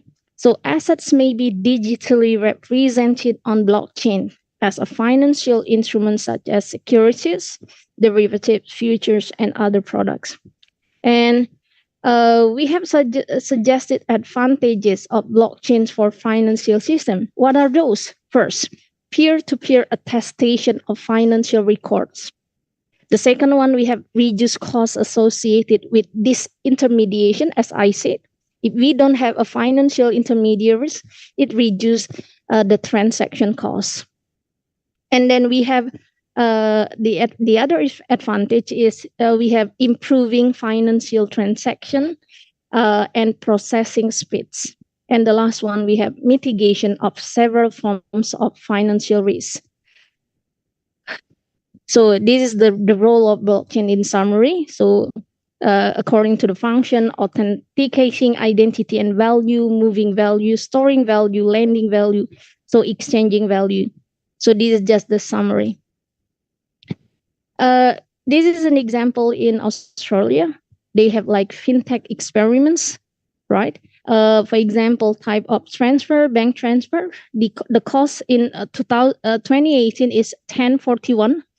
And the cost of sending is 5.20 for $50.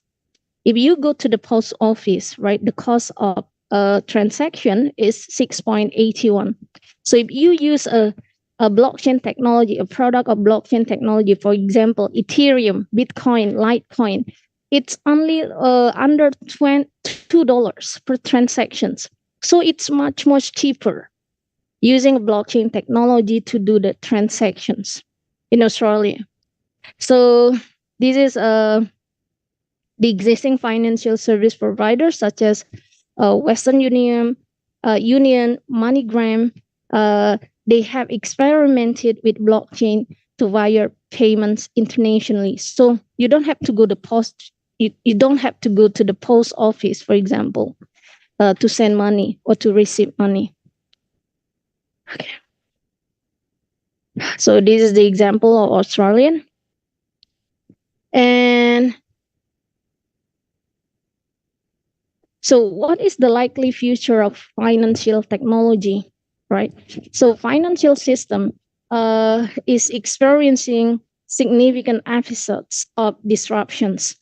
And blockchain is a distributed ledger technology which is seen as transformative for financial system, and it has grown significantly, right, today with the blockchains, but still we have some hurdles, and we still have ongoing technical issues with blockchain as potential barrier to grow, and we still have a lot of experimentation failures with financial technology as well, right?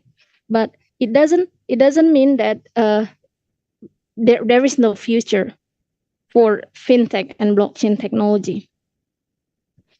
And still, at the end, we have the potential for ongoing growth in financial technology. So in brief, I can conclude that financial system facilitates creation and transfer of financial instruments to generate economic value. And it also make things easier, make things cheaper for transactions in financial transaction, for example. And blockchain also enable fintech remains largely in experimental phase, but with significant potential to receive structural financial system. I think we reach the end of the presentation. Thank you. Thank you, Ms. Fitria. Now, the time for Q&A session. So all participants can participate with any intervention. So you can write or type your question in the chat room or raise your hand so you can ask directly to Ms. Fitria. But okay, we wait until the participants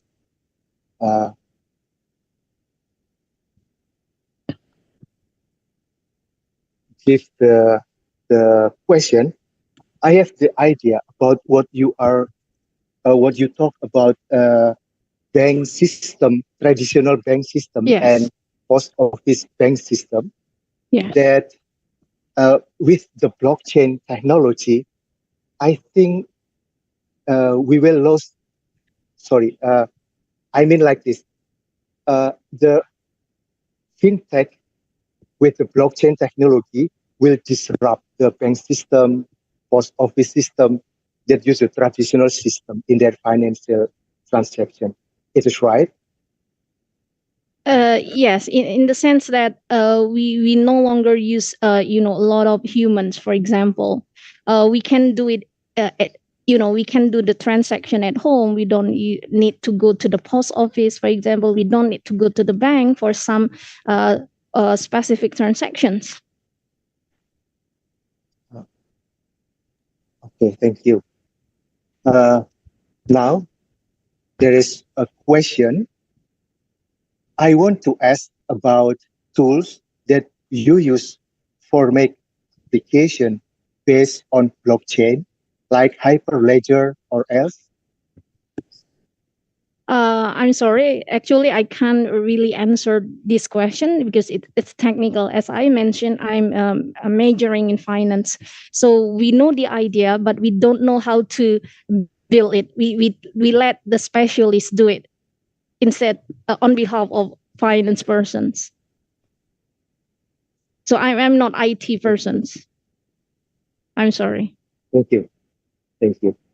Ms. Fitria, in Indonesia, the majority of population is more familiar with traditional financial system. How the ordinary person in our population, able to involve in the financial technology, the new financial technology, how or what to do so that they involve or able to benefit the new technology in their daily financial transaction. Okay. As far as we know, right, most of people in the urban city, right, we use a financial technology, so it's no longer a thing that we don't use. All know about it, but how about those people in the remote area, for example, and then how about those people who are only example citizen about 70, for example, who are illiterate financially, for example. The first thing is we have to educate them. So in finance, we call financial literacy, right? So university can also be a part of a system who can educate those people. So we can, give, trainings, for example, about financial instruments. And then so it can increase financial literacy, capability. So I think that is one of suggestion that I can recommend so far. So for example, we have community service, right? So if we have faculty of economics and business, for example, and finance department, accounting department, for example, the lecturers could, go to a specific area, specific, village, for example, and educate those people about financial literacy.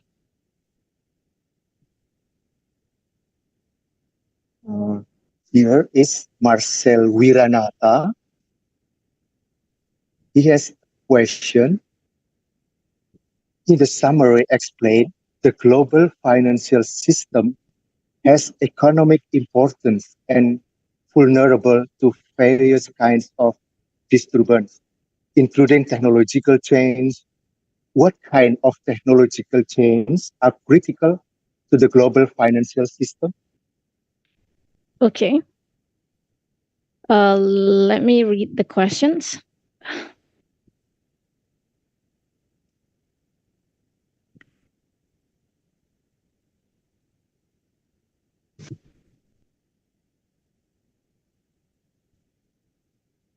So,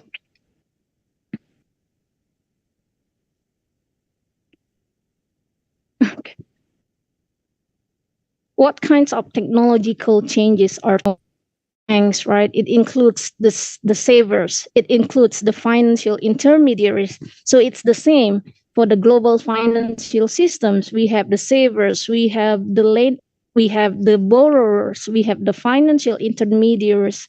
And what kind of technological changes are critical? So, in my opinion, right, the first, critical, right, for the global financial system is an equal of technological, development. For example, we have Indonesia, right? If we have Africa, for example, if we want to do the transaction, right, between these two countries, or I have the third country, for example, US. If we want to do the transaction with US and with Africa, which one is easier?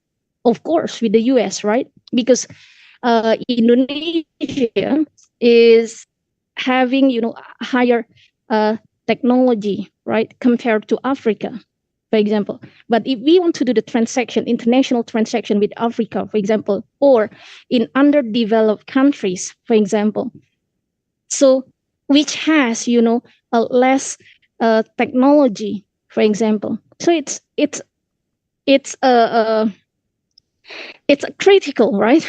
So it disrupts the transaction. What I mean, because I have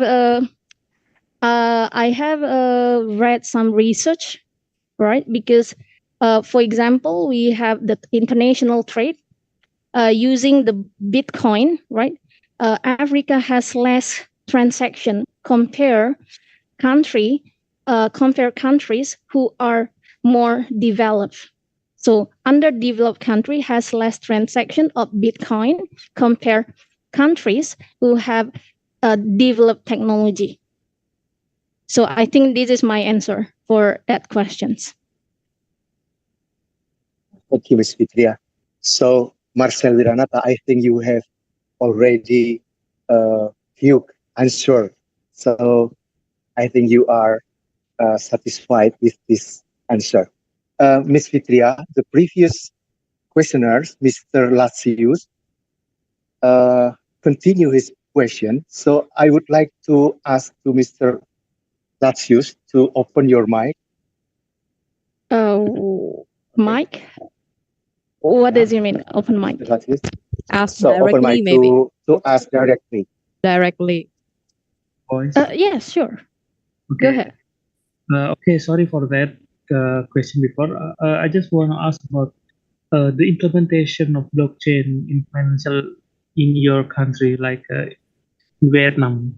How about your comparison between Vietnam and Indonesia? Thank you. Okay, thank you, Mr. Latius. As far as I know, the use of blockchain technology and, for example, Bitcoin is more frequent in Vietnam compared to Indonesia, because in Indonesia we have a restriction for Bitcoin, for blockchain technology, because it is still not acknowledged as a financial instrument. So, and the government involvement, for example, the government regulations who do not support the blockchain itself in the terms of Bitcoin, cryptocurrency. So it is still not acknowledged so far. So that's why we have less transaction of Bitcoin compared to those countries who which government support the blockchain and the cryptocurrency itself. Okay, thank you for your answer. Thank you. There is another question from Dila Indrayani. What are the advantages of blockchain in the financial system? Yes, as I mentioned, right, financial system consists of savers, borrowers, and financial intermediaries. So let's say you have a money supply. That's it. You have a lot of money, for example, in simple way, and then you want to save it, right? You want to invest it. You have to go to the bank to save it. If you want to invest it, you have to buy a stock, for example. You can buy bond or any other financial instruments, right? But when you buy it today, we have a financial intermediary. You can't go to the, for example, Indonesian Stock Exchange to buy stocks, right? So you have to register and open an account through a broker. So we call that a financial intermediary for stock transaction and bond transactions. So when we involve financial intermediaries, right, we need to pay a specific cost for selling and buying stocks or bonds. But for blockchain technology, let's say you need to raise funds, you need money, you need fund to expand your company, for example, or you need money to support your personal business, for example. Can you do it, for example, using a blockchain technology? Yes, you can, right? So you can create a group, right? And then you can create your profile, for example. I don't know technically, right?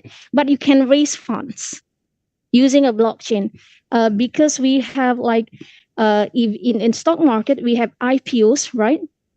But blockchain also have that kind of thing that you can raise money and use it for reinvestment. So that is one of the advantage. Minimize costs by eliminating financial intermediaries. Second, it saves time because the process is much faster compared to the traditional, because you have like 5 C's check, for example, your capability, credibility, when you want to apply for a loan, for example. I think that's it.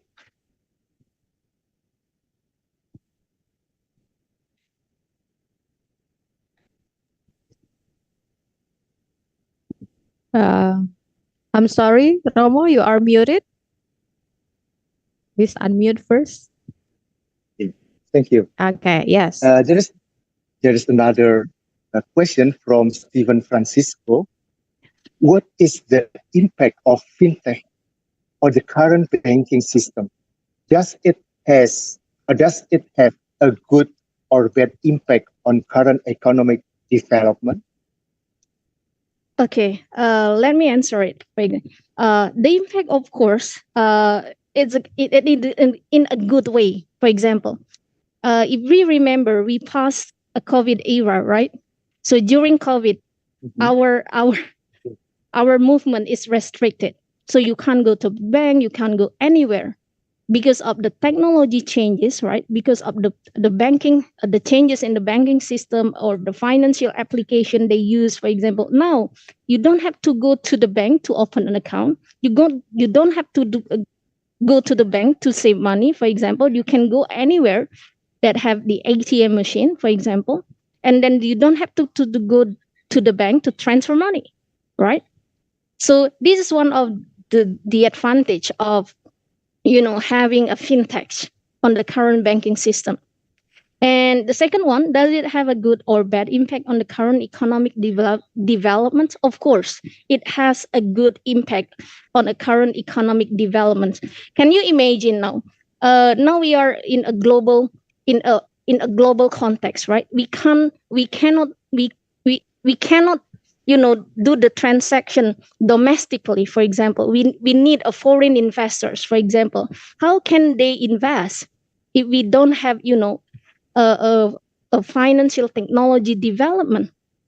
Because one of the indicator, the foreign investors want to invest in a specific country, they will check their technology development. So the more developed a country in terms of financial, right, the more investors want to invest in that country. Okay, I think that's it. Thank you for the answer. Many participants interested in the topic, but let me pull this conversation in the ethic issue. Now, in the modern era, we concern to the issue of data privacy, for example. How can fintech companies ensure data privacy and compliance with regulation when using blockchain for customer data management? Yes, a blockchain, even though we have a blockchain, it says that a blockchain is a database ledger, right? It store your data. Of course, when you want to access it, you have to apply for it, for example. So anyone cannot access it, right? So you have a special, for example, communities, Mr. Haru, for example, Ira, Mrs. Ira, for example, Mrs. Iga, and four of us, for example, build that, for example, a community, for example, for our data. Of course, only four of us can share and can see all of us, the information for all of us. So, for example, Ms. Royani wants to access it. No, they have to request it. And then if it is approved, then they can see it. Because they have like a code or whatever, we create a code, right? For example, so everyone should approve it. So Ms. Royani can access specified informations. Okay, thank you. It is clear. I think that's how it works. Yeah. And again, Marcel Wiranata has one other question. What is the role of regulation in development of fintech, and what challenges do fintechs face in terms of regulation? I think he talked about regulation.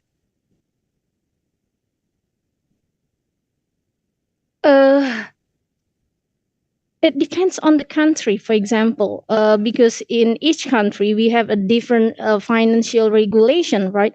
For example, blockchain technology and Bitcoin is accepted in Vietnam, for example. It doesn't mean it is accepted in Indonesia. So I think the government support, that is the first, right?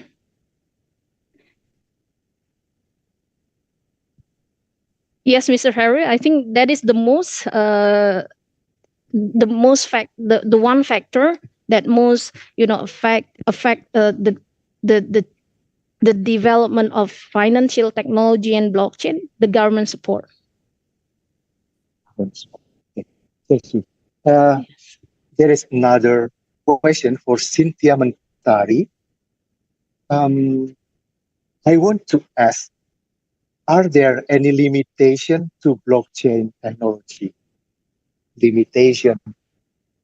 In the sense of what? For example, the limitation of blockchain. It depends, because when we use a blockchain, right? It is a technology, right? Computerized, using internet, computer, and person or human. So I think in terms of human, if I want to say about limitation, of course, the blockchain technology only could be applied to those countries whose people are financially literate and computer and have a computer literacy. So it's not always about financial literacy, but also computer literacy, or computer and technology literacy. Because the blockchain technology we created as human, right? So the more developed a country, the more developed a technology in one country, the more developed its blockchain technology. So it depends on a country. Okay. Thank you very much for your answer. I think all questions already answered. Now I think we can close the Q&A session. I would like to thank you to Miss Fitria, and I like to take a moment to express our heartfelt gratitude to our esteemed speaker. We are truly fortunate to have you, Miss Fitria, as part of our event, and your contribute has enriched our collective understanding about the fintech and blockchain technology. And to our audience, thank you for your attentive and engaging participation. We hope you leave today's presentation with deeper understanding and you found enthusiasm for the subject. With that, we conclude the session and we look forward to future opportunities to continue learning and growing together. I give back the session to our MC. All right. Thank you very much, Romo Heru and Bu Eka, and of course, Miss Fitria for the insightful presentation. So before we continue to the next session, we would like to present a certificate of appreciation. So we would like to invite Ibu Lisnani as the chair of organizing committee to present the certificate to Miss Fitria. Okay. Thank you for Miss Fitria for the presentation. That's sound great. I think this is the certificate of appreciation for you. Thank you very much. See you on the next session. Thank you. Okay, we do hope you can join us again for the next UKMC IC 2024. Miss Fitria. Thank you for inviting me. Thank you. Sure, anytime. Okay, ladies and gentlemen, now we come to the next sessions. We have Dr. Andik Matulesi, MSI, and with the moderator, Ibu Diana Putri Arini, MA, MPSI, Psikolog, and co-host, Ibu Regina Giovanni Sujadianto, MPSI, Psikolog. Okay, the moderator, the time is yours. Hello, thank you, Miss Ira. Well, ladies and gentlemen, we are going to next speaker. There was from Vietnam, but we come back to Indonesia. Hello, Dr. Andik. Hello, good evening. Hello, good afternoon, Dr. Andik. Are you in Surabaya or other place? In another place. Other place. Okay, Palembang is still hot, but we still have full spirit in here. Yes. Well, ladies and gentlemen, let me introduce our next speaker, Dr. Andik Matulesi, MSI Psychologist, lecturer from Universitas 17 Agustus Unpak Surabaya. He is head of Psychological Association, or we call HIMSI, Himpunan Psikologi. His background education, bachelor, master, and doctor from University Gadjah Mada. Is it right, doctor? Yes, yes. Yeah, we are same still in Kagama. Yeah, sure. His postdoctoral fellowship in University Kebanggaan Malaysia. His professional experience, he is a reviewer of LPDP, Ministry of Finance Scholarship. He is BAN PT Assessor and Assessor of Teacher Profession education, or we call it PPG. Okay. Well, you can see here, or you can see Dr. Andi in Google, right? We can find it. What is we can find you in Google Scholars, yeah, Sinta, or other website again. Well, Dr. Andi, time is yours. For the operator, please help us to show his presentation. Okay, thank you. Assalamualaikum warahmatullahi wabarakatuh. Good afternoon to all participants. First of all, let's thank God who has given everyone to opportunity to attend in this webinar.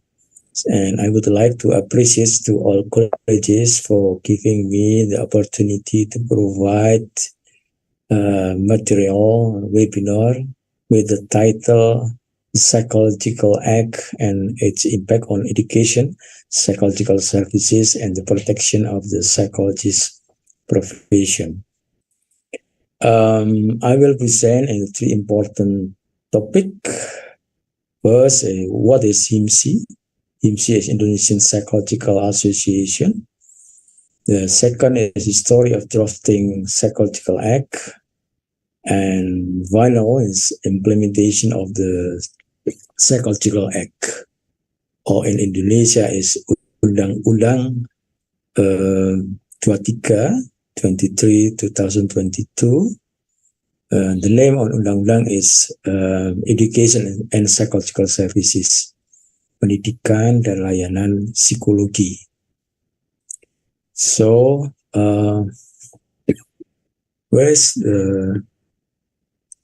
my PowerPoint? Please wait, Dr. Andi. We will show. Okay. I will start. I will giving description of HIMSI. HIMSI is Indonesian Psychological Association. So the HIMSI is established in 1959. Yeah, 1959. So this is my title.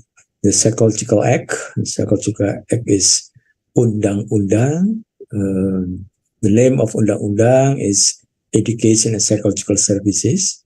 It's the number of Psychological Act is 23 in 2022. So in ASEAN, especially in ASEAN, it's only 2 countries who have Psychological Act. The first is Philippine Association of Psychology. The second is HIMSI, Indonesian Psychological Association. Next slide. So I will present the important topic. The first is what is HIMSI, Indonesian Psychological Association. The second is the story of drafting of Psychological Act, and the third is implementation of the Psychological Act. Next. So let me start by giving a description of HIMSI and the process preparing of Psychological Act, as well as challenges that will come in the future. HIMSI is almost 50 years old in this year. HIMSI was founded, is established on July 11, 1959. The first name is ISPSI. ISPSI is Ikatan Sarjana Psikologi, Psychological Undergraduate Association. Why the name of is Sarjana Psikologi?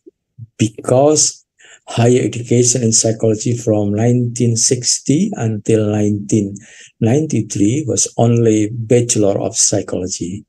So all output or outcome from the graduates of Faculty of Psychology were called as psychologists. So after 1993, there is changes of psychological education curriculum. There is a Bachelor of Psychology, Master of Psychology, and Doctor of Psychology. So So were not only psychologists or graduate psychologists, so but also psychological scientists, bachelor in economic, but master in psychology, bachelor in economic, master of health, and the doctor of psychology.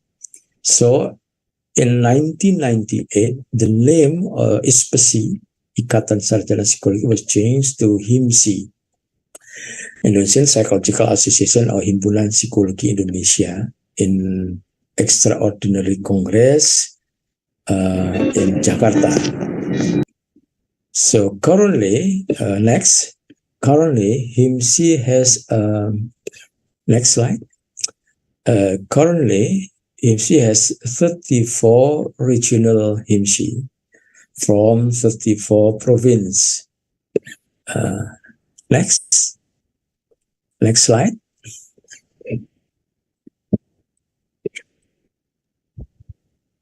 Okay, yeah.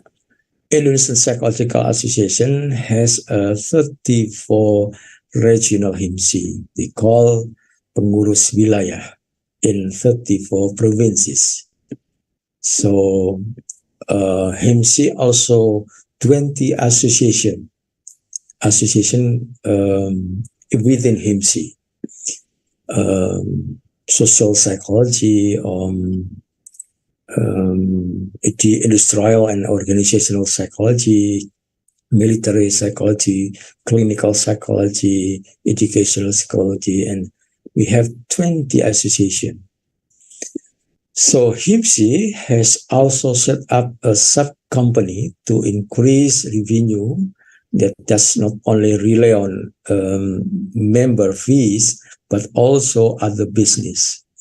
There are two units to increase HIMSI income, namely Indonesian Test Service Center, PLTI, Pusat Layanan Tes Indonesia, the Indonesian Test Service Center, and LSP, Lembaga Sertifikasi Psikologi, Psychological Professional Certification Agency.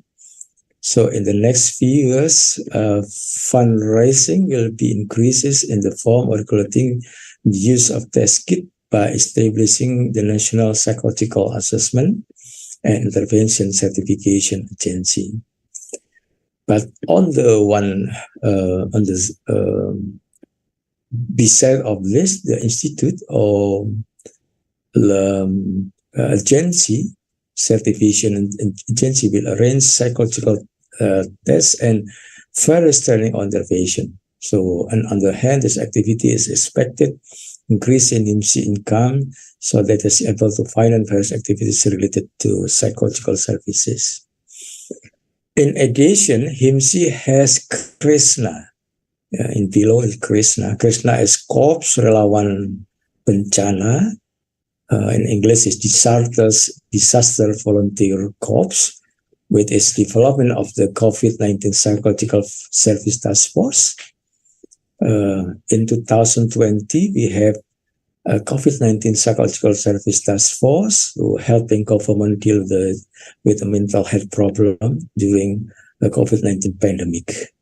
Now, Krishna will focus on various disaster management activities, not only pandemic, but with another disaster that occur in Indonesia in collaboration with public and private institutions.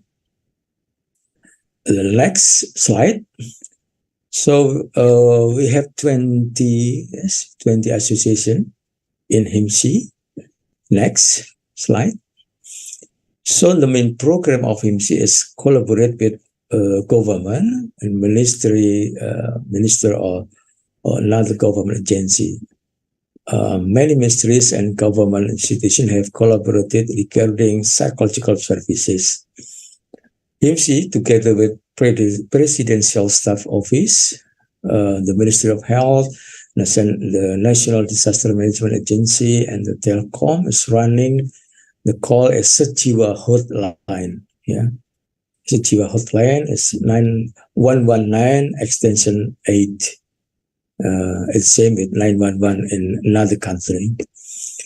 Together with Indonesian National Police, HIMSI is selecting candidates for non-commissioned officer to police academy, psychological examination for regional head candidates like governor, regional major, and presidential candidates.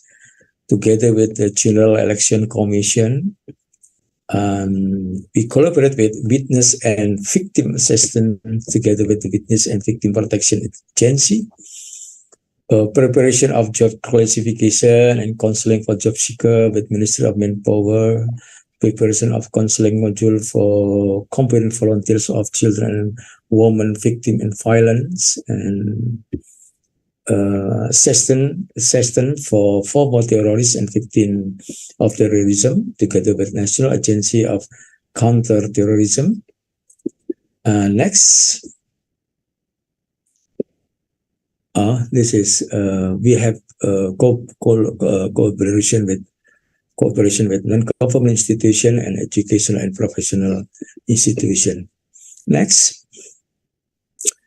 HIMSI since 2014 has developed an integrated data digitalization system. So the latest data now shows that more than 25,000 active members of HIMSI, and with 11,517 psychologists, the all of region in Indonesia. Next. Okay, the next story of process of preparing a psychological acts. Next slide. The historical journey of psychological act starts from various stages. In 2000 until 2007, the president of HIMSI, Dr. Rahmat Ismail, had already prepared academic text and psychological draft of a psychological act until the 6th. But at this time, there was no ministry that was proponent of this law. So next, in 2017 until 2014, President of HIMSI, Retno Suhapti, has provided strategic steps for psychologists who works as health workers. Yeah, and HIMSI is trying to gain recognition as a health worker, especially the clinical psychological profession. Next slide. Since 2014 until 2022. Next slide. Professor Dr. Seger Handoyo as president of HIMSI, has attempted to finalize the draft of psychological act.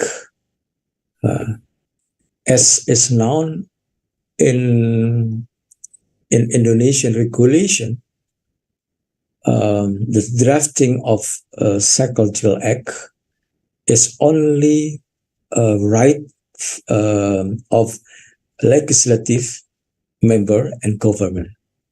So in this time, we find Desi Ratnasari, she is a legislative member. So she helped us, HIMSI, to get to make real the draft of psychological acts.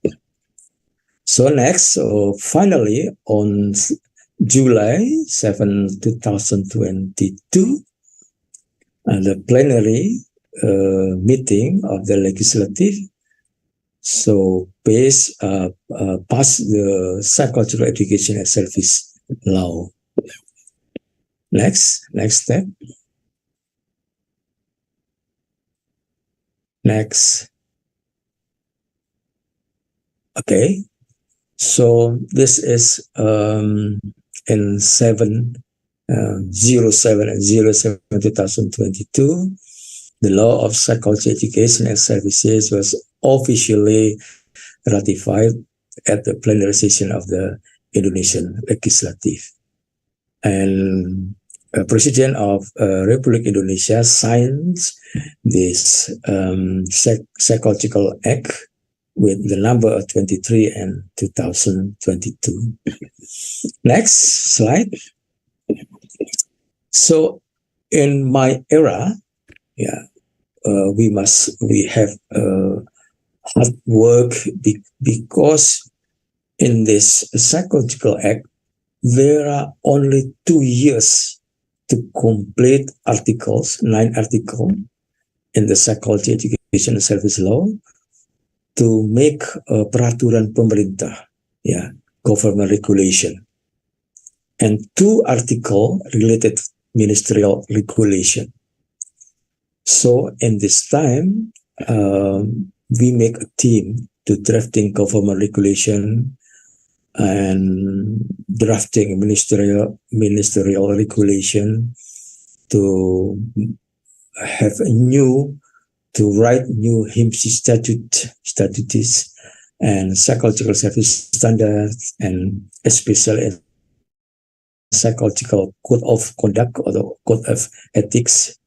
And HIMSI developed standard operation procedure related HIMSI's authority in education and psychological service. So the last one is the government also requires HIMSI to prepare a valid member of database. Next. So this is 9 article. This is 9 article that must be the basis of government regulation. It's 9 articles was complete with HIMSI and AP2TPI, Association of Psychological Education, and Minister of Education. So next, we have 2 ministerial regulation. We have 2 articles about mechanism of obtaining professional certificate and implementation of competency tests to psychological profession from student, recognition of past learning, evaluation of specialists and subspecialists of psychologists, statute of HIMSI and professional organization under HIMSI, and adjustment to professional psychological master program that organized by university. Next slide. Implementation of Psychological Act, Undang-Undang Pendidikan dan Layanan Psikologi. Next slide. So, as is well known, the purpose of the Psychological Act is to provide legal protection to general psychologists, to specialized psychologists and subspecialized psychologists, included client and the public.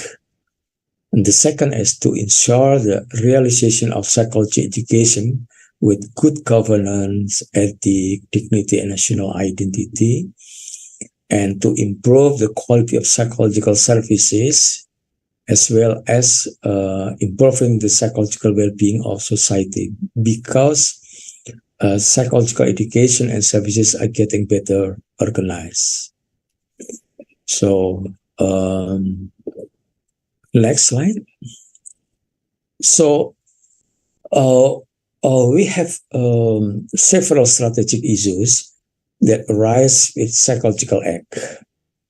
The first is there was a change in the professional education system. So it was previously at level 8, Master of Professional Psychology, in the framework of the Indonesian National Qualification, changed to level 7, in Professional Psychological Program. Education and psychology must spirit academic, professional, and vocational education. So the education of the psychologist profession at the master level must adapt. So often is professional education. Yeah. Professional education organized by universities, but must be collaborated with HIMSI because HIMSI is responsible for quality of professional services. And the third, student who pass a psychological competency test from HIMSI will receive a professional certificate issued by higher education institutions to issue a registration certificate as psychologists, and also recommendation for psychological practice license. The government has the authority to issue a license as psychologist after this rekognisi belajar lampau gitu ya, RPL, rekognisi ya RPL, rekognisi pembelajaran lampu ya, the past learning recognition or equivalent for psychologists to become specialized and subspecialist psychology. Next slide. Next slide. In this slide, shows that there is different authority from each entity. Shows that Indonesian National Qualification Framework (KKNI), yeah, there are two pathways in psychological education: academic and professional pathways. So after students complete their undergraduate psychology studies at level 6, they can take or reach professional path to specialize or subspecialize. Yeah, psychologists in 7th grade, specialize in 8th grade, and level 9 is subspecialized. They can take reach a professional path or academic path. Academic path is after graduate from S1 undergraduate, we can get a master or doctoral degree in psychology. And this in psychology education, that's not a vocational path. It's only two paths, academic and professional pathways. So next, in the slide, describe this more clearly. The top one is the professional track. The bottom one is academic track. So if student graduate from undergraduate psychology, they can continue in the professional psychological program and then get a professional psychology certificate from university. The certificate will be the basis for HIMSI to issue the registration certificate. STR. STR is Surat Tanda Register. Okay. As psychologist and recommendation for license to practice psychologist. Based on the registration certificate from university and, based on the registration certificate from HIMSI, the government issues a license, a permit to practice psychology. SELP, Surat Izin Layanan Psikologi. Yeah, this is from government. So government issues a license or permit to practice psychology. So if a general psychologist graduate wants to become specialized or subspecialized psychologist, they will give a registration certificate, another registration certificate, and another license. So in general psychologists, we can get certificate and registration certificate, and we get a license. In specialized, we got specialized registration certificate and license. And sub-specialized, we have another registration certificate and another license. Okay, next. The next issue is related to authority. What the authority of Indonesian Psychological Association or HIMSI? The first is issues of psychologist registration certificate to general psychologist professional education graduate. The second is issue of psychologist registration certificate for specialized and subspecialist program, but must be collaborated with psychological association within HIMSI. So if you got specialized in clinical psychology, so you have to collaborate with psychology, clinical psychology association. So, and the third is a psychological practice license recommendation based on assessment of the psychologists conducted by HIMSI involving P2TPI and psychological association within HIMSI.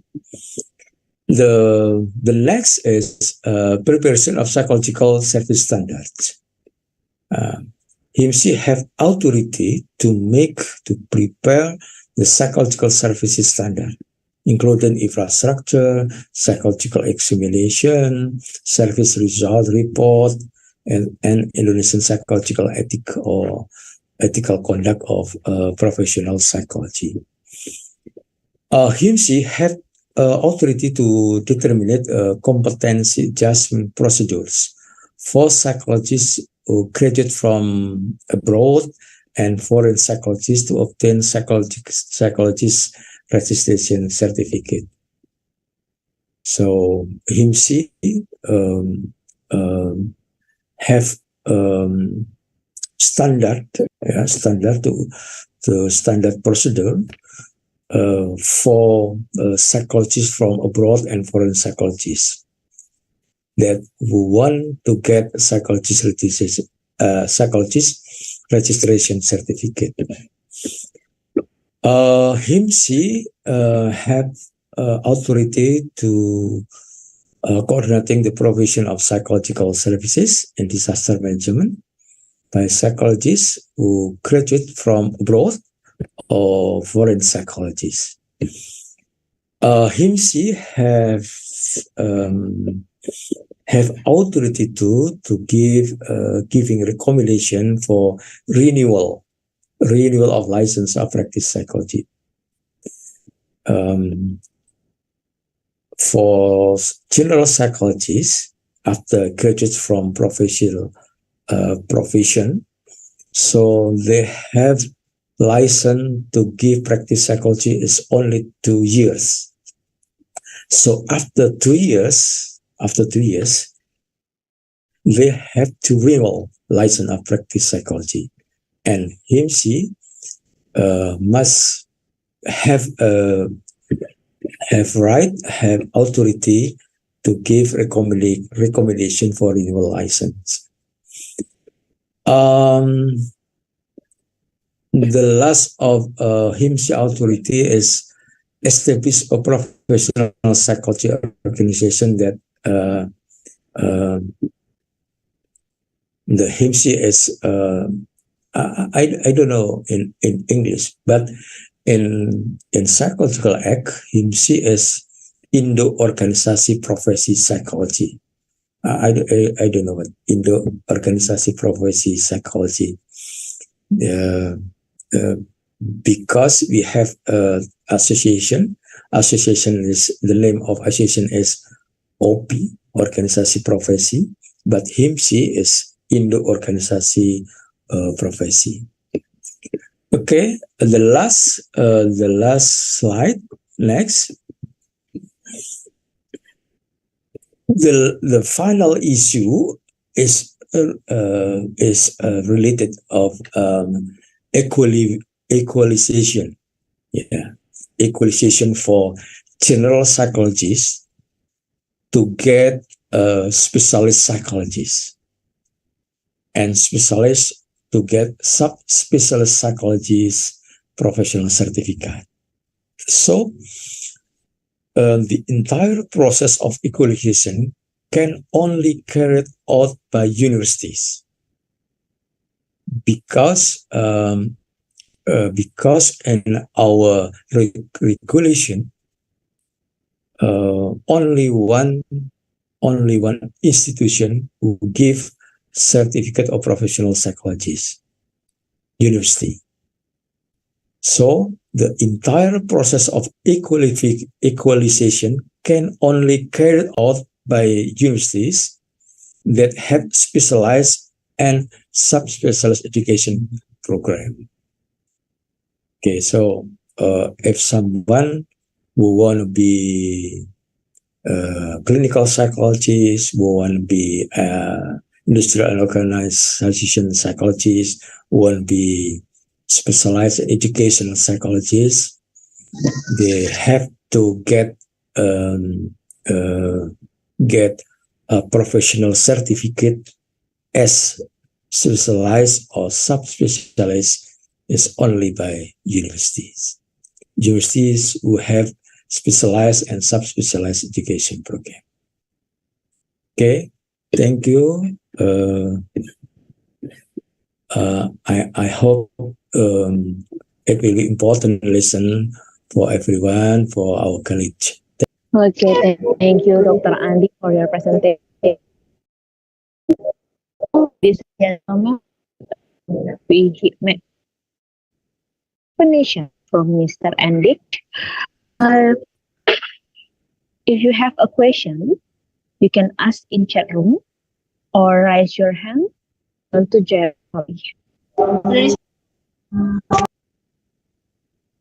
Okay. Well, let's see first. I'm Agung Liandi. Hello, Mr. Agung. Hello, Miss Are you Diana. there? Okay. Please, you can ask. Hello, good afternoon, Dr. Andi. Good afternoon. I want to ask a question. About last month, there came news from the Indonesian Education Ministry that an undergraduate thesis is no longer mandatory. I wonder about your opinion on this case, specifically for a psychology bachelor. Considering in the future professional education program based on UUPLP, unlike the MAPRO program before, there is no thesis anymore as far as I know. In my opinion, thesis is very vital for problem identification and problem solving based on scientific methods, which is vital for us in the psychology field. We want to know here about your expert opinion on this case. Thank you, sir. So, in my opinion, a thesis, scripture is the right of each university. If you see in Permendikbud-Ristek 53 on 2023, so someone who create an undergraduate, or who graduate from Faculty of Psychology must be got a thesis or no. This is a right of each university. But in my opinion, I think it's important to write thesis because a thesis, if you write thesis, you not only write how to analyze, but you can learn about how to I think how to make some phenomena more clear with thesis. Yeah, because thesis we learn. If you write thesis, you learn about how to analyze, how to synthesize, how to get something, how to write, and how to make decision about this phenomena. So thesis, I think, in my opinion, a thesis is still important for a student from clinical psychology or postgraduate, but not only for professional, because in professional, it's not thesis, but report, psychological report. Yeah, so student in professional psychology must write this. Okay, thank you. Okay, thank you, sir, for the explanation. Okay, Dr. Andi, can I have a question?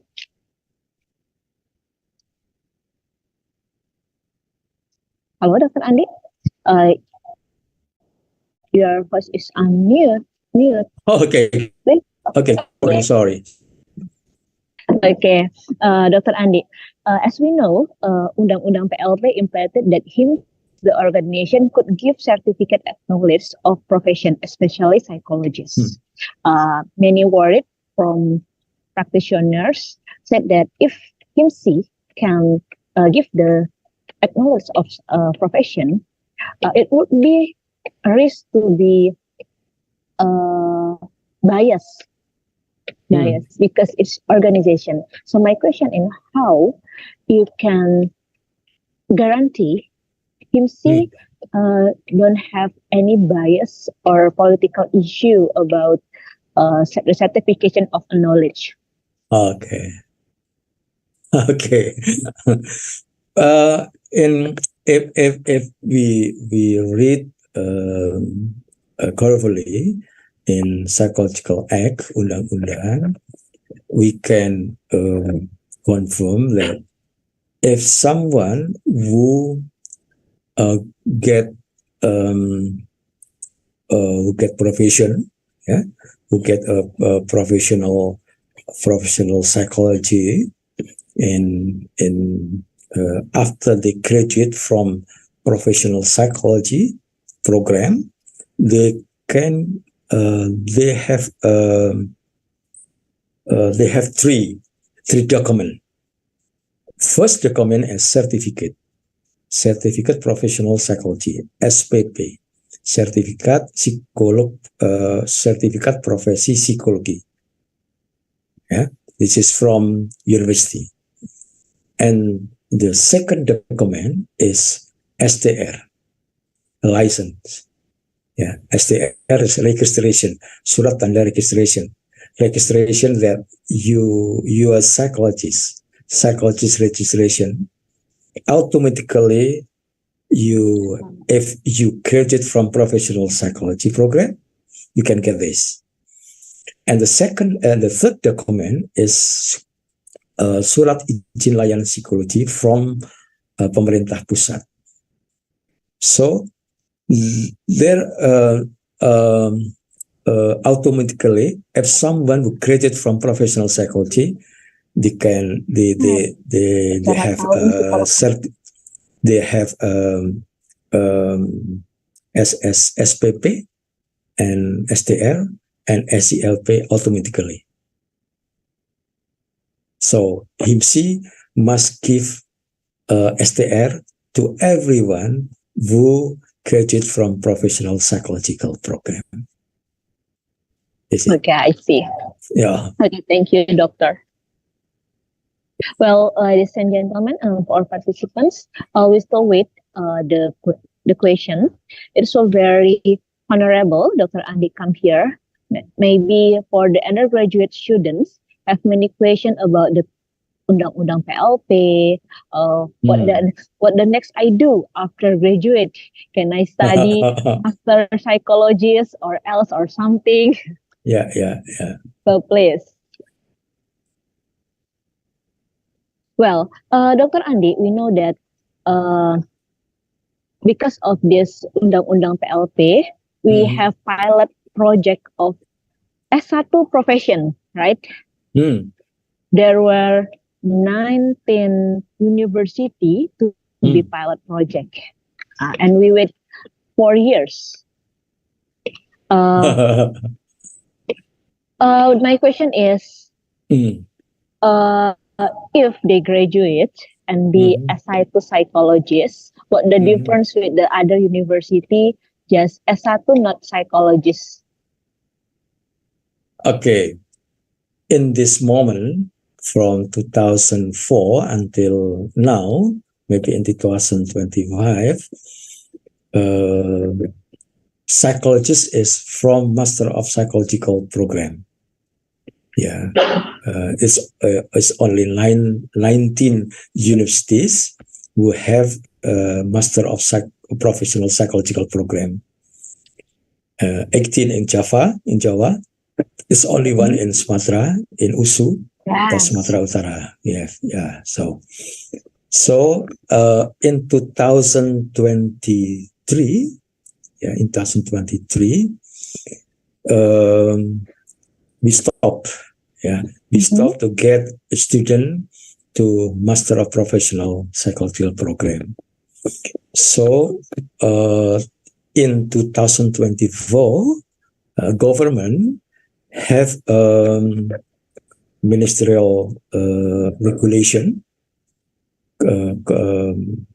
Permendikbud, Permendikbud Ristek number 43 2023, tentang it's about professional psychological program.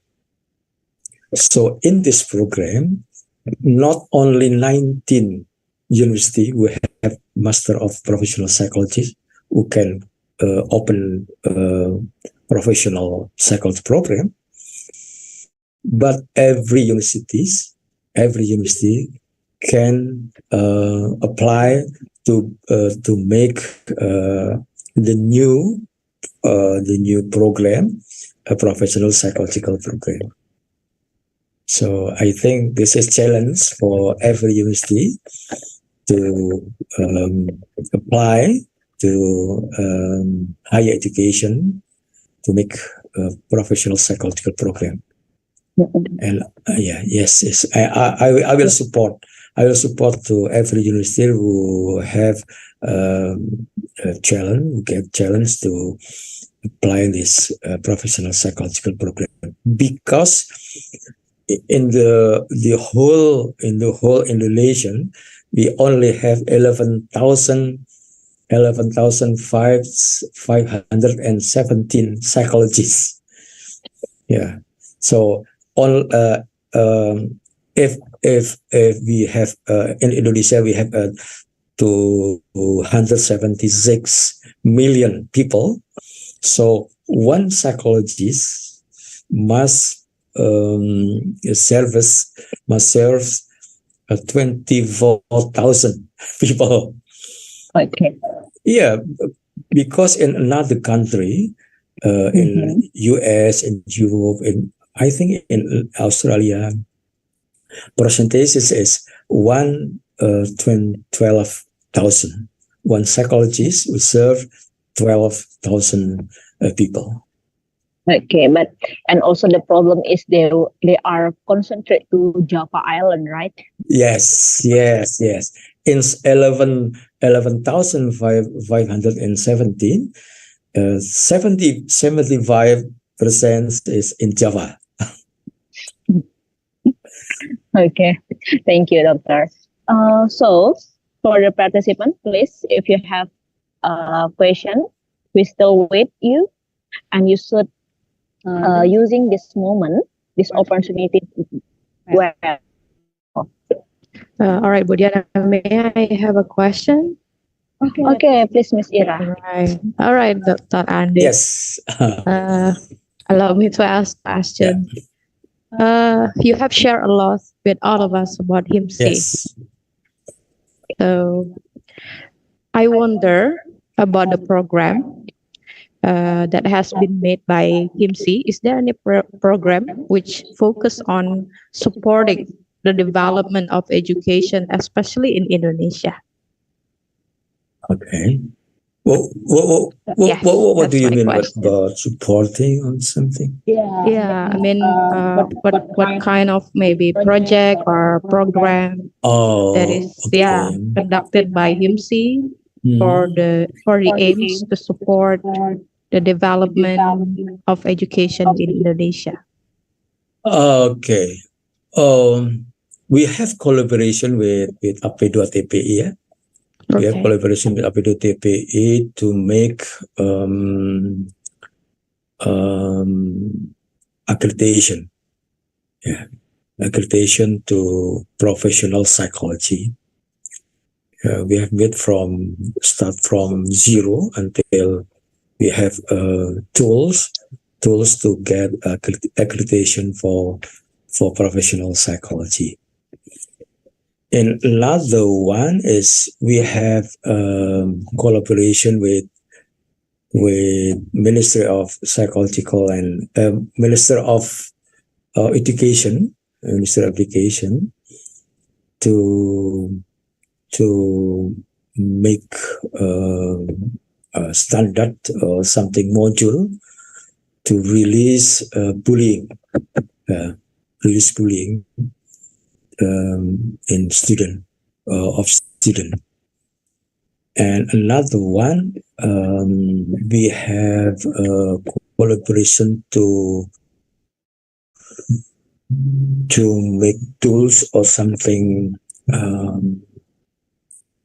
I forget training for counselor, to release, prevent, not release, but prevent bullying in all students in high school. Yeah, we have from 34 province, we have 29 province who collaboration. HIMSI and 29 province collaborate with Dinas Pendidikan, yeah, to give psychological first aid.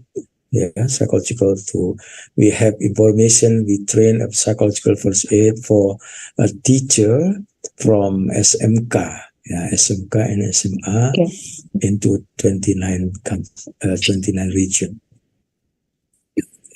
Yes, Era. Thank you very much for the information, Dr. Ade. If I may, I want to ask one more question. It's pretty simple. Yes.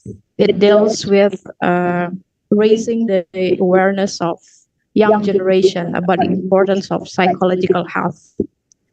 As you know, lately the number of like a depression cases or suicide cases is increasing.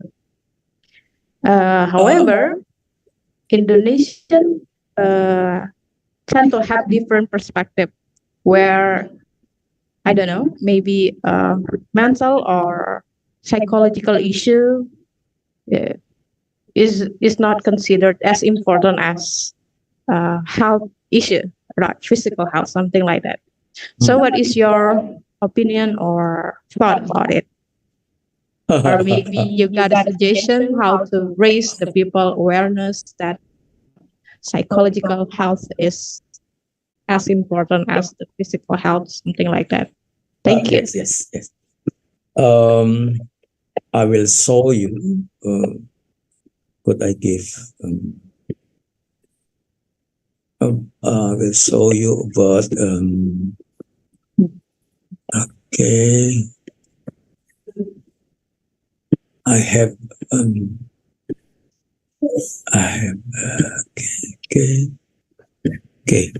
Okay. In psychological, we have like a pyramid of psychological service of mental health. Yeah, psychological service mental health is from, this is hierarchy of psychological services. We have self-care, yeah, self-care. So everyone could be prevent himself, herself. After that, we have a psychological first aid, yeah, psychological first aid, counseling, and the higher of hierarchy is psychotherapy. So I think prevention and promotion of mental health is more important than rehabilitation or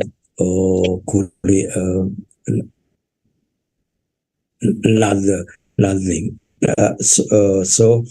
I mean, we have to in psychology, or if you read Undang-Undang Kesehatan number 17 in 2023, the focus of service in medical or in psychological and mental health is promotion and prevention.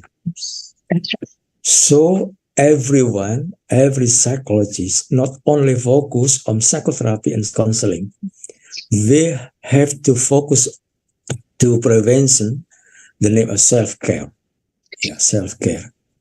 To make everyone know about how to make himself to know what the problem and how to solve the problem, how to get mental health and everything. So self-care from promotion and prevention, I think is important thing than psychotherapy and counseling. And HIMSI give training about psychological first aid. So Yes. every campus we have I think in 10 campus or something that we give training to psychological first aid to student. And we have in 2022 in 2020 we gave training psychological first aid to PPI, to Perhimpunan Psikologi Indonesia in China, in Russia, and Japan, and Egypt, and India, I think. Thank you. Thanks for the answer, Dr. Andi. Okay, thank you, Miss Ira. Well, for my student, time is running. We should using the time, the opportunity. Mr. Andi come here. If you are not good in English, that's okay. Mr. Andi understands well. But there was a question from Pak Denny. Okay. Well, Pak Denny, you want to ask directly? Yes, thank you, Mrs. Diana. Okay. Good afternoon, Dr. Andi. Good afternoon, Denny. I have, I think, 3 questions about the last answer that you mentioned, Mrs. Ira questions.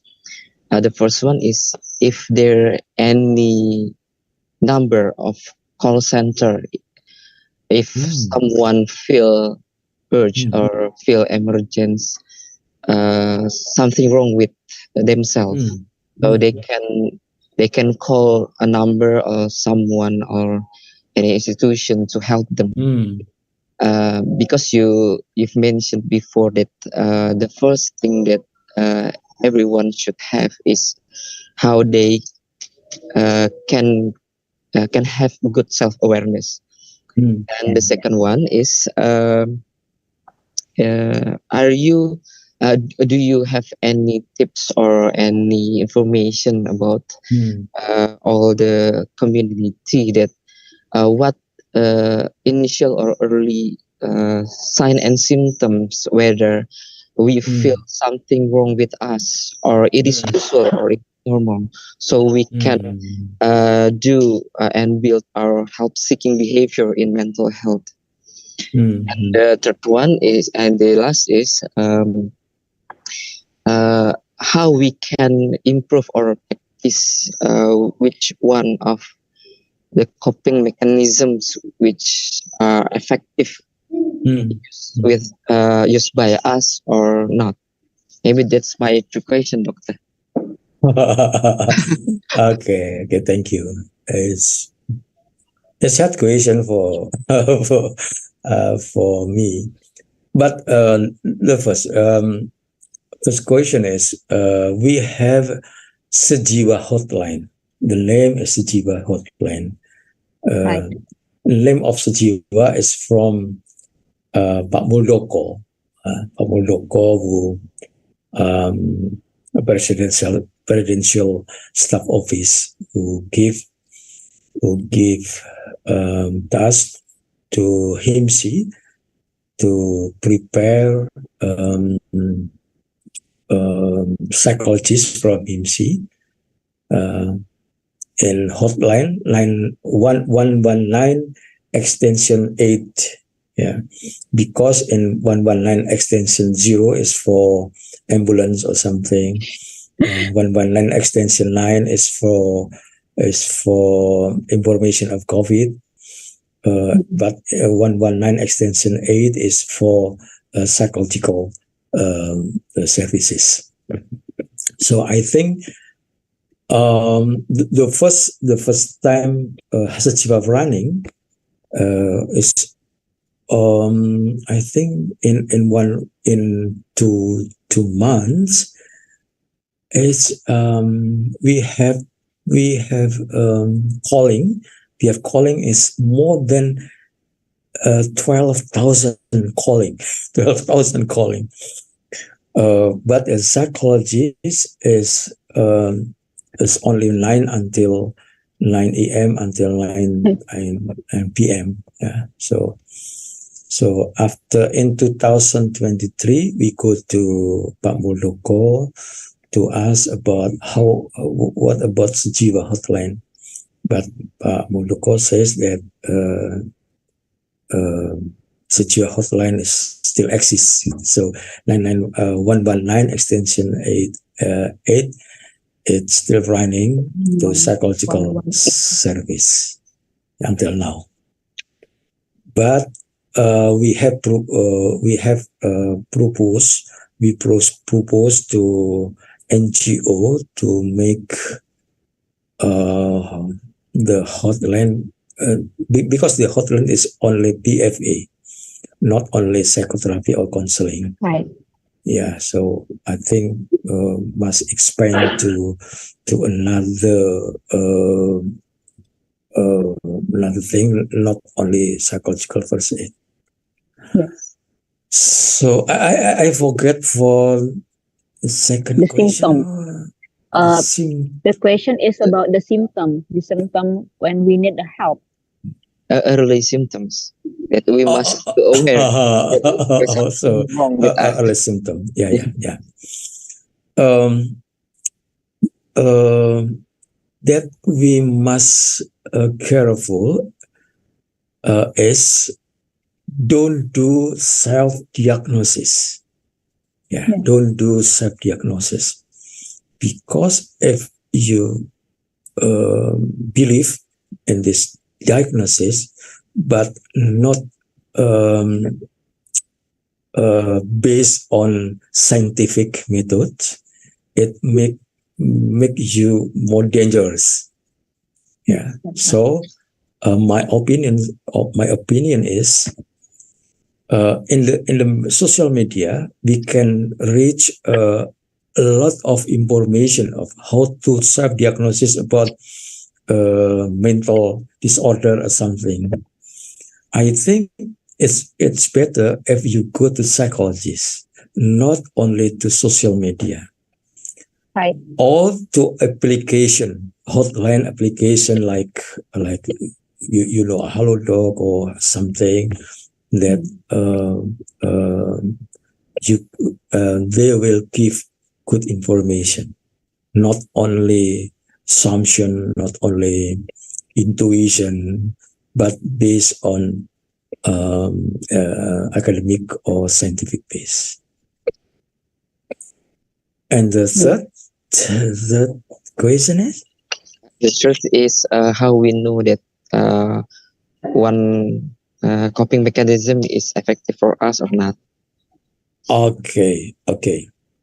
If someone face the pressure and make stress to everyone have a coping of stress, have emotional focus coping and problem focus coping. So normally everyone have a coping strategy. But if you cannot, you still feel stress or you feel depressed, you have to go to psychologists because psychologists make the problem is clear. Yeah, and it's not only you believe it with your self-diagnosis, but you have to believe to someone professional. Because if you ask to someone professional, you will give solution of problem. Thank you very much, Dr. Ann. There you go. Thank you. You're welcome, Danny. Okay, that's the last question. Thank you very much for your attention, and thank you very much for Dr. Andik. At the last, we want to give the certificate as a symbolism of our gratitude. You come here for the operator. Please help me. Okay, this is the e-certificate. Thank you for your coming, Dr. Matulasi. I know you are so very busy, but Yes, we thank you. appreciate you come here. Okay, thank you so much for all for participation.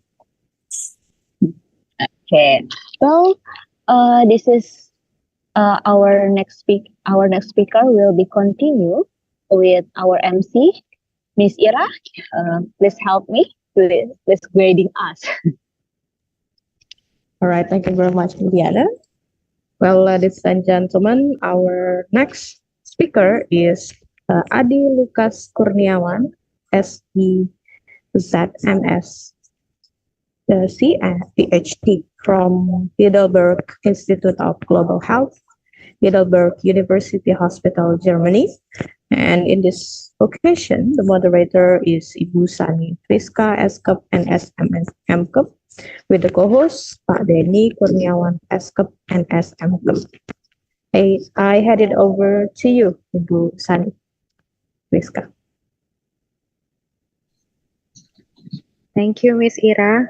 My pleasure. Good afternoon, ladies and gentlemen. Welcome to the session with our invited speaker. My name is Sani Friska, and I am the moderator of the session. It's an honor for me to welcome you all to this session.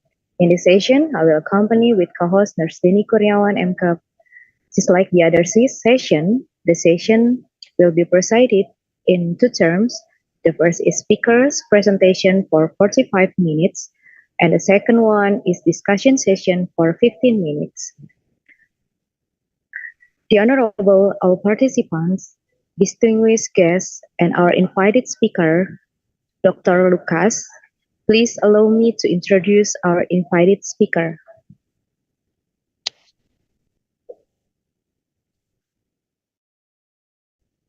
Adi Lukas Kurniawan, Sarjana Gizi, Masters of Science, Philosophy, Doctor, is a Doctor of Philosophy in Public Health, Epidemiology, Nutrition with 5 years experience in doing big data mining analysis related to dietary patterns for predicting non-communicable disease that has been published in many international journals.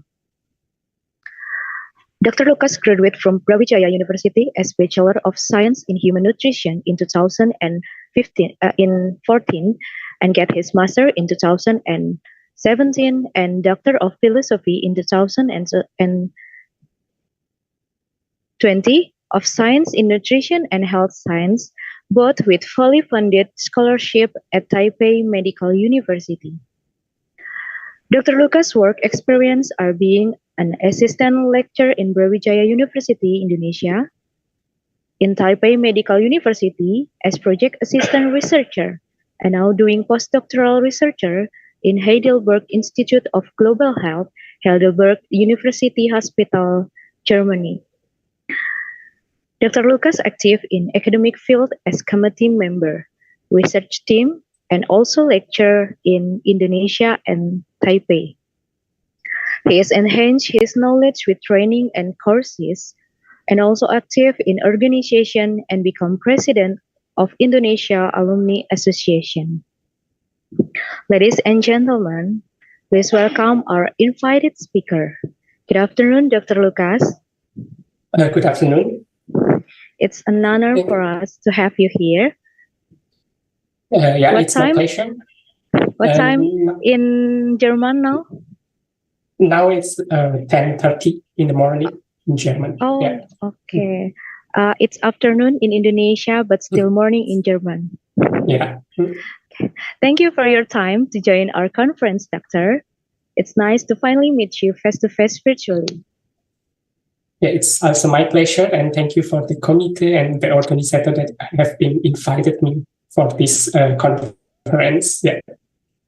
Okay, all right, ladies and gentlemen, Dr. Lukas is going to share with us about planetary health diet as a sustainable diet for human health. The time is yours. Yeah, thank you. So I would like to share my screen.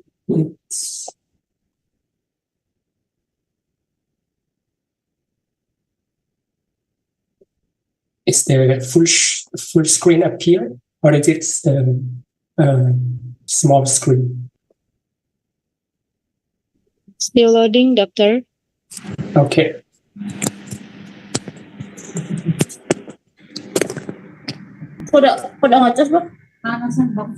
And now, is it full screen already?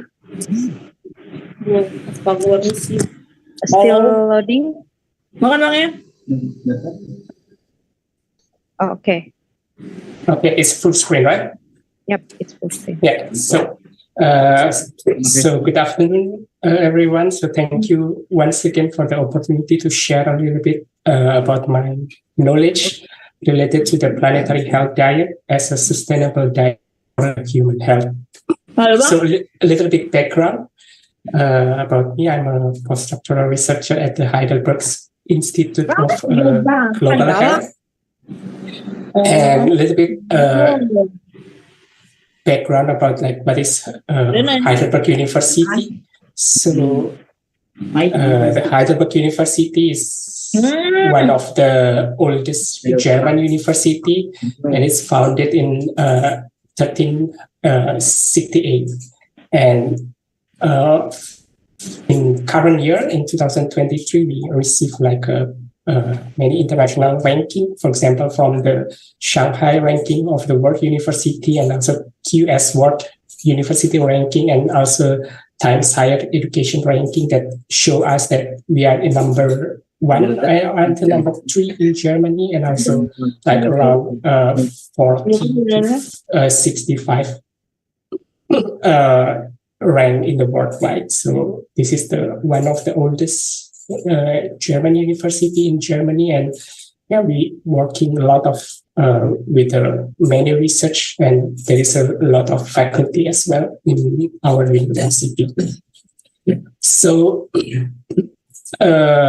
for today, I would like to talk a little bit familiarizing us with the concept what is the planetary health and what is climate change, and what is sustainability, and then what is planetary boundaries. And the next, how they create the planetary health diet, and then like how the strategy for the great food transformation to tackle down the climate change. And then, so first, what is the planetary health? So if we talk about planetary health, it's this figure will help us understand more about like the planetary health. So first, for the smaller part, we have like public health, and then the second bigger part is like global health, and then the third bigger part is One Health, and then the last bigger part is planetary health. So as public health, so when we talk about like public health is mostly involved on studying how people come into contact with the harmful substance in our environment. So it's the harmful substance, we can say it like any other disease or virus or bacteria, and how these different exposure may be connected to one another. So that's one is public health. So mostly public health is like only understand how people in the, like in the one particular environment exposed to the harmful environment like that. And then the next is like global health. So global health is more bigger than public health. So global health mostly recognize that different populations. So we talk about like another population, like face different obstacles to the health, and also how socioeconomic factor plays a crucial role in determining the health outcome. So that's mostly when we learn about global health, we also learn about like the socioeconomic factor as well. And then the next is like One Health. So One Health not only see human as a living system. So One Health is also emphasized that the health of human and as well as the animal, either wild animals and also domesticated animals and other natural living system are interconnected. So we not only talk about human, us as a human, but also talk about the other animal. That's One Health. And then the planetary health, it's mostly acknowledge the strong connection between human as well as the animal to the health of our planet, which is the Earth. And the planetary health consider that our planet is the whole system. And so if we see our planet as the whole system, include the non-living component, so not only animals and human, but also non-living components, they contribute to the overall well-being or the disease. So that's like we would like to talk about more is like about the planetary health, like how non-living component contribute to our health, like that. So I would like to quote from the Antonio Guterres, which is the United Nations Secretary General. So he mentioned in the United Nations conference in 2018, he mentioned that the climate change is here. It's terrifying, but it's just the beginning.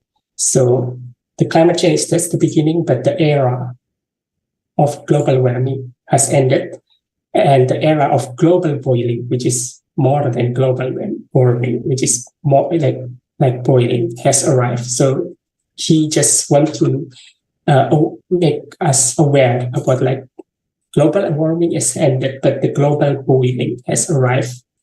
So if we talk about like a global boiling, we talk mostly about like a temperature or like climate change.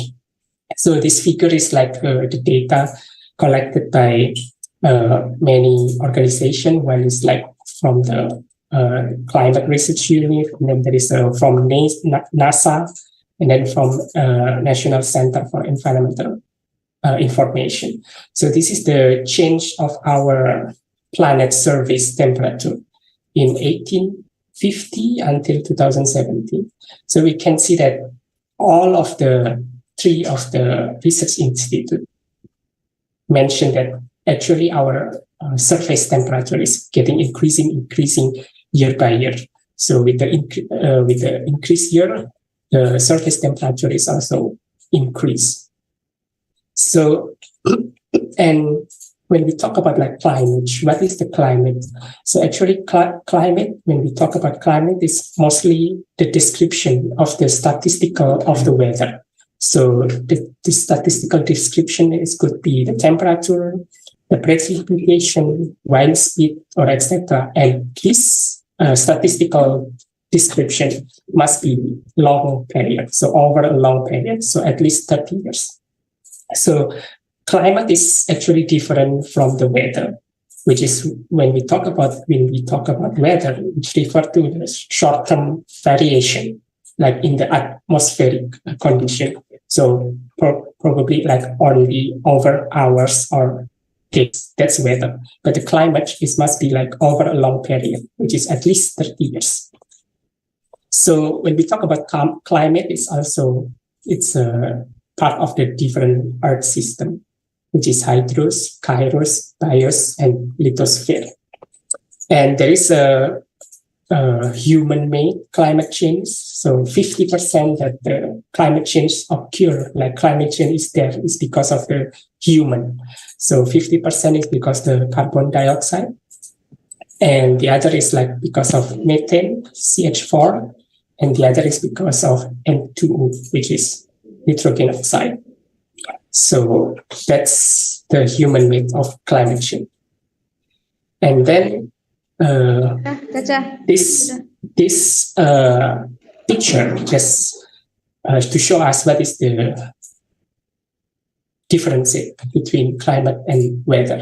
So if we talk about climate, so climate change, just imagine that climate change is the disease and the weather is the symptom of the disease. So climate change is the disease and the weather is like the symptom of the disease. And this is just show us, this is in German language. So this is just show us, like in Germany, actually, the climate change is there. Like this is the data from 1900 until like there is a forecast temperature until like 2050, even 2100. So this show us like, like before, even before 20,000, the year of 20,000, we have experienced a lot of surface temperature, which is the average temperature, which is like a lot of minus, which is normal because in Europe, like there is a winter as well. So, and the average temperature is mostly year by year is like very low. But if we see the forecast, like, or like up after 2000, the year of 2000, you can see that here is the surface temperature, the average temperature is getting increased. So it means like perhaps in, like between in the year of 2050, Germany will never experience a winter or like the minus temperature. So this is just a forecast that show us that actually not only in other like in other continent, but also in other countries like Europe as well, climate change is there like that.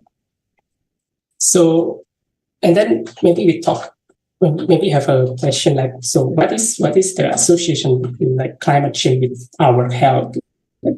So this figure is very nicely summarized what is the association between like climate change with our health. So if you can see here, like the greenhouse gas emission, which is mostly because of increased CO2 and CH4, can lead to the increased sum of the extreme climate events, which is, for example, like is rising the temperature, and there is like heat wave, floods, droughts that have an impact on the human health. So, for example, like exposure to flood, which is increase the risk of the depression, and also the water quality. When we have floods, the water quality and quantity is also bad, which can affect the people mental health, and also can affect the increased bacteria infection. And then when we talk about like droughts, and then the droughts because of the climate change can decrease the food supply and food safety, which can cause the undernutrition and also salmonella food poisoning. And other social factors, like the rising CO2 concentration also have adverse effect on the nutritional quality of major cereal crops, including lowering the level of protein, micronutrient, and B vitamins. So I will talk more about this in the next slide. And then, climate change also can reduce the yield of the vegetables and legumes because of the droughts, which is, like vegetables and legumes has an important implication for the prevention of non-communicable diseases such as cardiovascular disease, diabetes, and obesity. So this is just a summary, like how climate change is associated with the health risks of the human being. And then when we talk about like the climate change, there is a helpful indicators that the Lancet community have proposed. So like how we indicate how bad the climate change. So they propose like they call it like Lancet countdown. So the Lancet countdown is an international multidisciplinary collaboration. So this collaboration dedicated to monitor the evolving health profile of the climate change. So they focus on the climate change, monitoring the climate change. So they track 43 indicators across 5 key domains. So the first is like the impacts, exposure, and vulnerabilities of the climate change. So how the climate change impact and like the health of a human being. And then like the adaptation and resilience. So when we talk about like the resilience, it's like the ability to do adaptation like that. So like how the people adapt with the climate change. And then the third is like the mitigation and health co-benefits. So when we talk about mitigation, it's like how we reduce something that's harmful. So when we talk about harmful, so how we reduce the progression of the climate change. So it's a mitigation. And then the other is like engagement of economics and finance and public and political engagement. So this is one of the example, like how they indicate how bad is climate change. So first is like from the impact, exposure, and vulnerability. So like what is the impact of the climate change? Climate change is mostly have a dangerous effect for the vulnerable population. For example, like children and also old elderly, that they've counted that 3.7 billion. It's a more life-threatening heat wave in 2021 than in 2005. So this is one of the impact climate change to the vulnerable population. And then for the impact of the climate change, such as wildfires, droughts, and also infectious disease transmission, and also food security and undernutrition. So they have like all the record on their countdown that show us like how bad the climate change now. And this countdown will lead us to understand about planetary boundaries. So when we talk about like boundaries, so planetary boundaries are a framework that set limits on human impact on the system. So what does that mean? So the meaning is like they set limits. So this limit can create a safe operating space. We call it safe operating space, which is in this space. And so the meaning is like the exceeding, like if we already exceed this limit, can lead to the sudden environmental change and greater risks to the society. So these boundaries, like the planetary boundaries, I think consist of around 9 or 10 domains. So it include climate change, ocean acidification, biodiversity loss, and etc., like freshwater use, and also novel entities as well. And then there is a report in 2019. So in 2019, they reported that like 6 of 9 planetary boundaries are currently like above the safe operating space. So these 9, for example, the freshwater boundaries, which is include the green water. Green water, when we talk about green water, it's water for the soil and plants in farm or forest, and also blue water, which is river, lakes, and etc. And then climate change also already, like more than more than safe operating space. And if we know that the integrity of the biosphere is the second pillar of the stability of our planet. So when the climate change is getting, more and more in the excess the safe operating space, this will destroy, like too much habitation and also deforesting too much land, etc. like that. So this is the report in 2019. So not sure like if in 2023 they already like update this report like that. And then next, when we talk about like sustainability, so what is the sustainability? So when the definition of this sustainability is like we want to create a prosperous, healthy, diverse, and strong communities, not only in our generation, which is current generation, but we also talk about like the future generation. So how we can create this prosperous, healthy, diverse, and strong community for the future generation, it is by balancing our environmental health and also social fairness and also economic strength. So when we talk about sustainability, it mostly consists of 3 domains, which is economy, ecology, social. So for this topic, I will focus more on ecology. So sustainability assumes that the resources in our planet is limited and we must use it carefully and wisely. And then when we talk about like sustainable diet, so what is sustainable diet? And then sustainable diet is the diet that must be affordable for all the people and also nutritious, which is high in nutrient, and the diet must be environmentally friendly. This is the important thing. So our diet must be environmentally friendly and also consumer preferred. It means like many people like this diet like that. So this is the first learning objective. So we already familiarizing us with the concept of planetary health, climate change, sustainability, and planetary boundaries. So the next is I will talk about like what is sustainable diet and what the impact of food on our environment.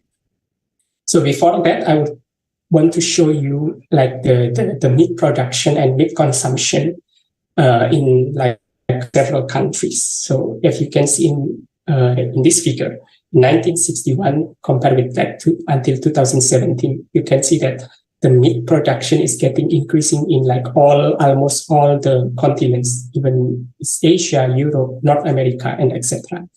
And also meat consumption by selected countries also increasing, especially in US, Brazil. Canada is a little bit decreasing, but UK is increasing, China, and also India and Kenya is like not increasing, decreasing. India, perhaps because of the religion, they avoid meat. That's why the meat consumption is not increasing or not decreasing. And when we talk about like the impact of the food production for the environment, we can see here like the food contribute approximately 20% of our global greenhouse gas emission, not only CO2 but also methane, CH5. And also food occupies about 50% of the global land. So it means like 50% of our in our planet land, 50% is used for agriculture and also for food production. And also food use 70% of the global fresh water. And also food production is the largest factor threatening species with the extinction. And also it has led almost like 60% of the world fish stock is being fully fished or overfished. And only 7% is like underfish. So we can see here like 96% of the global mammal biomass is mostly livestock. Wild animals is only 4%. And this is the impact of the food production on the environment. So this is this part is the type of the food. So there is a meat, pork, chicken, until fruit, vegetable, cereals. And then this part is like the how big the production of this type of food to the greenhouse gases, which is CO2, and also the land use, energy use, and also acidification potential. So when we talk about like acidification, is a process by which seawater it's become more and more acidic because the water absorbs the CO2 from the air or from the atmosphere. So you can see here animal food, like animal-based food, which is meat, pork, chicken, has higher greenhouse gases production than plant-based food, which is, for example, soybean, legumes, vegetable food, cereal. So they have like the animal-based food also produce like higher land use, and also they produce higher acidification and also energy use. And this is also similar data. So it's the meat and dairy product. It's tend to produce more greenhouse gases than plant-based food. So you can see here, this one is like per 100 grams of the protein, and then this one is per kilogram of the food products. So we can see here like the beef or like animal-based food is mostly have like produce more greenhouse gases. So we can conclude that the larger animals tend to be less efficient because they have higher footprints like that. And then we have a question. So what is the friendly food then, like planet-friendly food? We know that the animal-based food, like for example, beef, chicken, lamb, it's like a not so planet-friendly food. So what is the planet-friendly food? So we can see here from the greenhouse gas emission production. So the planet-friendly food calories is like nuts, peas, cassava, potatoes, peanut, and planet-friendly high-quality protein that have high-quality protein is like nut, peas, with corn, and peanuts from this data. And then we have questions. Actually, it's not only what we eat, it's matter for the climate change. It's actually also how the transportation or like import export of this food is also matter of the climate change. But actually the reality is like from this data show us like what we eat, it matters much more than how far it has traveled.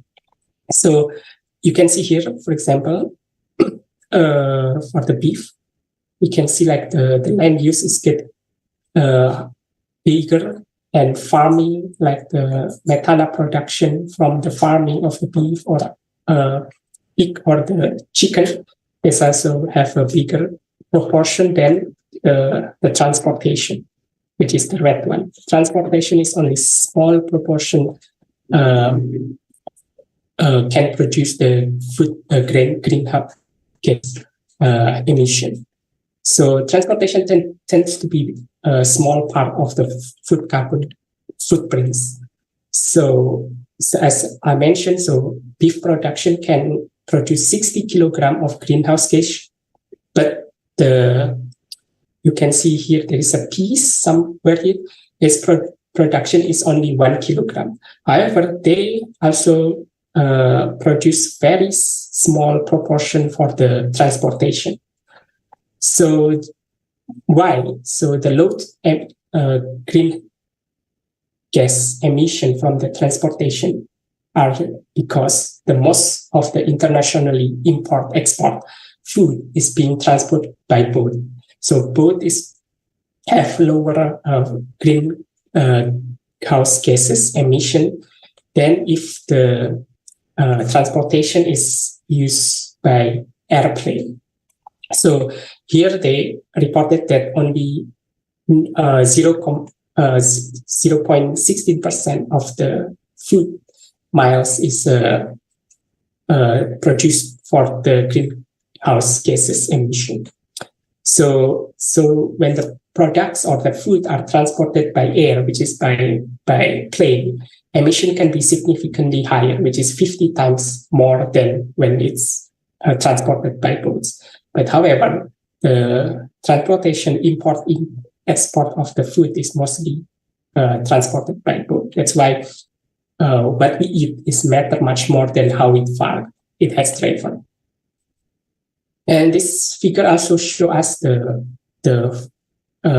water use by the different types of the food. So you can see here like the beef, pork, chicken, like animal-based food has used a lot of water for the production than plant-based Dr. Lucas, I'm sorry. I would remind you still have 10 minutes to present. Thank you. Okay. And then this is the impact of the CO2 on the nutrition content of the food, as I mentioned. So when the CO2 is increased, so you can see that the protein concentration of this type of food is getting decreasing. And also iron, zinc, as well as other proteins in this type of food, rice, soybean, potato is also decreasing when the CO2 is increasing. And as we know that the protein, like our dietary, like most of the low middle income countries, dietary supply is dependent on the CO2 affected crops, which is like rice, soybean. And when the CO2 is increasing, so it means like the risks of lost iron, zinc, and protein for the low middle income country is also high. And the rate of anemia because of the CO2 increasing is also high in the low middle income country. And also protein deficient, also zinc deficient is also increasing in the low middle income country because our dietary supplies depend on this type of food. So this just show us that deficient population for the zinc is like around 175 million people in the world. So this lead us like the climate change also associated with the undernourished, stunted, wasted, and overweight, also obese. And this also show us that between the food groups and the rates of mortality. So we can see like if the rates of mortality is above 1, it means like it's increase the rates of mortality. When it's like below 1 is reduce the mortality. So we can see like this type of food which is can produce the greenhouse gases emission, also associated with the increased rates of mortality. So it's the conclusion is like the less healthy food is mostly less sustainable. So higher intake of heme iron, for example, red meat has been associated with also increased body iron store and risks of diabetes. That's why the less healthy means like less sustainable. So this is also the figure that show us the association between like increasing temperature with the BMI. So in children and in adults. You can see here when the temperature is increased, both in children and adults in developing countries or in all countries. So the temperature increase, the BMI is also increased. And this one is also show us that even though the animal source and sugar food have a higher environmental burden, but this food is linked to low undernutrition, but also show stronger association with the increased nutrition related to chronic disease. And food with the lowest combined environmental burden and nutrition-related chronic diseases were starchy roots and fruit, seafood, and also oil patterns. So this just summarize like what is the association, like how linked the climate change and also obesity, diabetes, or non-communicable disease through the, like the beef production and also like animal-based food production, which lead to the climate change and also lead to the obesity, diabetes, and others non-communicable. So next, I will talk about like Lancet Planetary Health Diet. So I will introduce about what is the planetary health diet. So the EAT Lancet Commission is a global planet. They present a global planetary health diet that is healthy not only for human but also for the planet. So they emphasize more to eat plant-forward diets where the whole grain, fruit, vegetable, nuts, and legumes must be in the higher proportion to be consumed. And meat and dairy product is also important part of the diet, but it's a small proportion than vegetable and fruit. And the dietary target also suggests that the average adult, as us, requires 2,500 kilogram calories per day. So as I mentioned, this diet is higher in the plant-based food and lower in animal-based food. And also this, they suggest that this diet can prevent 12 million deaths per year globally, and also can feed 10 billion people a healthy diet within 2050. So how they create this diet? So there is a 4-step. So first is like they see the meta-analysis from the previous study for the diet disease association. And then they define the planetary boundaries that need to be reduced, and then they consider system for feasibility, and also they formulate the strategies for the implementation to other sector. So the first step is like they conduct a meta-analysis and cohort study from the previous study. So they investigate what is the association between red meats with the non-cholesterol and others, like other type of diet.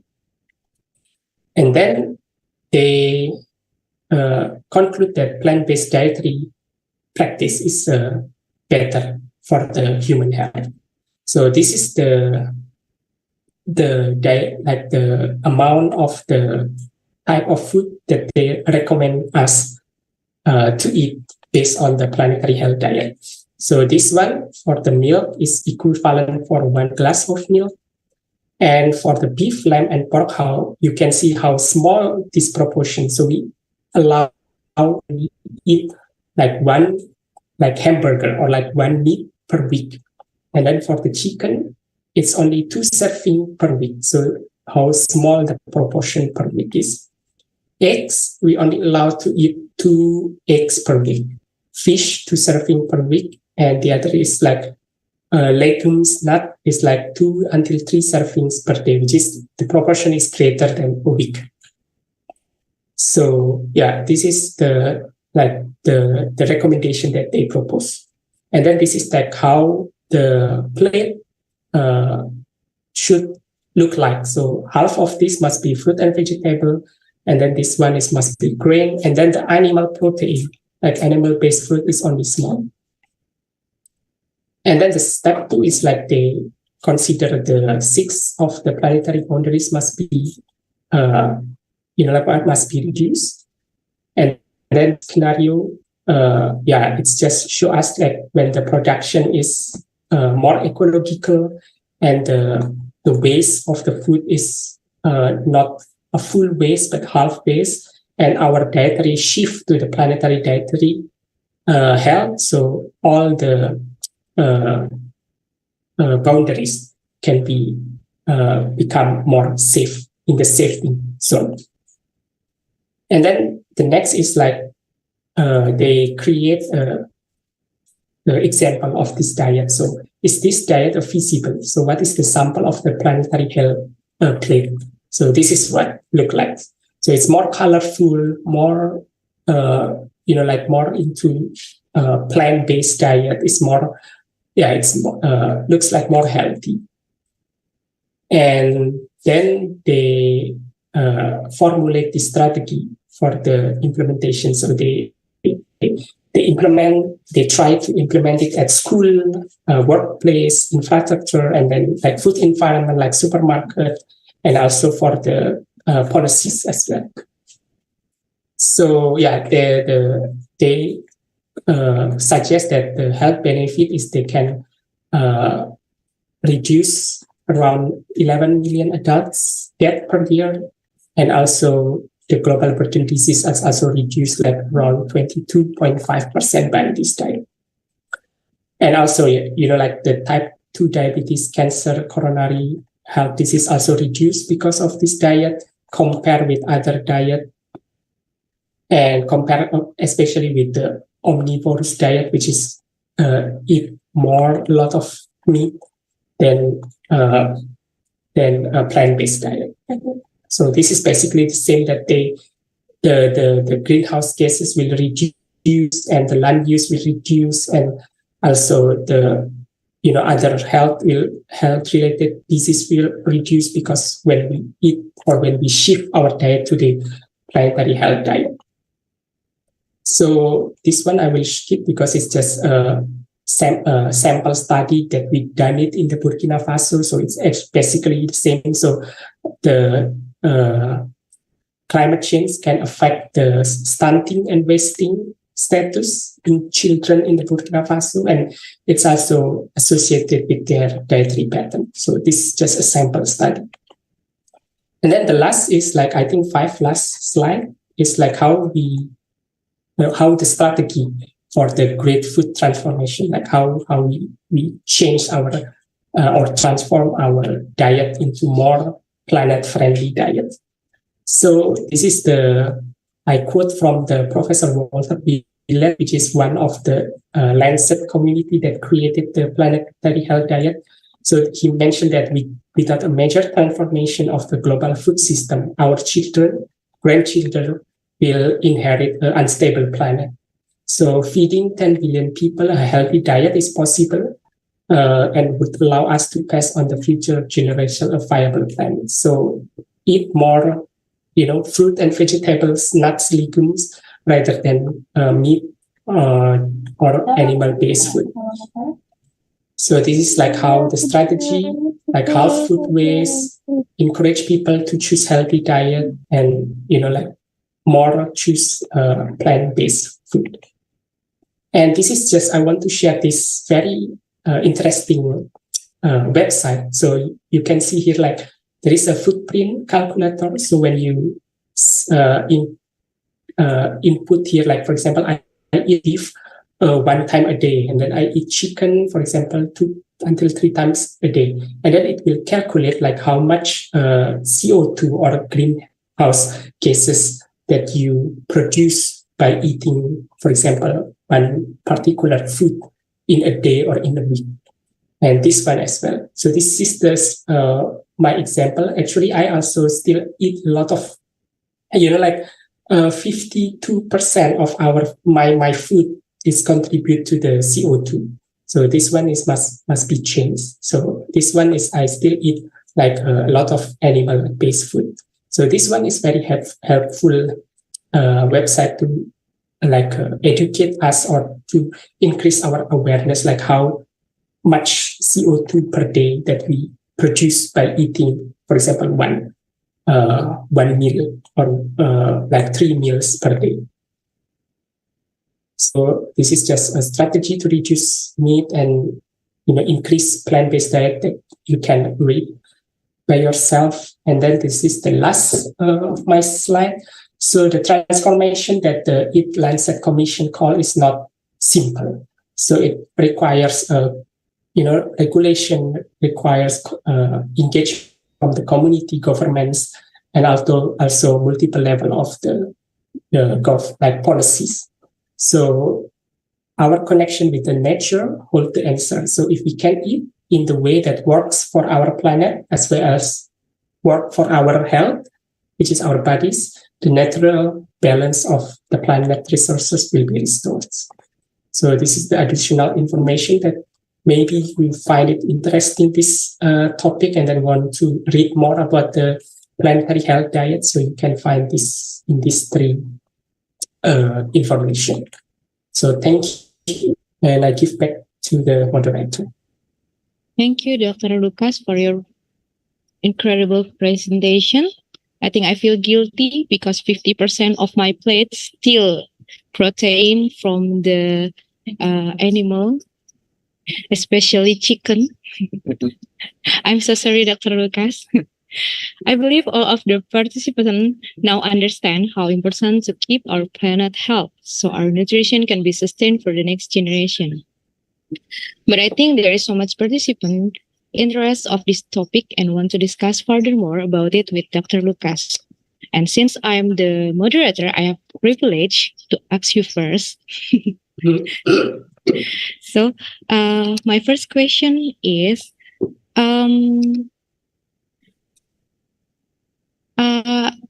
I know about artificial nutrient that popular nowadays.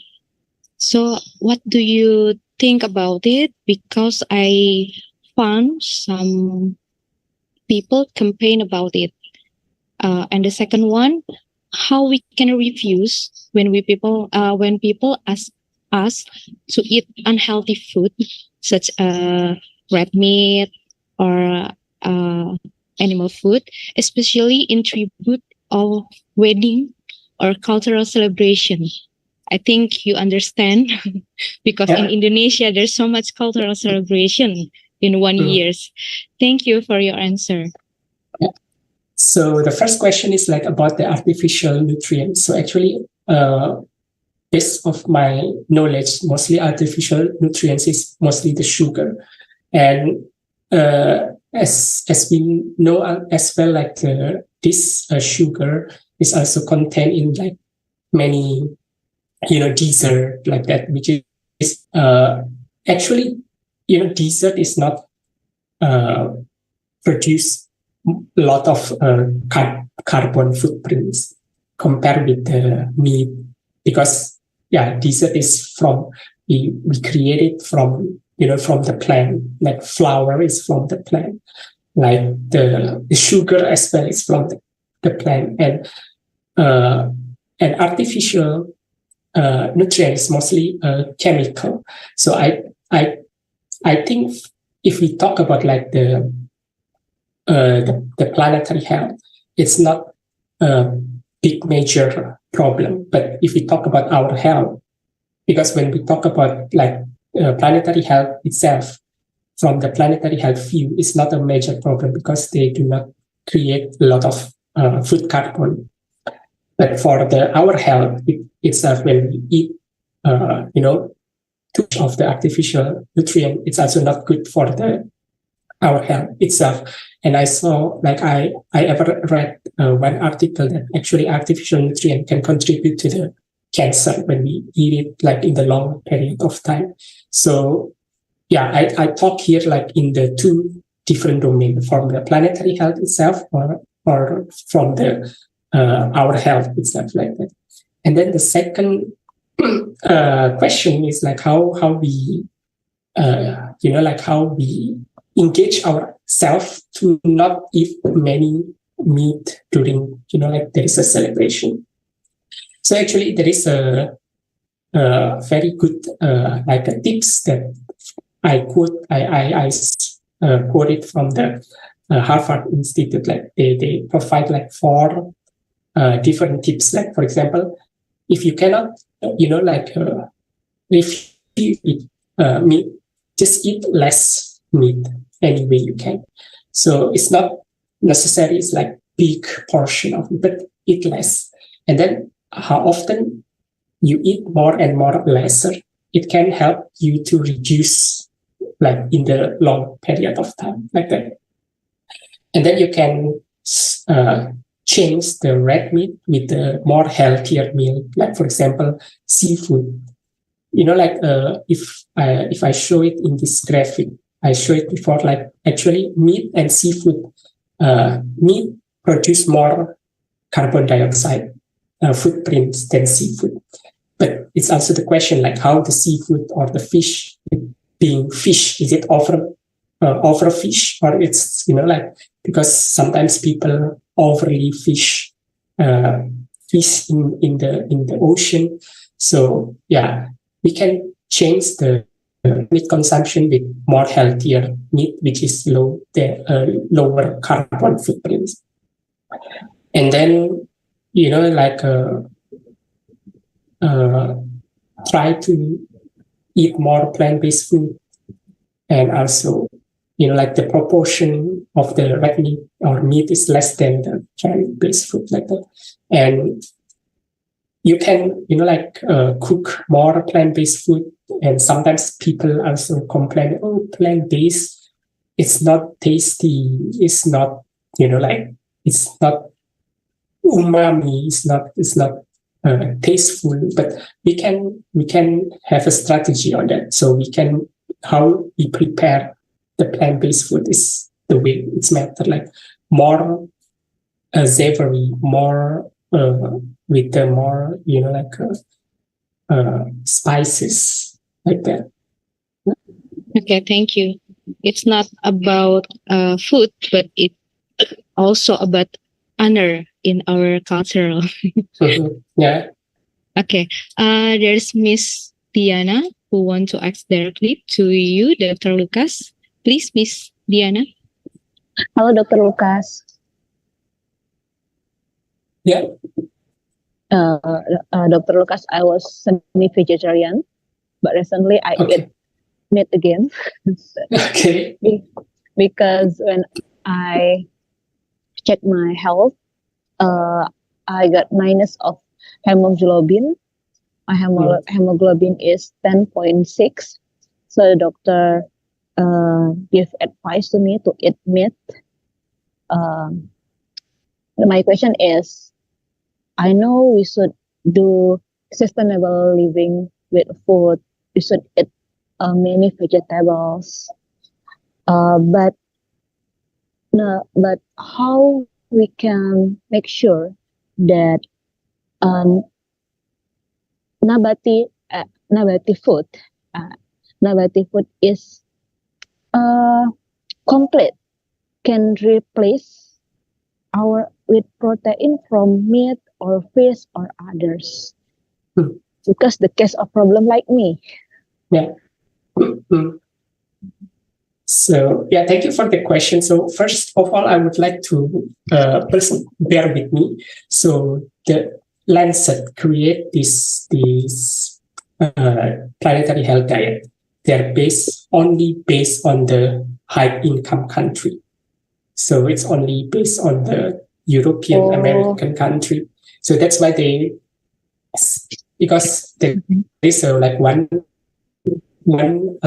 topic, like they focus on the global north. Okay. That's why it's one of the bigness of this planetary diet is when we want to do it in the more global south, which is more low middle income country, which is basically is the global north create this climate change, and it affects us as a global south like that, because as I mentioned before, like if the CO2 is increasing, the protein in the rice, soybean is also decreasing, and then the zinc and in this like soybean, rice, and like others legumes is also decreasing.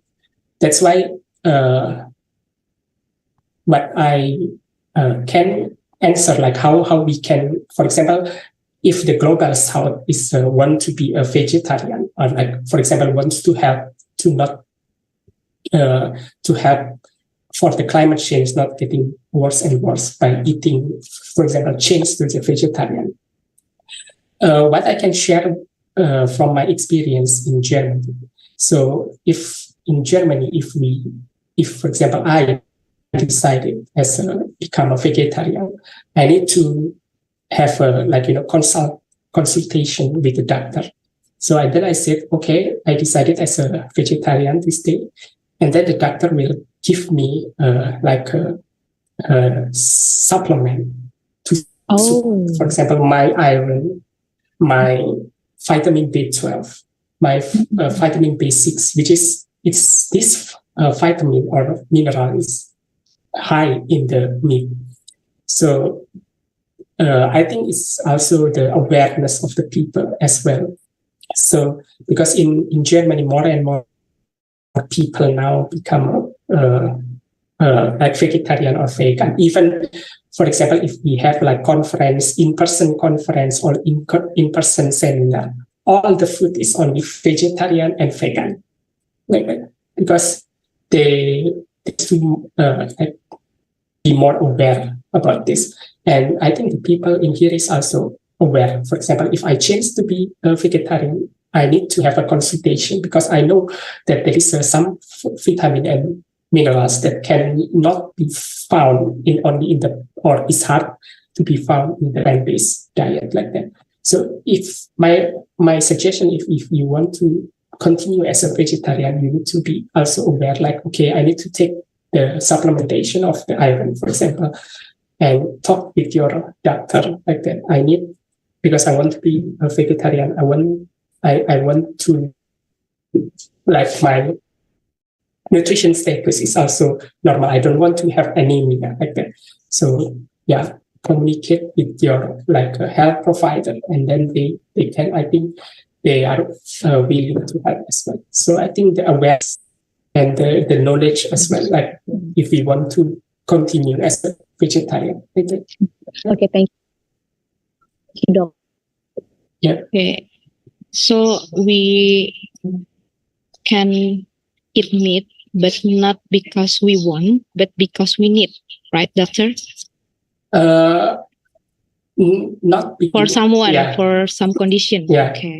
Not because we want. Yeah. But because we need. Yeah. And the proportion of the Okay. portion is also matter. Okay. Thank you for the question, Ms. Diana, and the answer for Dr. Lucas. Before I close this session, as a conclusion, this presentation reminded us again that humans have responsibility by choosing healthier diet. We can restore planetary health. Maybe we just change a little, or we just give it a little egg. But I believe the impact can change our universe, and also we can do it together.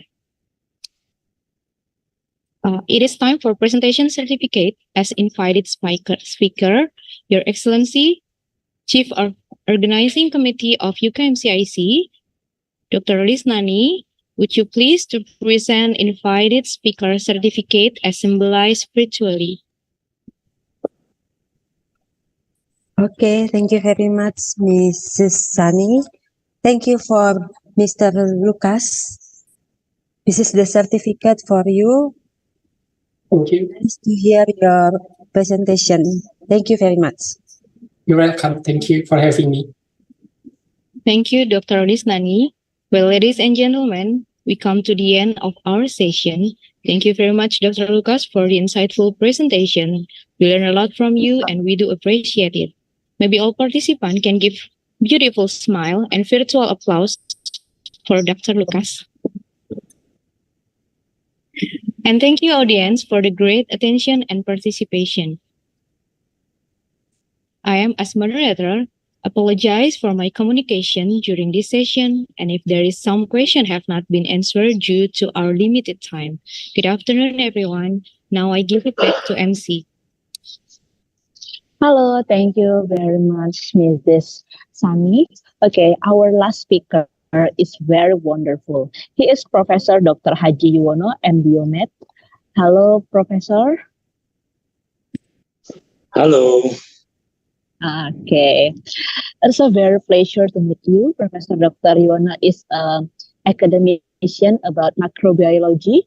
Our moderator is Mr. Denny. Hello, Mr. Denny, are you ready? Hello, good afternoon, Mrs. Diana. Okay, Mr. Denny.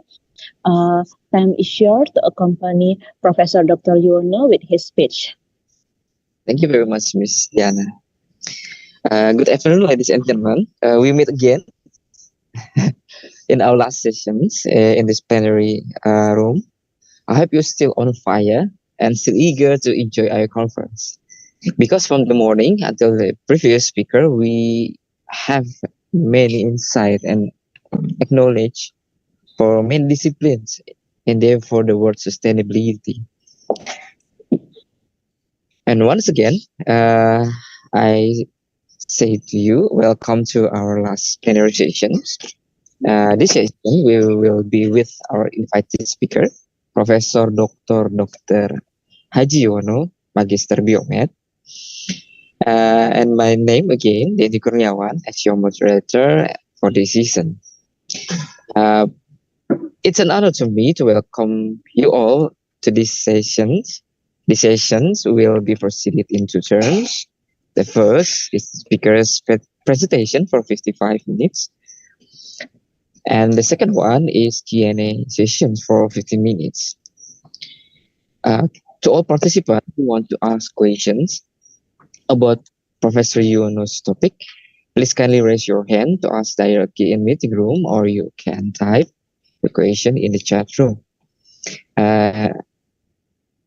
The honorable presenters, participants, and all distinguished guests, please allow me to introduce our last invited speaker by read summary of his CV. Professor Dr. Haji Yuwono, Magister Biomed, had his physicians in Faculty of Medicine, Universitas Sriwijaya, and became a research assistant in Eijkman Molecular Biology Institute, the University of Indonesia, and had master in biomedic in Faculty of Medicine, Universitas Indonesia, Also clinical microbiology in Facultas of Medicine, Universitas Diponegoro. And he had a doctor degree in microbiology medicine, Faculty of Medicine, Universitas Pajajaran. And also had my molecular microbiology in Germany and clinical genetics in Utrecht University in Netherlands. Professor Yuwono is a professor in Faculty of Medicine, Universitas Sriwijaya, and had been at head of Pupuk Sriwijaya or Pusri Hospital. Also, I've been a head of Community Health Center in Bangka, a head of Microbiology Laboratory in Faculty of Medicine, Universitas Sriwijaya, in Muhammad Hussein Hospitals. Also, he had been a head of Medical Education Study Program and a dean of Faculty of Medicine, Universitas Jambi. He conducted many research in genetic and infections fields, also publication in national and international, which is some in Scopus Index. He is a member of ED, Ikatan Dokter Indonesia, also in PAMKI, PERMI, PBBMI, PERSI, LKNU, and also MUI. He also as a spokesman at Satgas COVID-19 in South Sumatra in 2020 until 2022. Professor Yuwono is a member of a founder team of Faculty of Medicine Universitas Muhammadiyah Palembang, chief of founder team of Faculty of Medicine Universitas Jambi, Universitas Raden Fatah, Universitas PGRI Palembang, in ongoing, and also as an owner of Sekolah Alam Palembang for preschool, elementary to high school. I did a summary of Professor Yuwono CVs, and now, ladies and gentlemen, please welcome our invited speaker, Professor Dr. Haji Yuwono Magister Yomet. Good afternoon, Professor Yuwono. How are you today? Danny, fine, Danny. It's good to see you. Before we had the contact in chat, and now we can meet face to face virtually. Yes, of course. I'm very glad. It is an honor for us to have you here, Professor. And thank you for your time to join our conferences to share your insight and your knowledge. Okay, thank you. All right, ladies and gentlemen, it is Professor Yuwono going to share with us about a molecular approach in diagnostic clinical microbiology. Professor Yuwono, time is yours, Professor. May I assist with the presentation? Sure, Professor. Okay, thank you.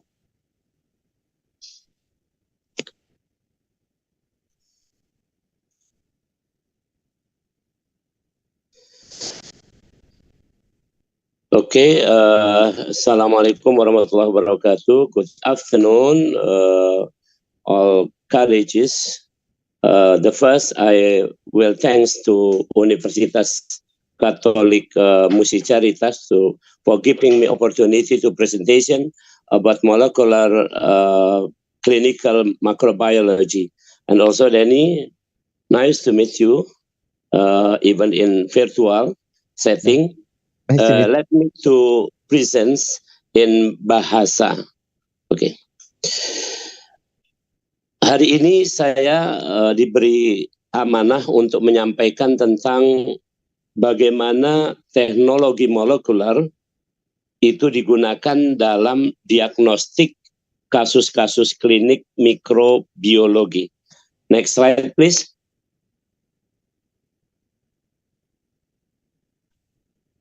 Oke, yang pertama yang harus kita lakukan adalah kita mesti punya rasional atau kita punya alasan yang kuat kenapa kita harus menggunakan approach pendekatan atau metode molekuler dalam hal ini untuk setting clinical microbiology.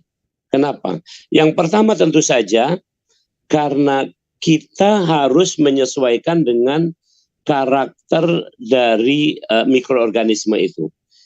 Ada beberapa mikroorganisme yang misalnya tidak bisa dibiakkan atau dibiakkan begitu lama. Contohnya misalnya Mycobacterium tuberculosis. Itu untuk membiakkannya dibutuhkan waktu paling cepat 12 pekan. Kalau 12 pekan tentu penanganan pasien akan menjadi sangat lama. Kemudian mikroorganisme yang lain misalnya chlamydia. Chlamydia itu adalah mikroorganisme termasuk bagian dari prokariot bakteri, tetapi dia dengan tanpa dinding sel. Artinya apa? Ini juga akan sulit untuk dibiakkan, Karena itu ini adalah karakter-karakter yang mudah atau karakter-karakter yang cocok untuk dilakukan approach pendekatan secara molekuler, misalnya seperti itu. Kemudian yang kedua adalah bahwa molekuler ini sangat relevan dengan case klinis. Misalnya seperti kemarin ketika kita butuh rapid diagnosis untuk masalah COVID-19 misalnya. Ya, jadi intinya bagaimana pasien itu bisa terlayani lebih cepat. Jadi ini yang disebut sebagai clinical case relevance.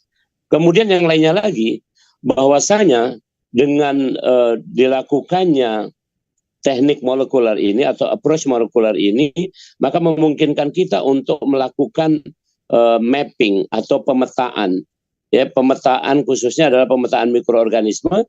Kita tahu mungkin bisa sampai kepada genus atau spesies atau bahkan strain. Dengan seperti ini kita bisa melihat klaster-klaster yang terjadi misalnya apabila ada pandemi atau epidemi.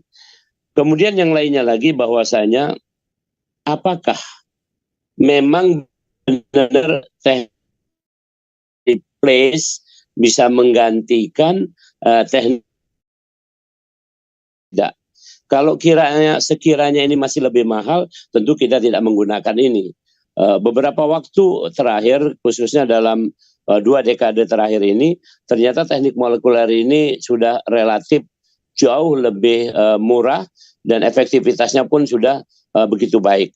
Next. Nah, untuk apa? Atau katakanlah sebenarnya molecular method atau approach ini digunakan dalam hal diagnosis ini untuk apa? Yang pertama adalah to detect. Bagaimana kita mampu mendeteksi keberadaan suatu mikroorganisme. Sama seperti kita mendeteksi manusia, misalnya kita bisa melihat secara utuh manusia dari kepala sampai kaki. Tapi kita juga bisa hanya mendeteksi misalnya dari giginya, susunan giginya. Bisa mendeteksi misalnya dari katakanlah feromonnya atau bau badannya seperti itu. Nah maka itu molecular method ini sangat relevan, sangat tepat ketika digunakan. Dia bisa mendeteksi whole genom atau whole keseluruhan dari DNA yang dia punya, tapi juga dia bisa mendeteksi sebagiannya yang merupakan bagian dari conserve. Conserve itu artinya bagian dari mikroorganisme itu yang begitu khas, yang berbeda dengan yang lainnya. Ya, itu. Jadi artinya yang pertama, molecular method digunakan untuk to detect the microorganism. Yang selanjutnya adalah bukan hanya mendeteksi tapi juga identify sampai pada level misalnya genus, level spesies, level strain atau subspesies dan sebagainya. Yang ini tentu akan lebih akurat, termasuk sekarang adalah mendeteksi spesies tertentu misalnya mikroorganisme yang sudah terjadi resisten terhadap antimikroba, misalnya seperti itu. Kemudian bahwasanya sekali lagi, metode molekuler ini rata itu memangkas waktu pemeriksaan sangat signifikan. Saya kasih contoh, pembiakan bakteri Escherichia coli misalnya, itu membutuhkan waktu 24 jam, kemudian setelah itu kita lakukan identifikasi, spesiesnya apa, kemudian baru kita lakukan AST, antimicrobial susceptibility testing. Nah ini butuh waktu kira-kira ya waktunya 2-3 hari, sehingga total butuh waktu sekitar 4 hari. Nah dengan teknik molecular method ini, maka kita hanya butuh waktu sekitar antara 2 sampai 6 jam saja. Kita sudah sampai kepada bahkan tes untuk resistensi terhadap antimikroba. Ini sangat-sangat hemat waktu. Ya. Kemudian juga ada beberapa katakanlah metode atau pendekatan yang memang harus digunakan secara molekuler supaya kita bisa melihat novelty, kebaruan. Pada waktu saya mengajukan sebuah research tentang MRSA, methicillin resistant Staphylococcus aureus, itu saya melakukan katakanlah tracking, melacak keberadaan MRSA di Sumatera Selatan. Sejak kapan sih? Maka saya melacaknya dengan kaset kromosom. Kaset kromosom ini saya lakukan waktu itu karena rujukannya adalah Rumah Sakit Muhammad Husin Palembang, maka saya lakukan pada sampel pasien-pasien dari Rumah Sakit Husin. Maka apa yang terjadi? Ternyata saya menemukan bahwa di Rumah Sakit Husin ini sudah ada kaset kromosom tipe 3. MRSA itu ada tipe 1, 2, 3, 4, ya, 5. Itu tipe kasetnya. Kalau ada ditemukan tipe 1 sampai 3, berarti ini termasuk klasik dari MRSA atau MRSA tadi. Sehingga bisa disimpulkan bahwa ini suatu novelty, bahwa ternyata dalam kondisi sudah begitu majunya sekarang ini ternyata tetap ada bagian dari kromosom yang baru yang muncul di Palembang ini yang mestinya itu sudah tidak ada lagi. Nah itu suatu novelty, kira-kira begitu, suatu kebaruan. Jadi kita melihat sesuatu yang baru.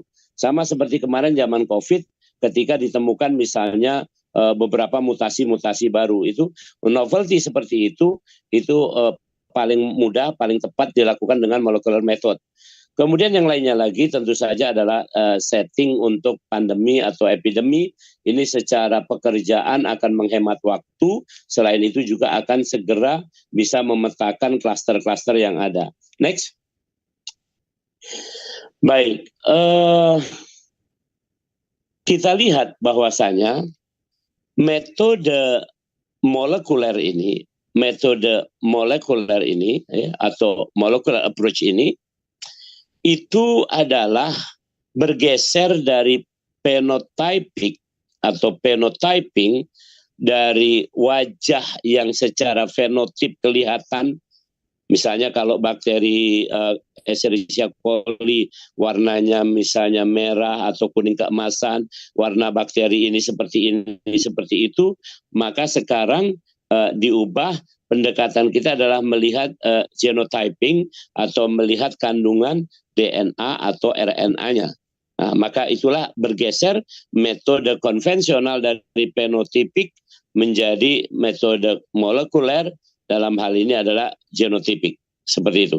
Nah, metode molekuler ini yang sudah digunakan dalam bidang mikrobiologi sejauh ini setidak-tidaknya dibagi menjadi 4 kelompok ini. Banyak variasinya. Contoh, yang pertama adalah hybridization. Ini teknik yang paling awal, yang paling boleh dibilang molekuler tapi klasik ya gitu ya. Mestinya semua orang juga bisa. Sangat mudah ini, nanti ada probe, kemudian ditempelkan, maka terus dibaca. Itu kira-kira teknik hibridisasi. Kemudian yang kedua adalah teknik yang banyak digunakan PCR.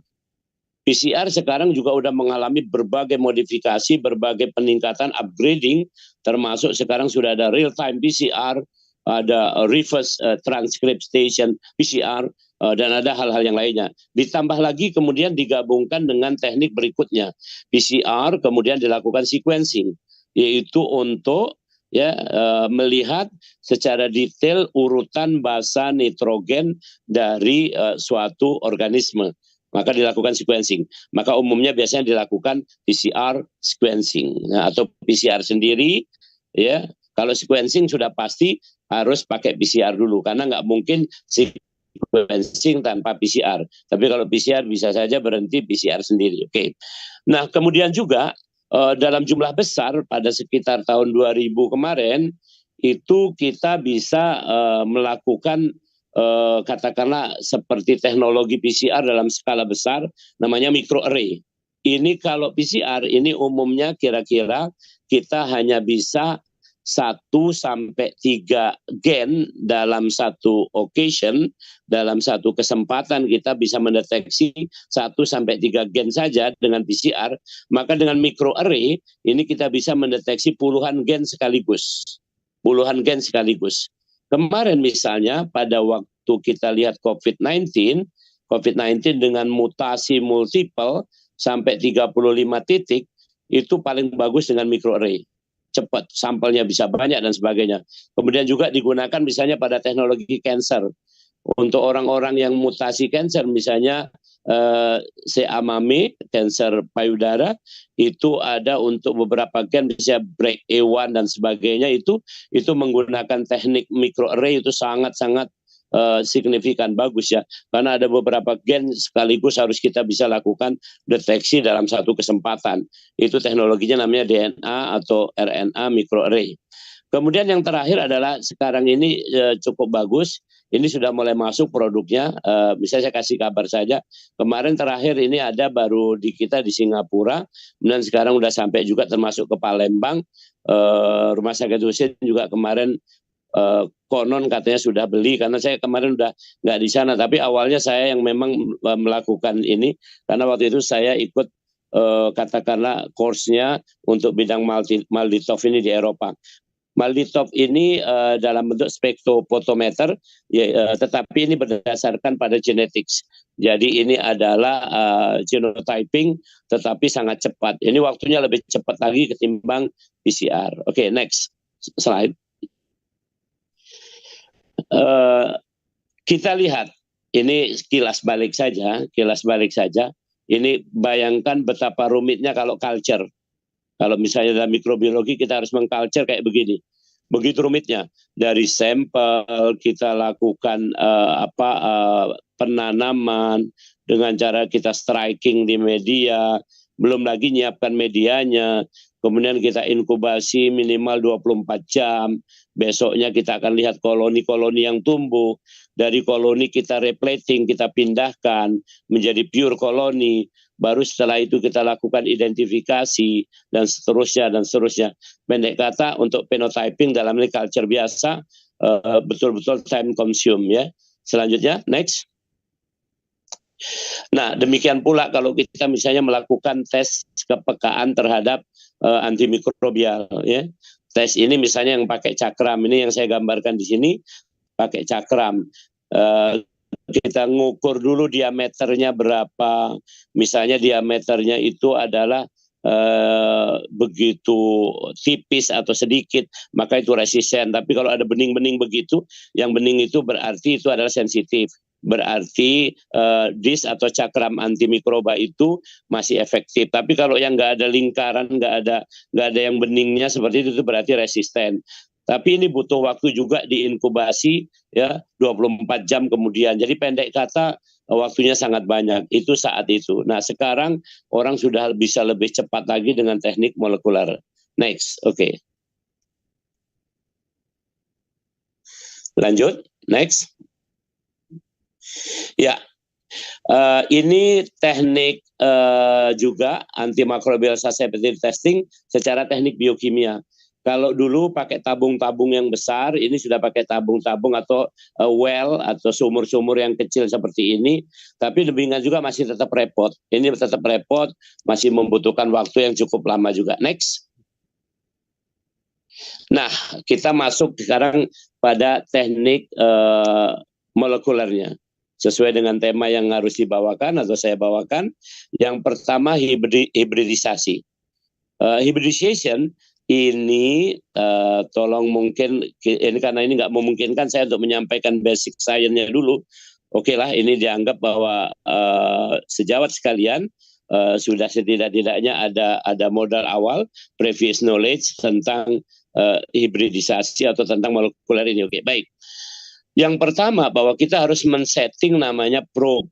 Probe itu penanda. Penanda ini biasanya dia dilekatkan dengan radioaktif atau sesuatu yang bisa berpendar, bisa bercahaya, atau pendek kata yang penting dia bisa menjadi penanda juga dilekatkan pada penanda yang misalnya bisa memetabolisme suatu zat.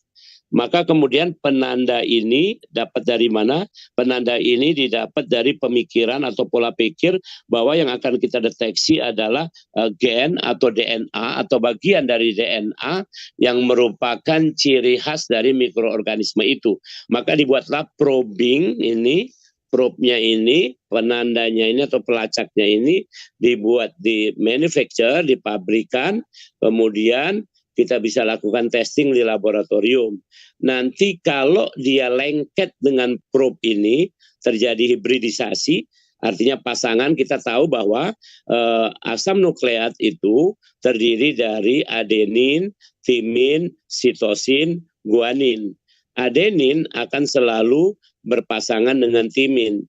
Sitosin berpasangan dengan guanin, kan seperti itu. Jadi A berpasangan dengan T, C berpasangan dengan G. Maka hibridisasi seperti itu kira-kira.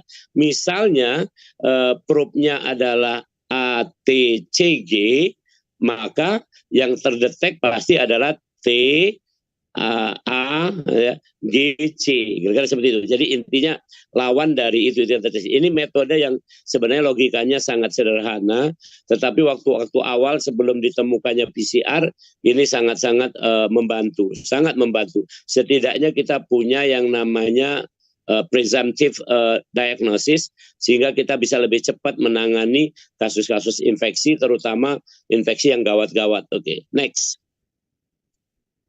Selanjutnya microarray. Microarray, oke. Tadi saya melompat nanti PCR karena agak panjang PCR sequencing yang saya ingin fokus di situ. Microarray itu sebenarnya seperti mirip-mirip PCR, tapi dia dalam well yang begitu banyak, ya, dengan bisa melakukannya dengan berbagai primer atau probing yang bermacam-macam sehingga kita bisa mendeteksi lebih dari satu gen.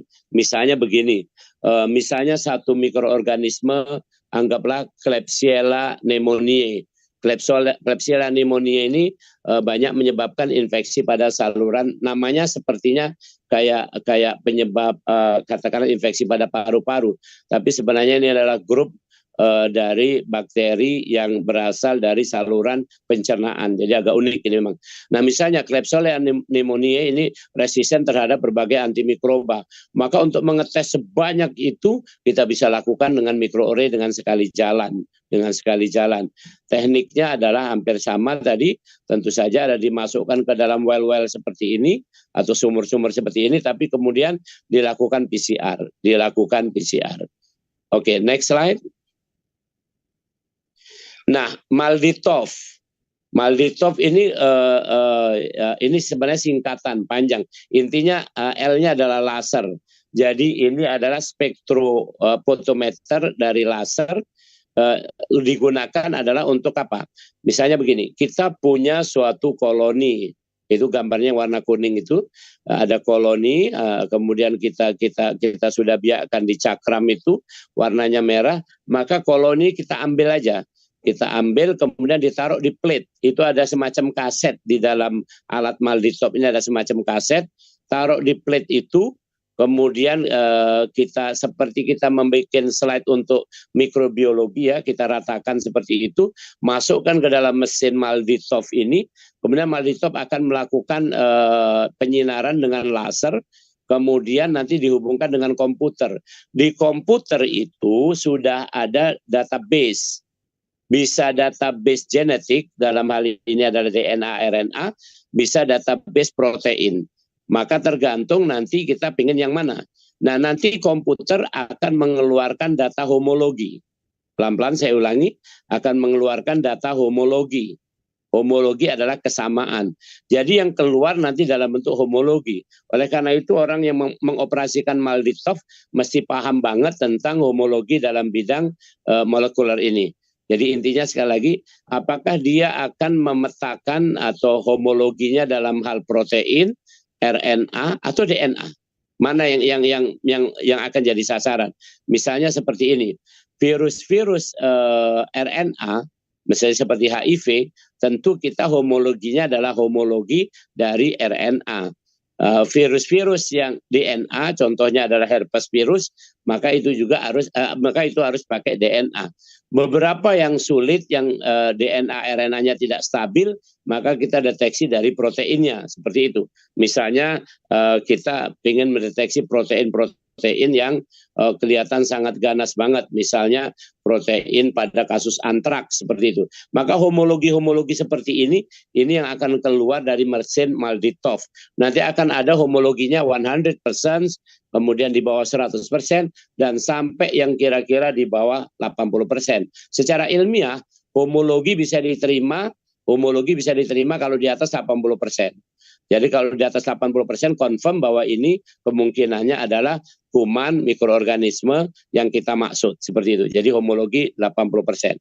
Baik, itu tiga teknik yang mungkin pada kesempatan kali ini saya tidak begitu detail menerangkannya. Sekali lagi tadi sudah kita bahas tentang hybridization, kemudian kita bahas microarray, dan kemudian Malditov. Dan sekarang kita bahas agak lebih detail adalah tentang PCR dan sequencing. Next slide please. Oke. Nah, ini mohon maaf saya menggambarkannya pakai standar yang paling lengkap, yaitu eukariot. Ini sel eukariot. Kalau prokariot sangat sederhana, tidak punya membran inti.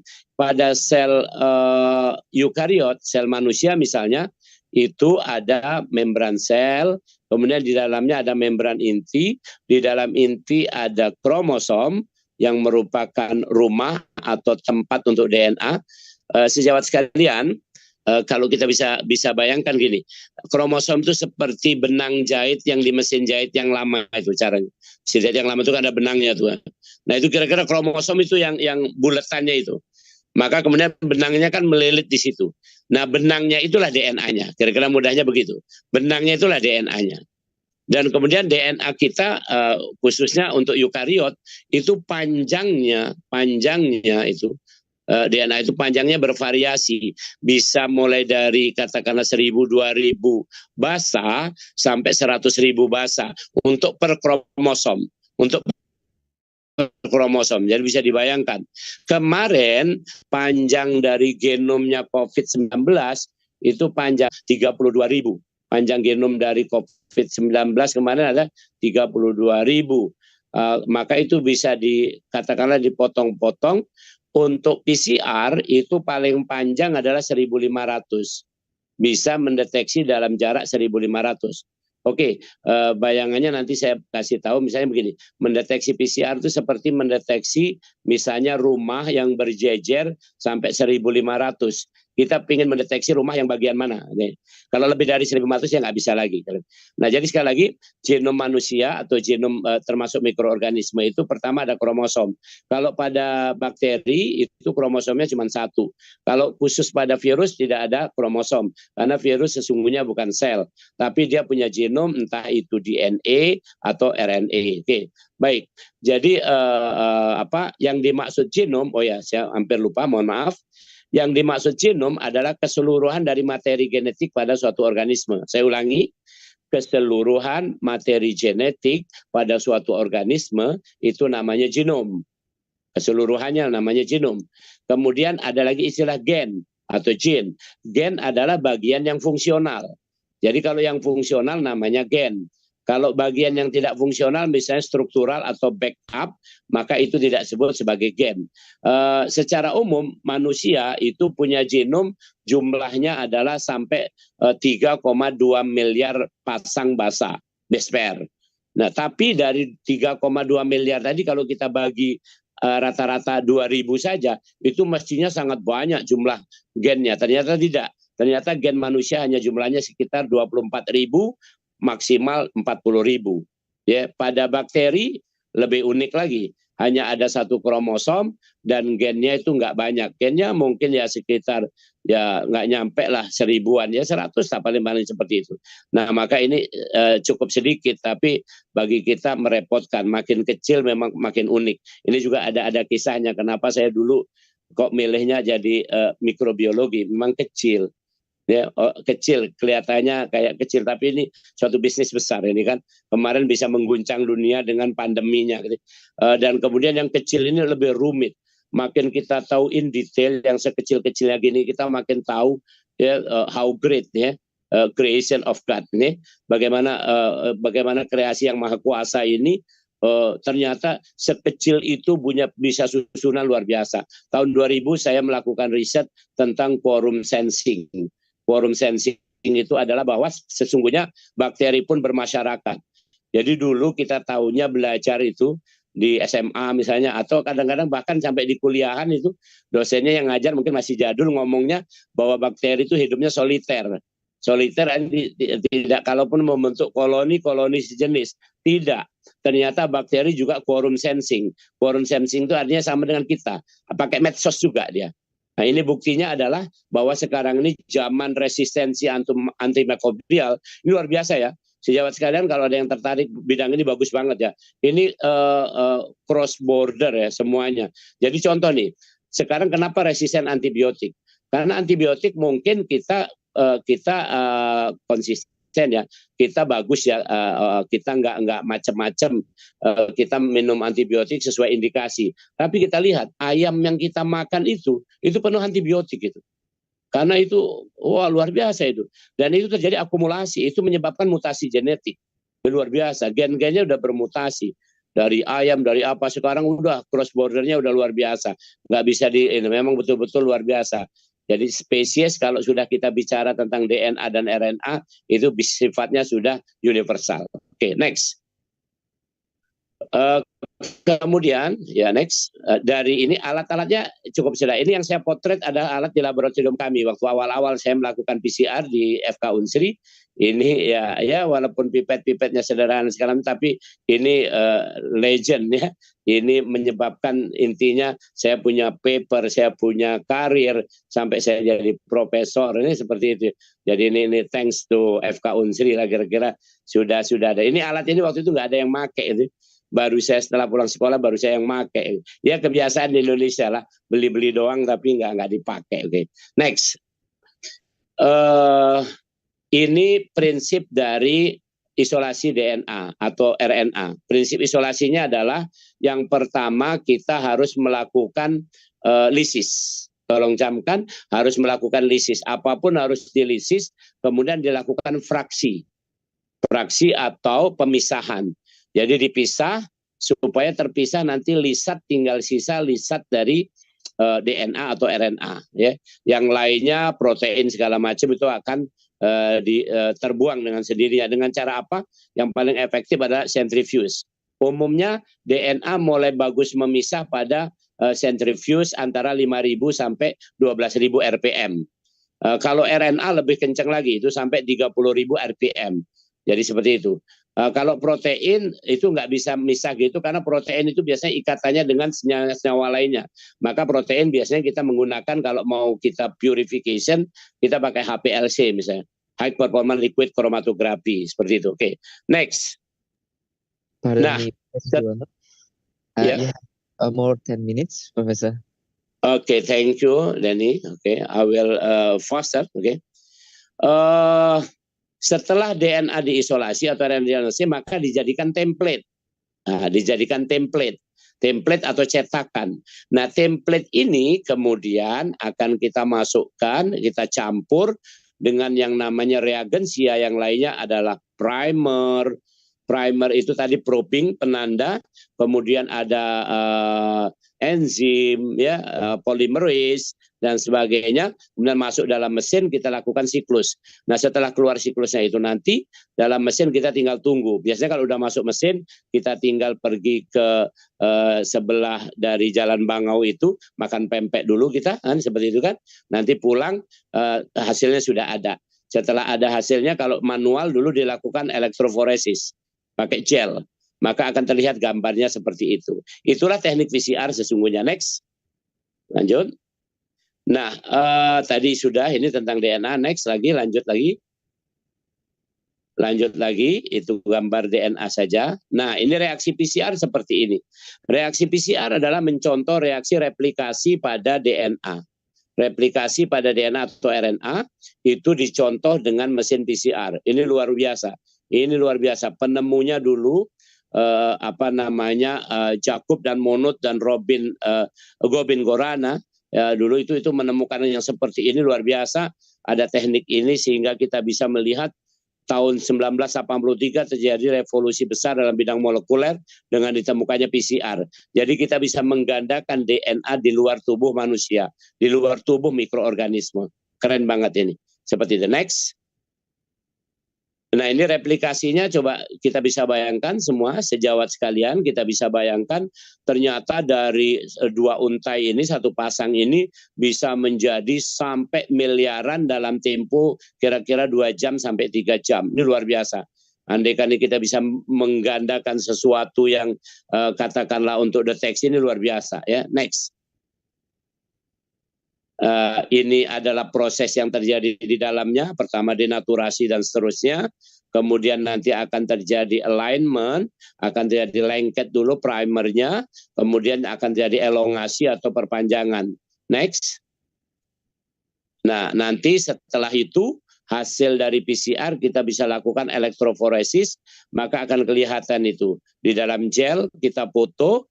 Ya, di dalam gel doc bisa kita foto, maka akan kelihatan gen. Itu yang garis-garis putih itu adalah gennya. Kita akan kata misalnya itu gen MAC-A atau gen apa, itu hasil dari PCR itu. Next. Nah, real time PCR itu kemarin yang digunakan untuk COVID. Sama dengan itu tapi nggak pakai gel. Itu aja perbedaannya. Sama dengan PCR biasa tapi nggak pakai gel, tapi pakai grafik. Coba kita lihat grafiknya seperti apa. Next. Nah, ini kemarin yang ribut-ribut yang namanya CT, ya, cut off point-nya dari COVID kemarin, beribut-ribut. CT ini akan bagus, akan boleh dibilang bagus kalau mulai dari naik pada siklus ke-20. Kalau siklus 15 sudah naik, ini agak curiga kita. Kemudian berakhir pada siklus paling lama 35, sesuai gambar awal tadi. Maka kalau periksa COVID kemarin dengan CT 22 itu biasanya berat penyakitnya. Tapi kalau CT 35, 34, 33 berarti mau sembuh. Kira-kira begitu. Kalau CT 15 ini kayaknya labnya yang salah meriksa kan, kira-kira begitu. Nah, jadi intinya real time ini mudah, ini mudah. Ini nggak belepotan lagi karena nggak butuh gel kita, nggak butuh gel. Oke. Maka ini cepat banget zaman kemarin. Next. Lanjut.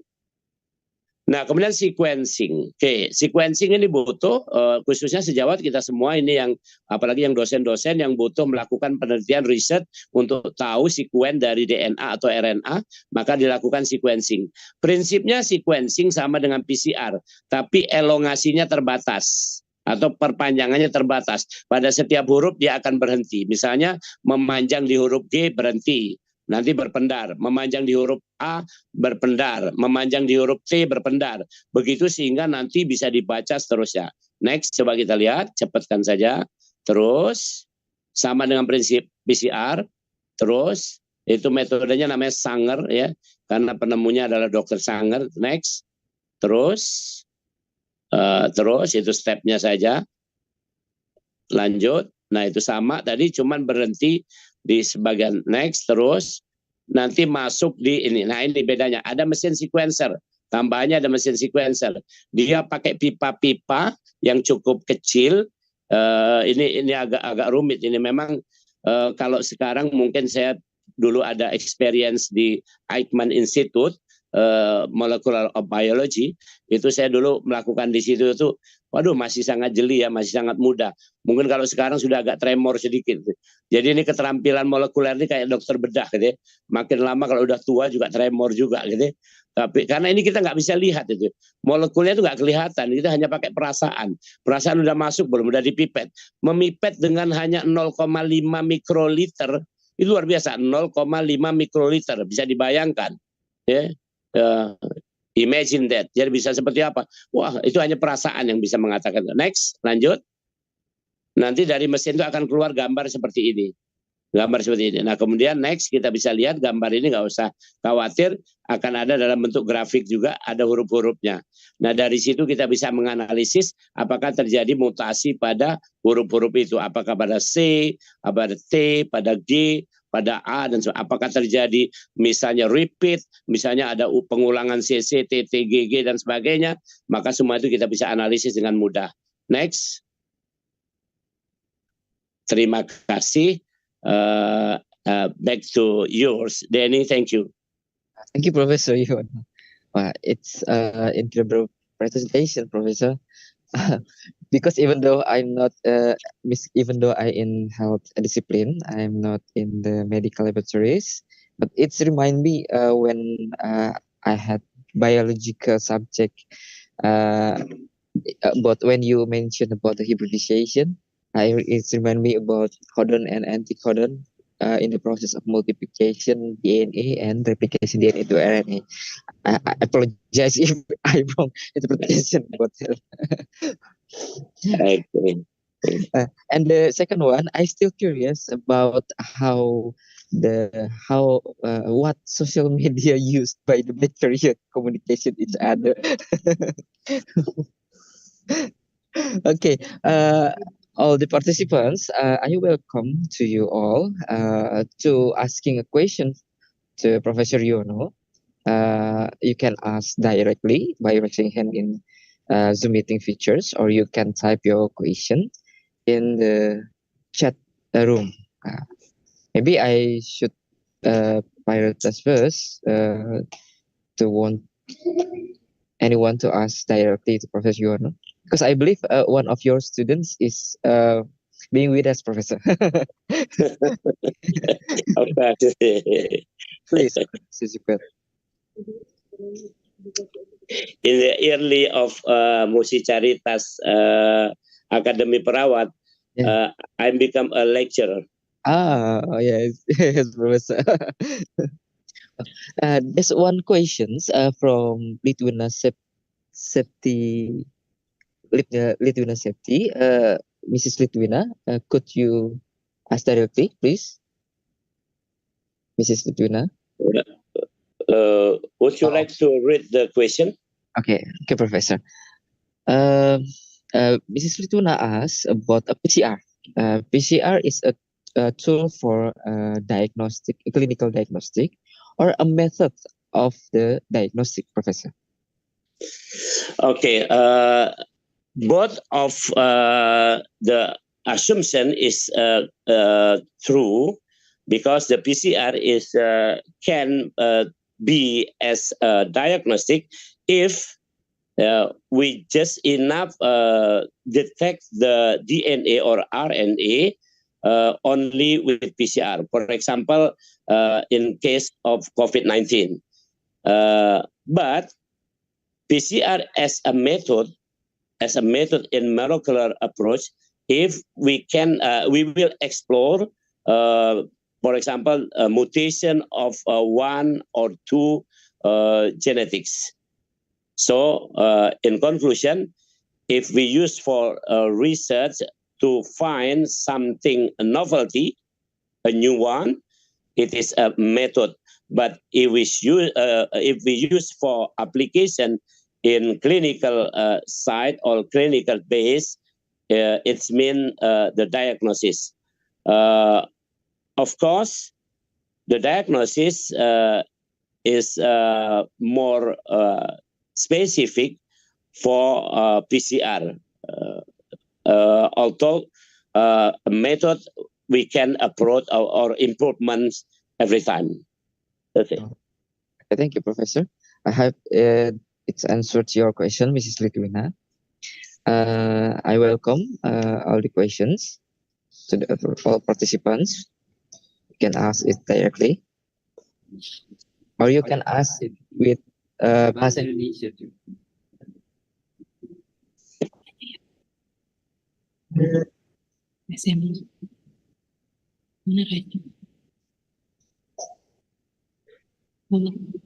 Okay, there's one question more, Professor, from Maria Luraindi atau Suster Yuvencia.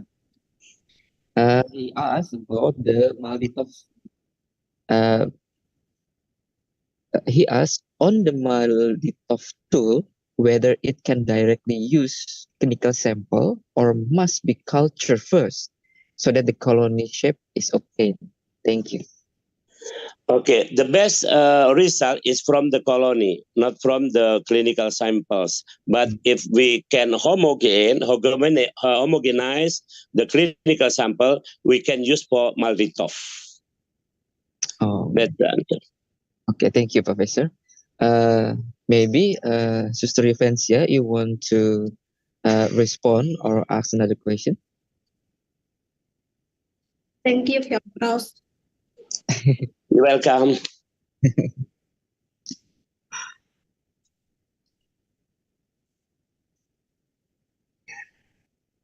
Okay, all participants, if you have any question. Oh, okay. Mrs. Sani Friska, if you want to ask directly, please. Thank you for the opportunity, Mr. Denny. Professor Yuwono, I want to ask you about genetic. First, you tell us about the genetic have its code, and the code is systemic, but some change in maybe in our life and make the replication of the genetic is not usually happen, and that things can lead us to many disease. So maybe what kind or what you suggestion for us to prevent this kind of bad genetic replication, maybe in practical in our life style. Thank you, Professor. Okay, thank you, Sani. Replication of DNA in human setting is occur in the level of cell. For example, we have dermatome, dermatome epithel. Okay? The cell of epithel replicate every 1 month, 28 hour, 28 day, replicate the DNA. Every single replication of DNA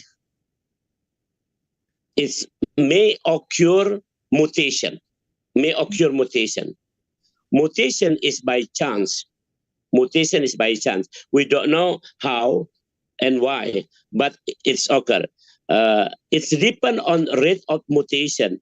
If rate of mutation is not high, it's no problem. And mutation, only occasion will be a disease. But in normally mutation is no problem. It's just variation, or we call polymorphism. Some of kind of form of mutation, but it is not affect the phenotype or affect the disease. So you don't worry about the mutation. And how to prevent? If we can prevent the mutation, we can maybe decrease the rate of mutation. So the conclusion, the effective way to prevent the mutation is we have a concept will be matched with the concept to the other the other organism. For example, like this: if you or I have no mutation in some kind of gene, we can match our genes, so our breeding or inheritance will be good.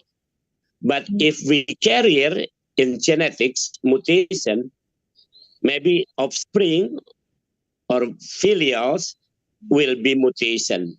So the prevention is good is how to mapping before mating is occur. That's my answer.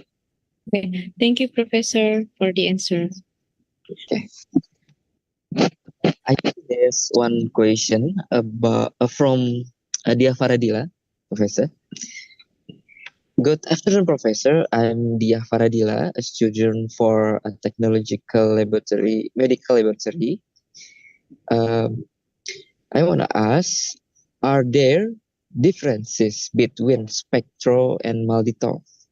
And what is the more function or more advantages compared to other spectrometry?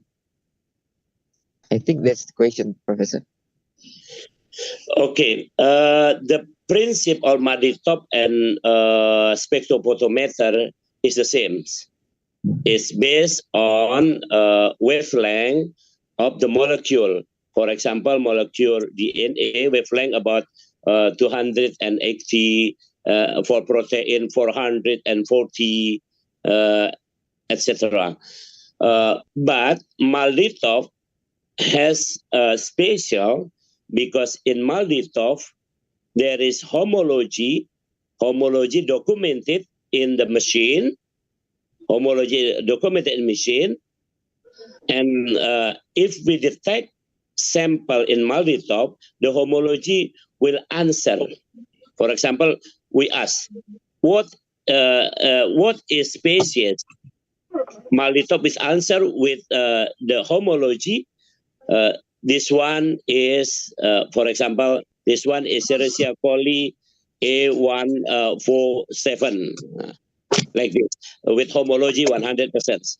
Okay, and the second specific of multitop use a laser with very effective to spectrometer, and then is very fast, and we not need to any equipment addition to read, for example, spectrophotometer like ELISA and others. We have add a machine for reader the spectrophotometer, but in multitop no, just we can display homology in the computer. That's the difference between multitop and spectrophotometer in the classic model. Thank you very much, Professor Yono. I think that all the questions from the chat room. Once again, thank you very much, Professor Yono, for your presentation and your answers. Yes, nice to join this seminar. Thank you, Professor. Thank you, Professor, for your time, and you give us some knowledge about PCR after we have a pandemic COVID-19.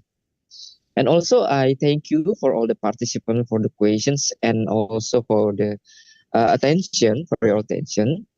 And I apologize if some questions is not answered due to our limited time.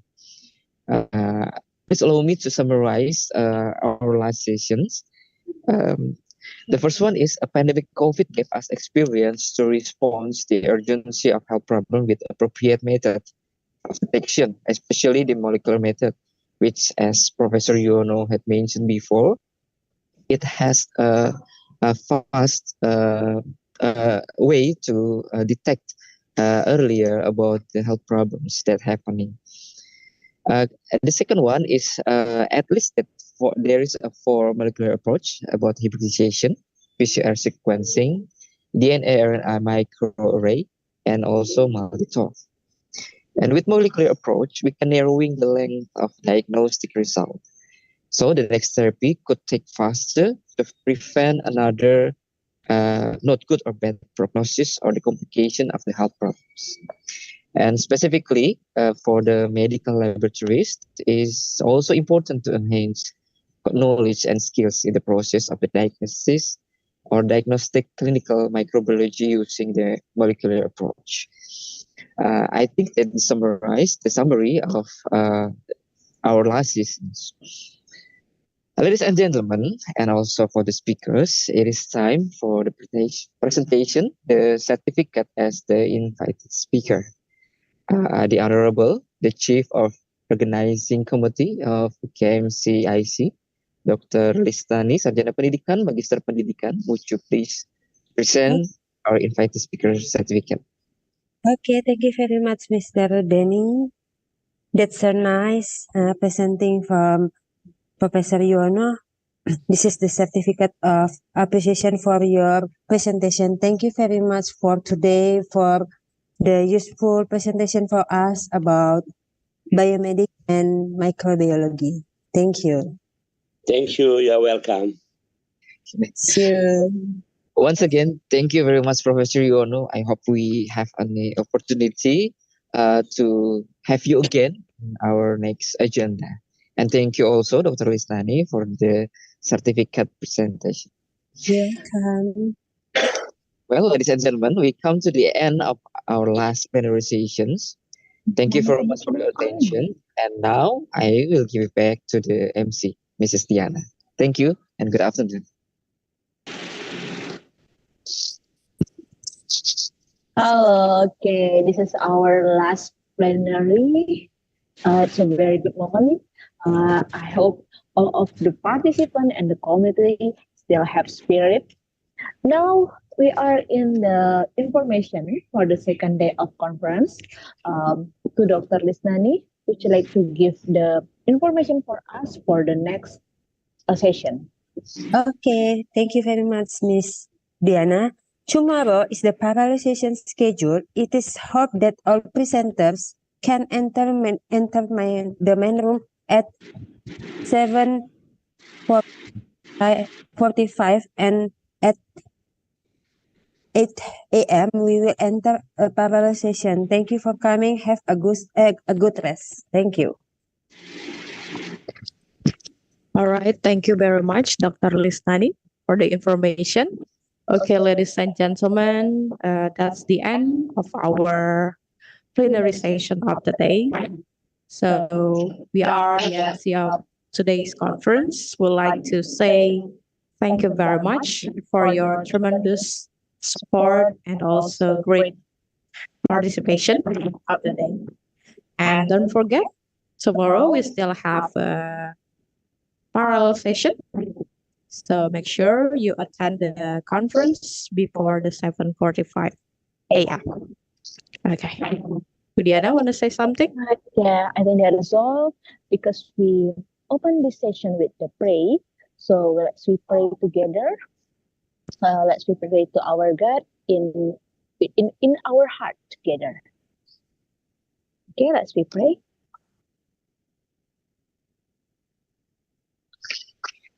You. Thank you for you all. I think that's all. Thank you very much. See you next time. See you tomorrow, everyone. See you tomorrow. God bless you all. Thank you. Thank you. Thank you for the committee, Thank you. participants, presenters. Thank you for our PLM student. Thank you for the student primary teacher education.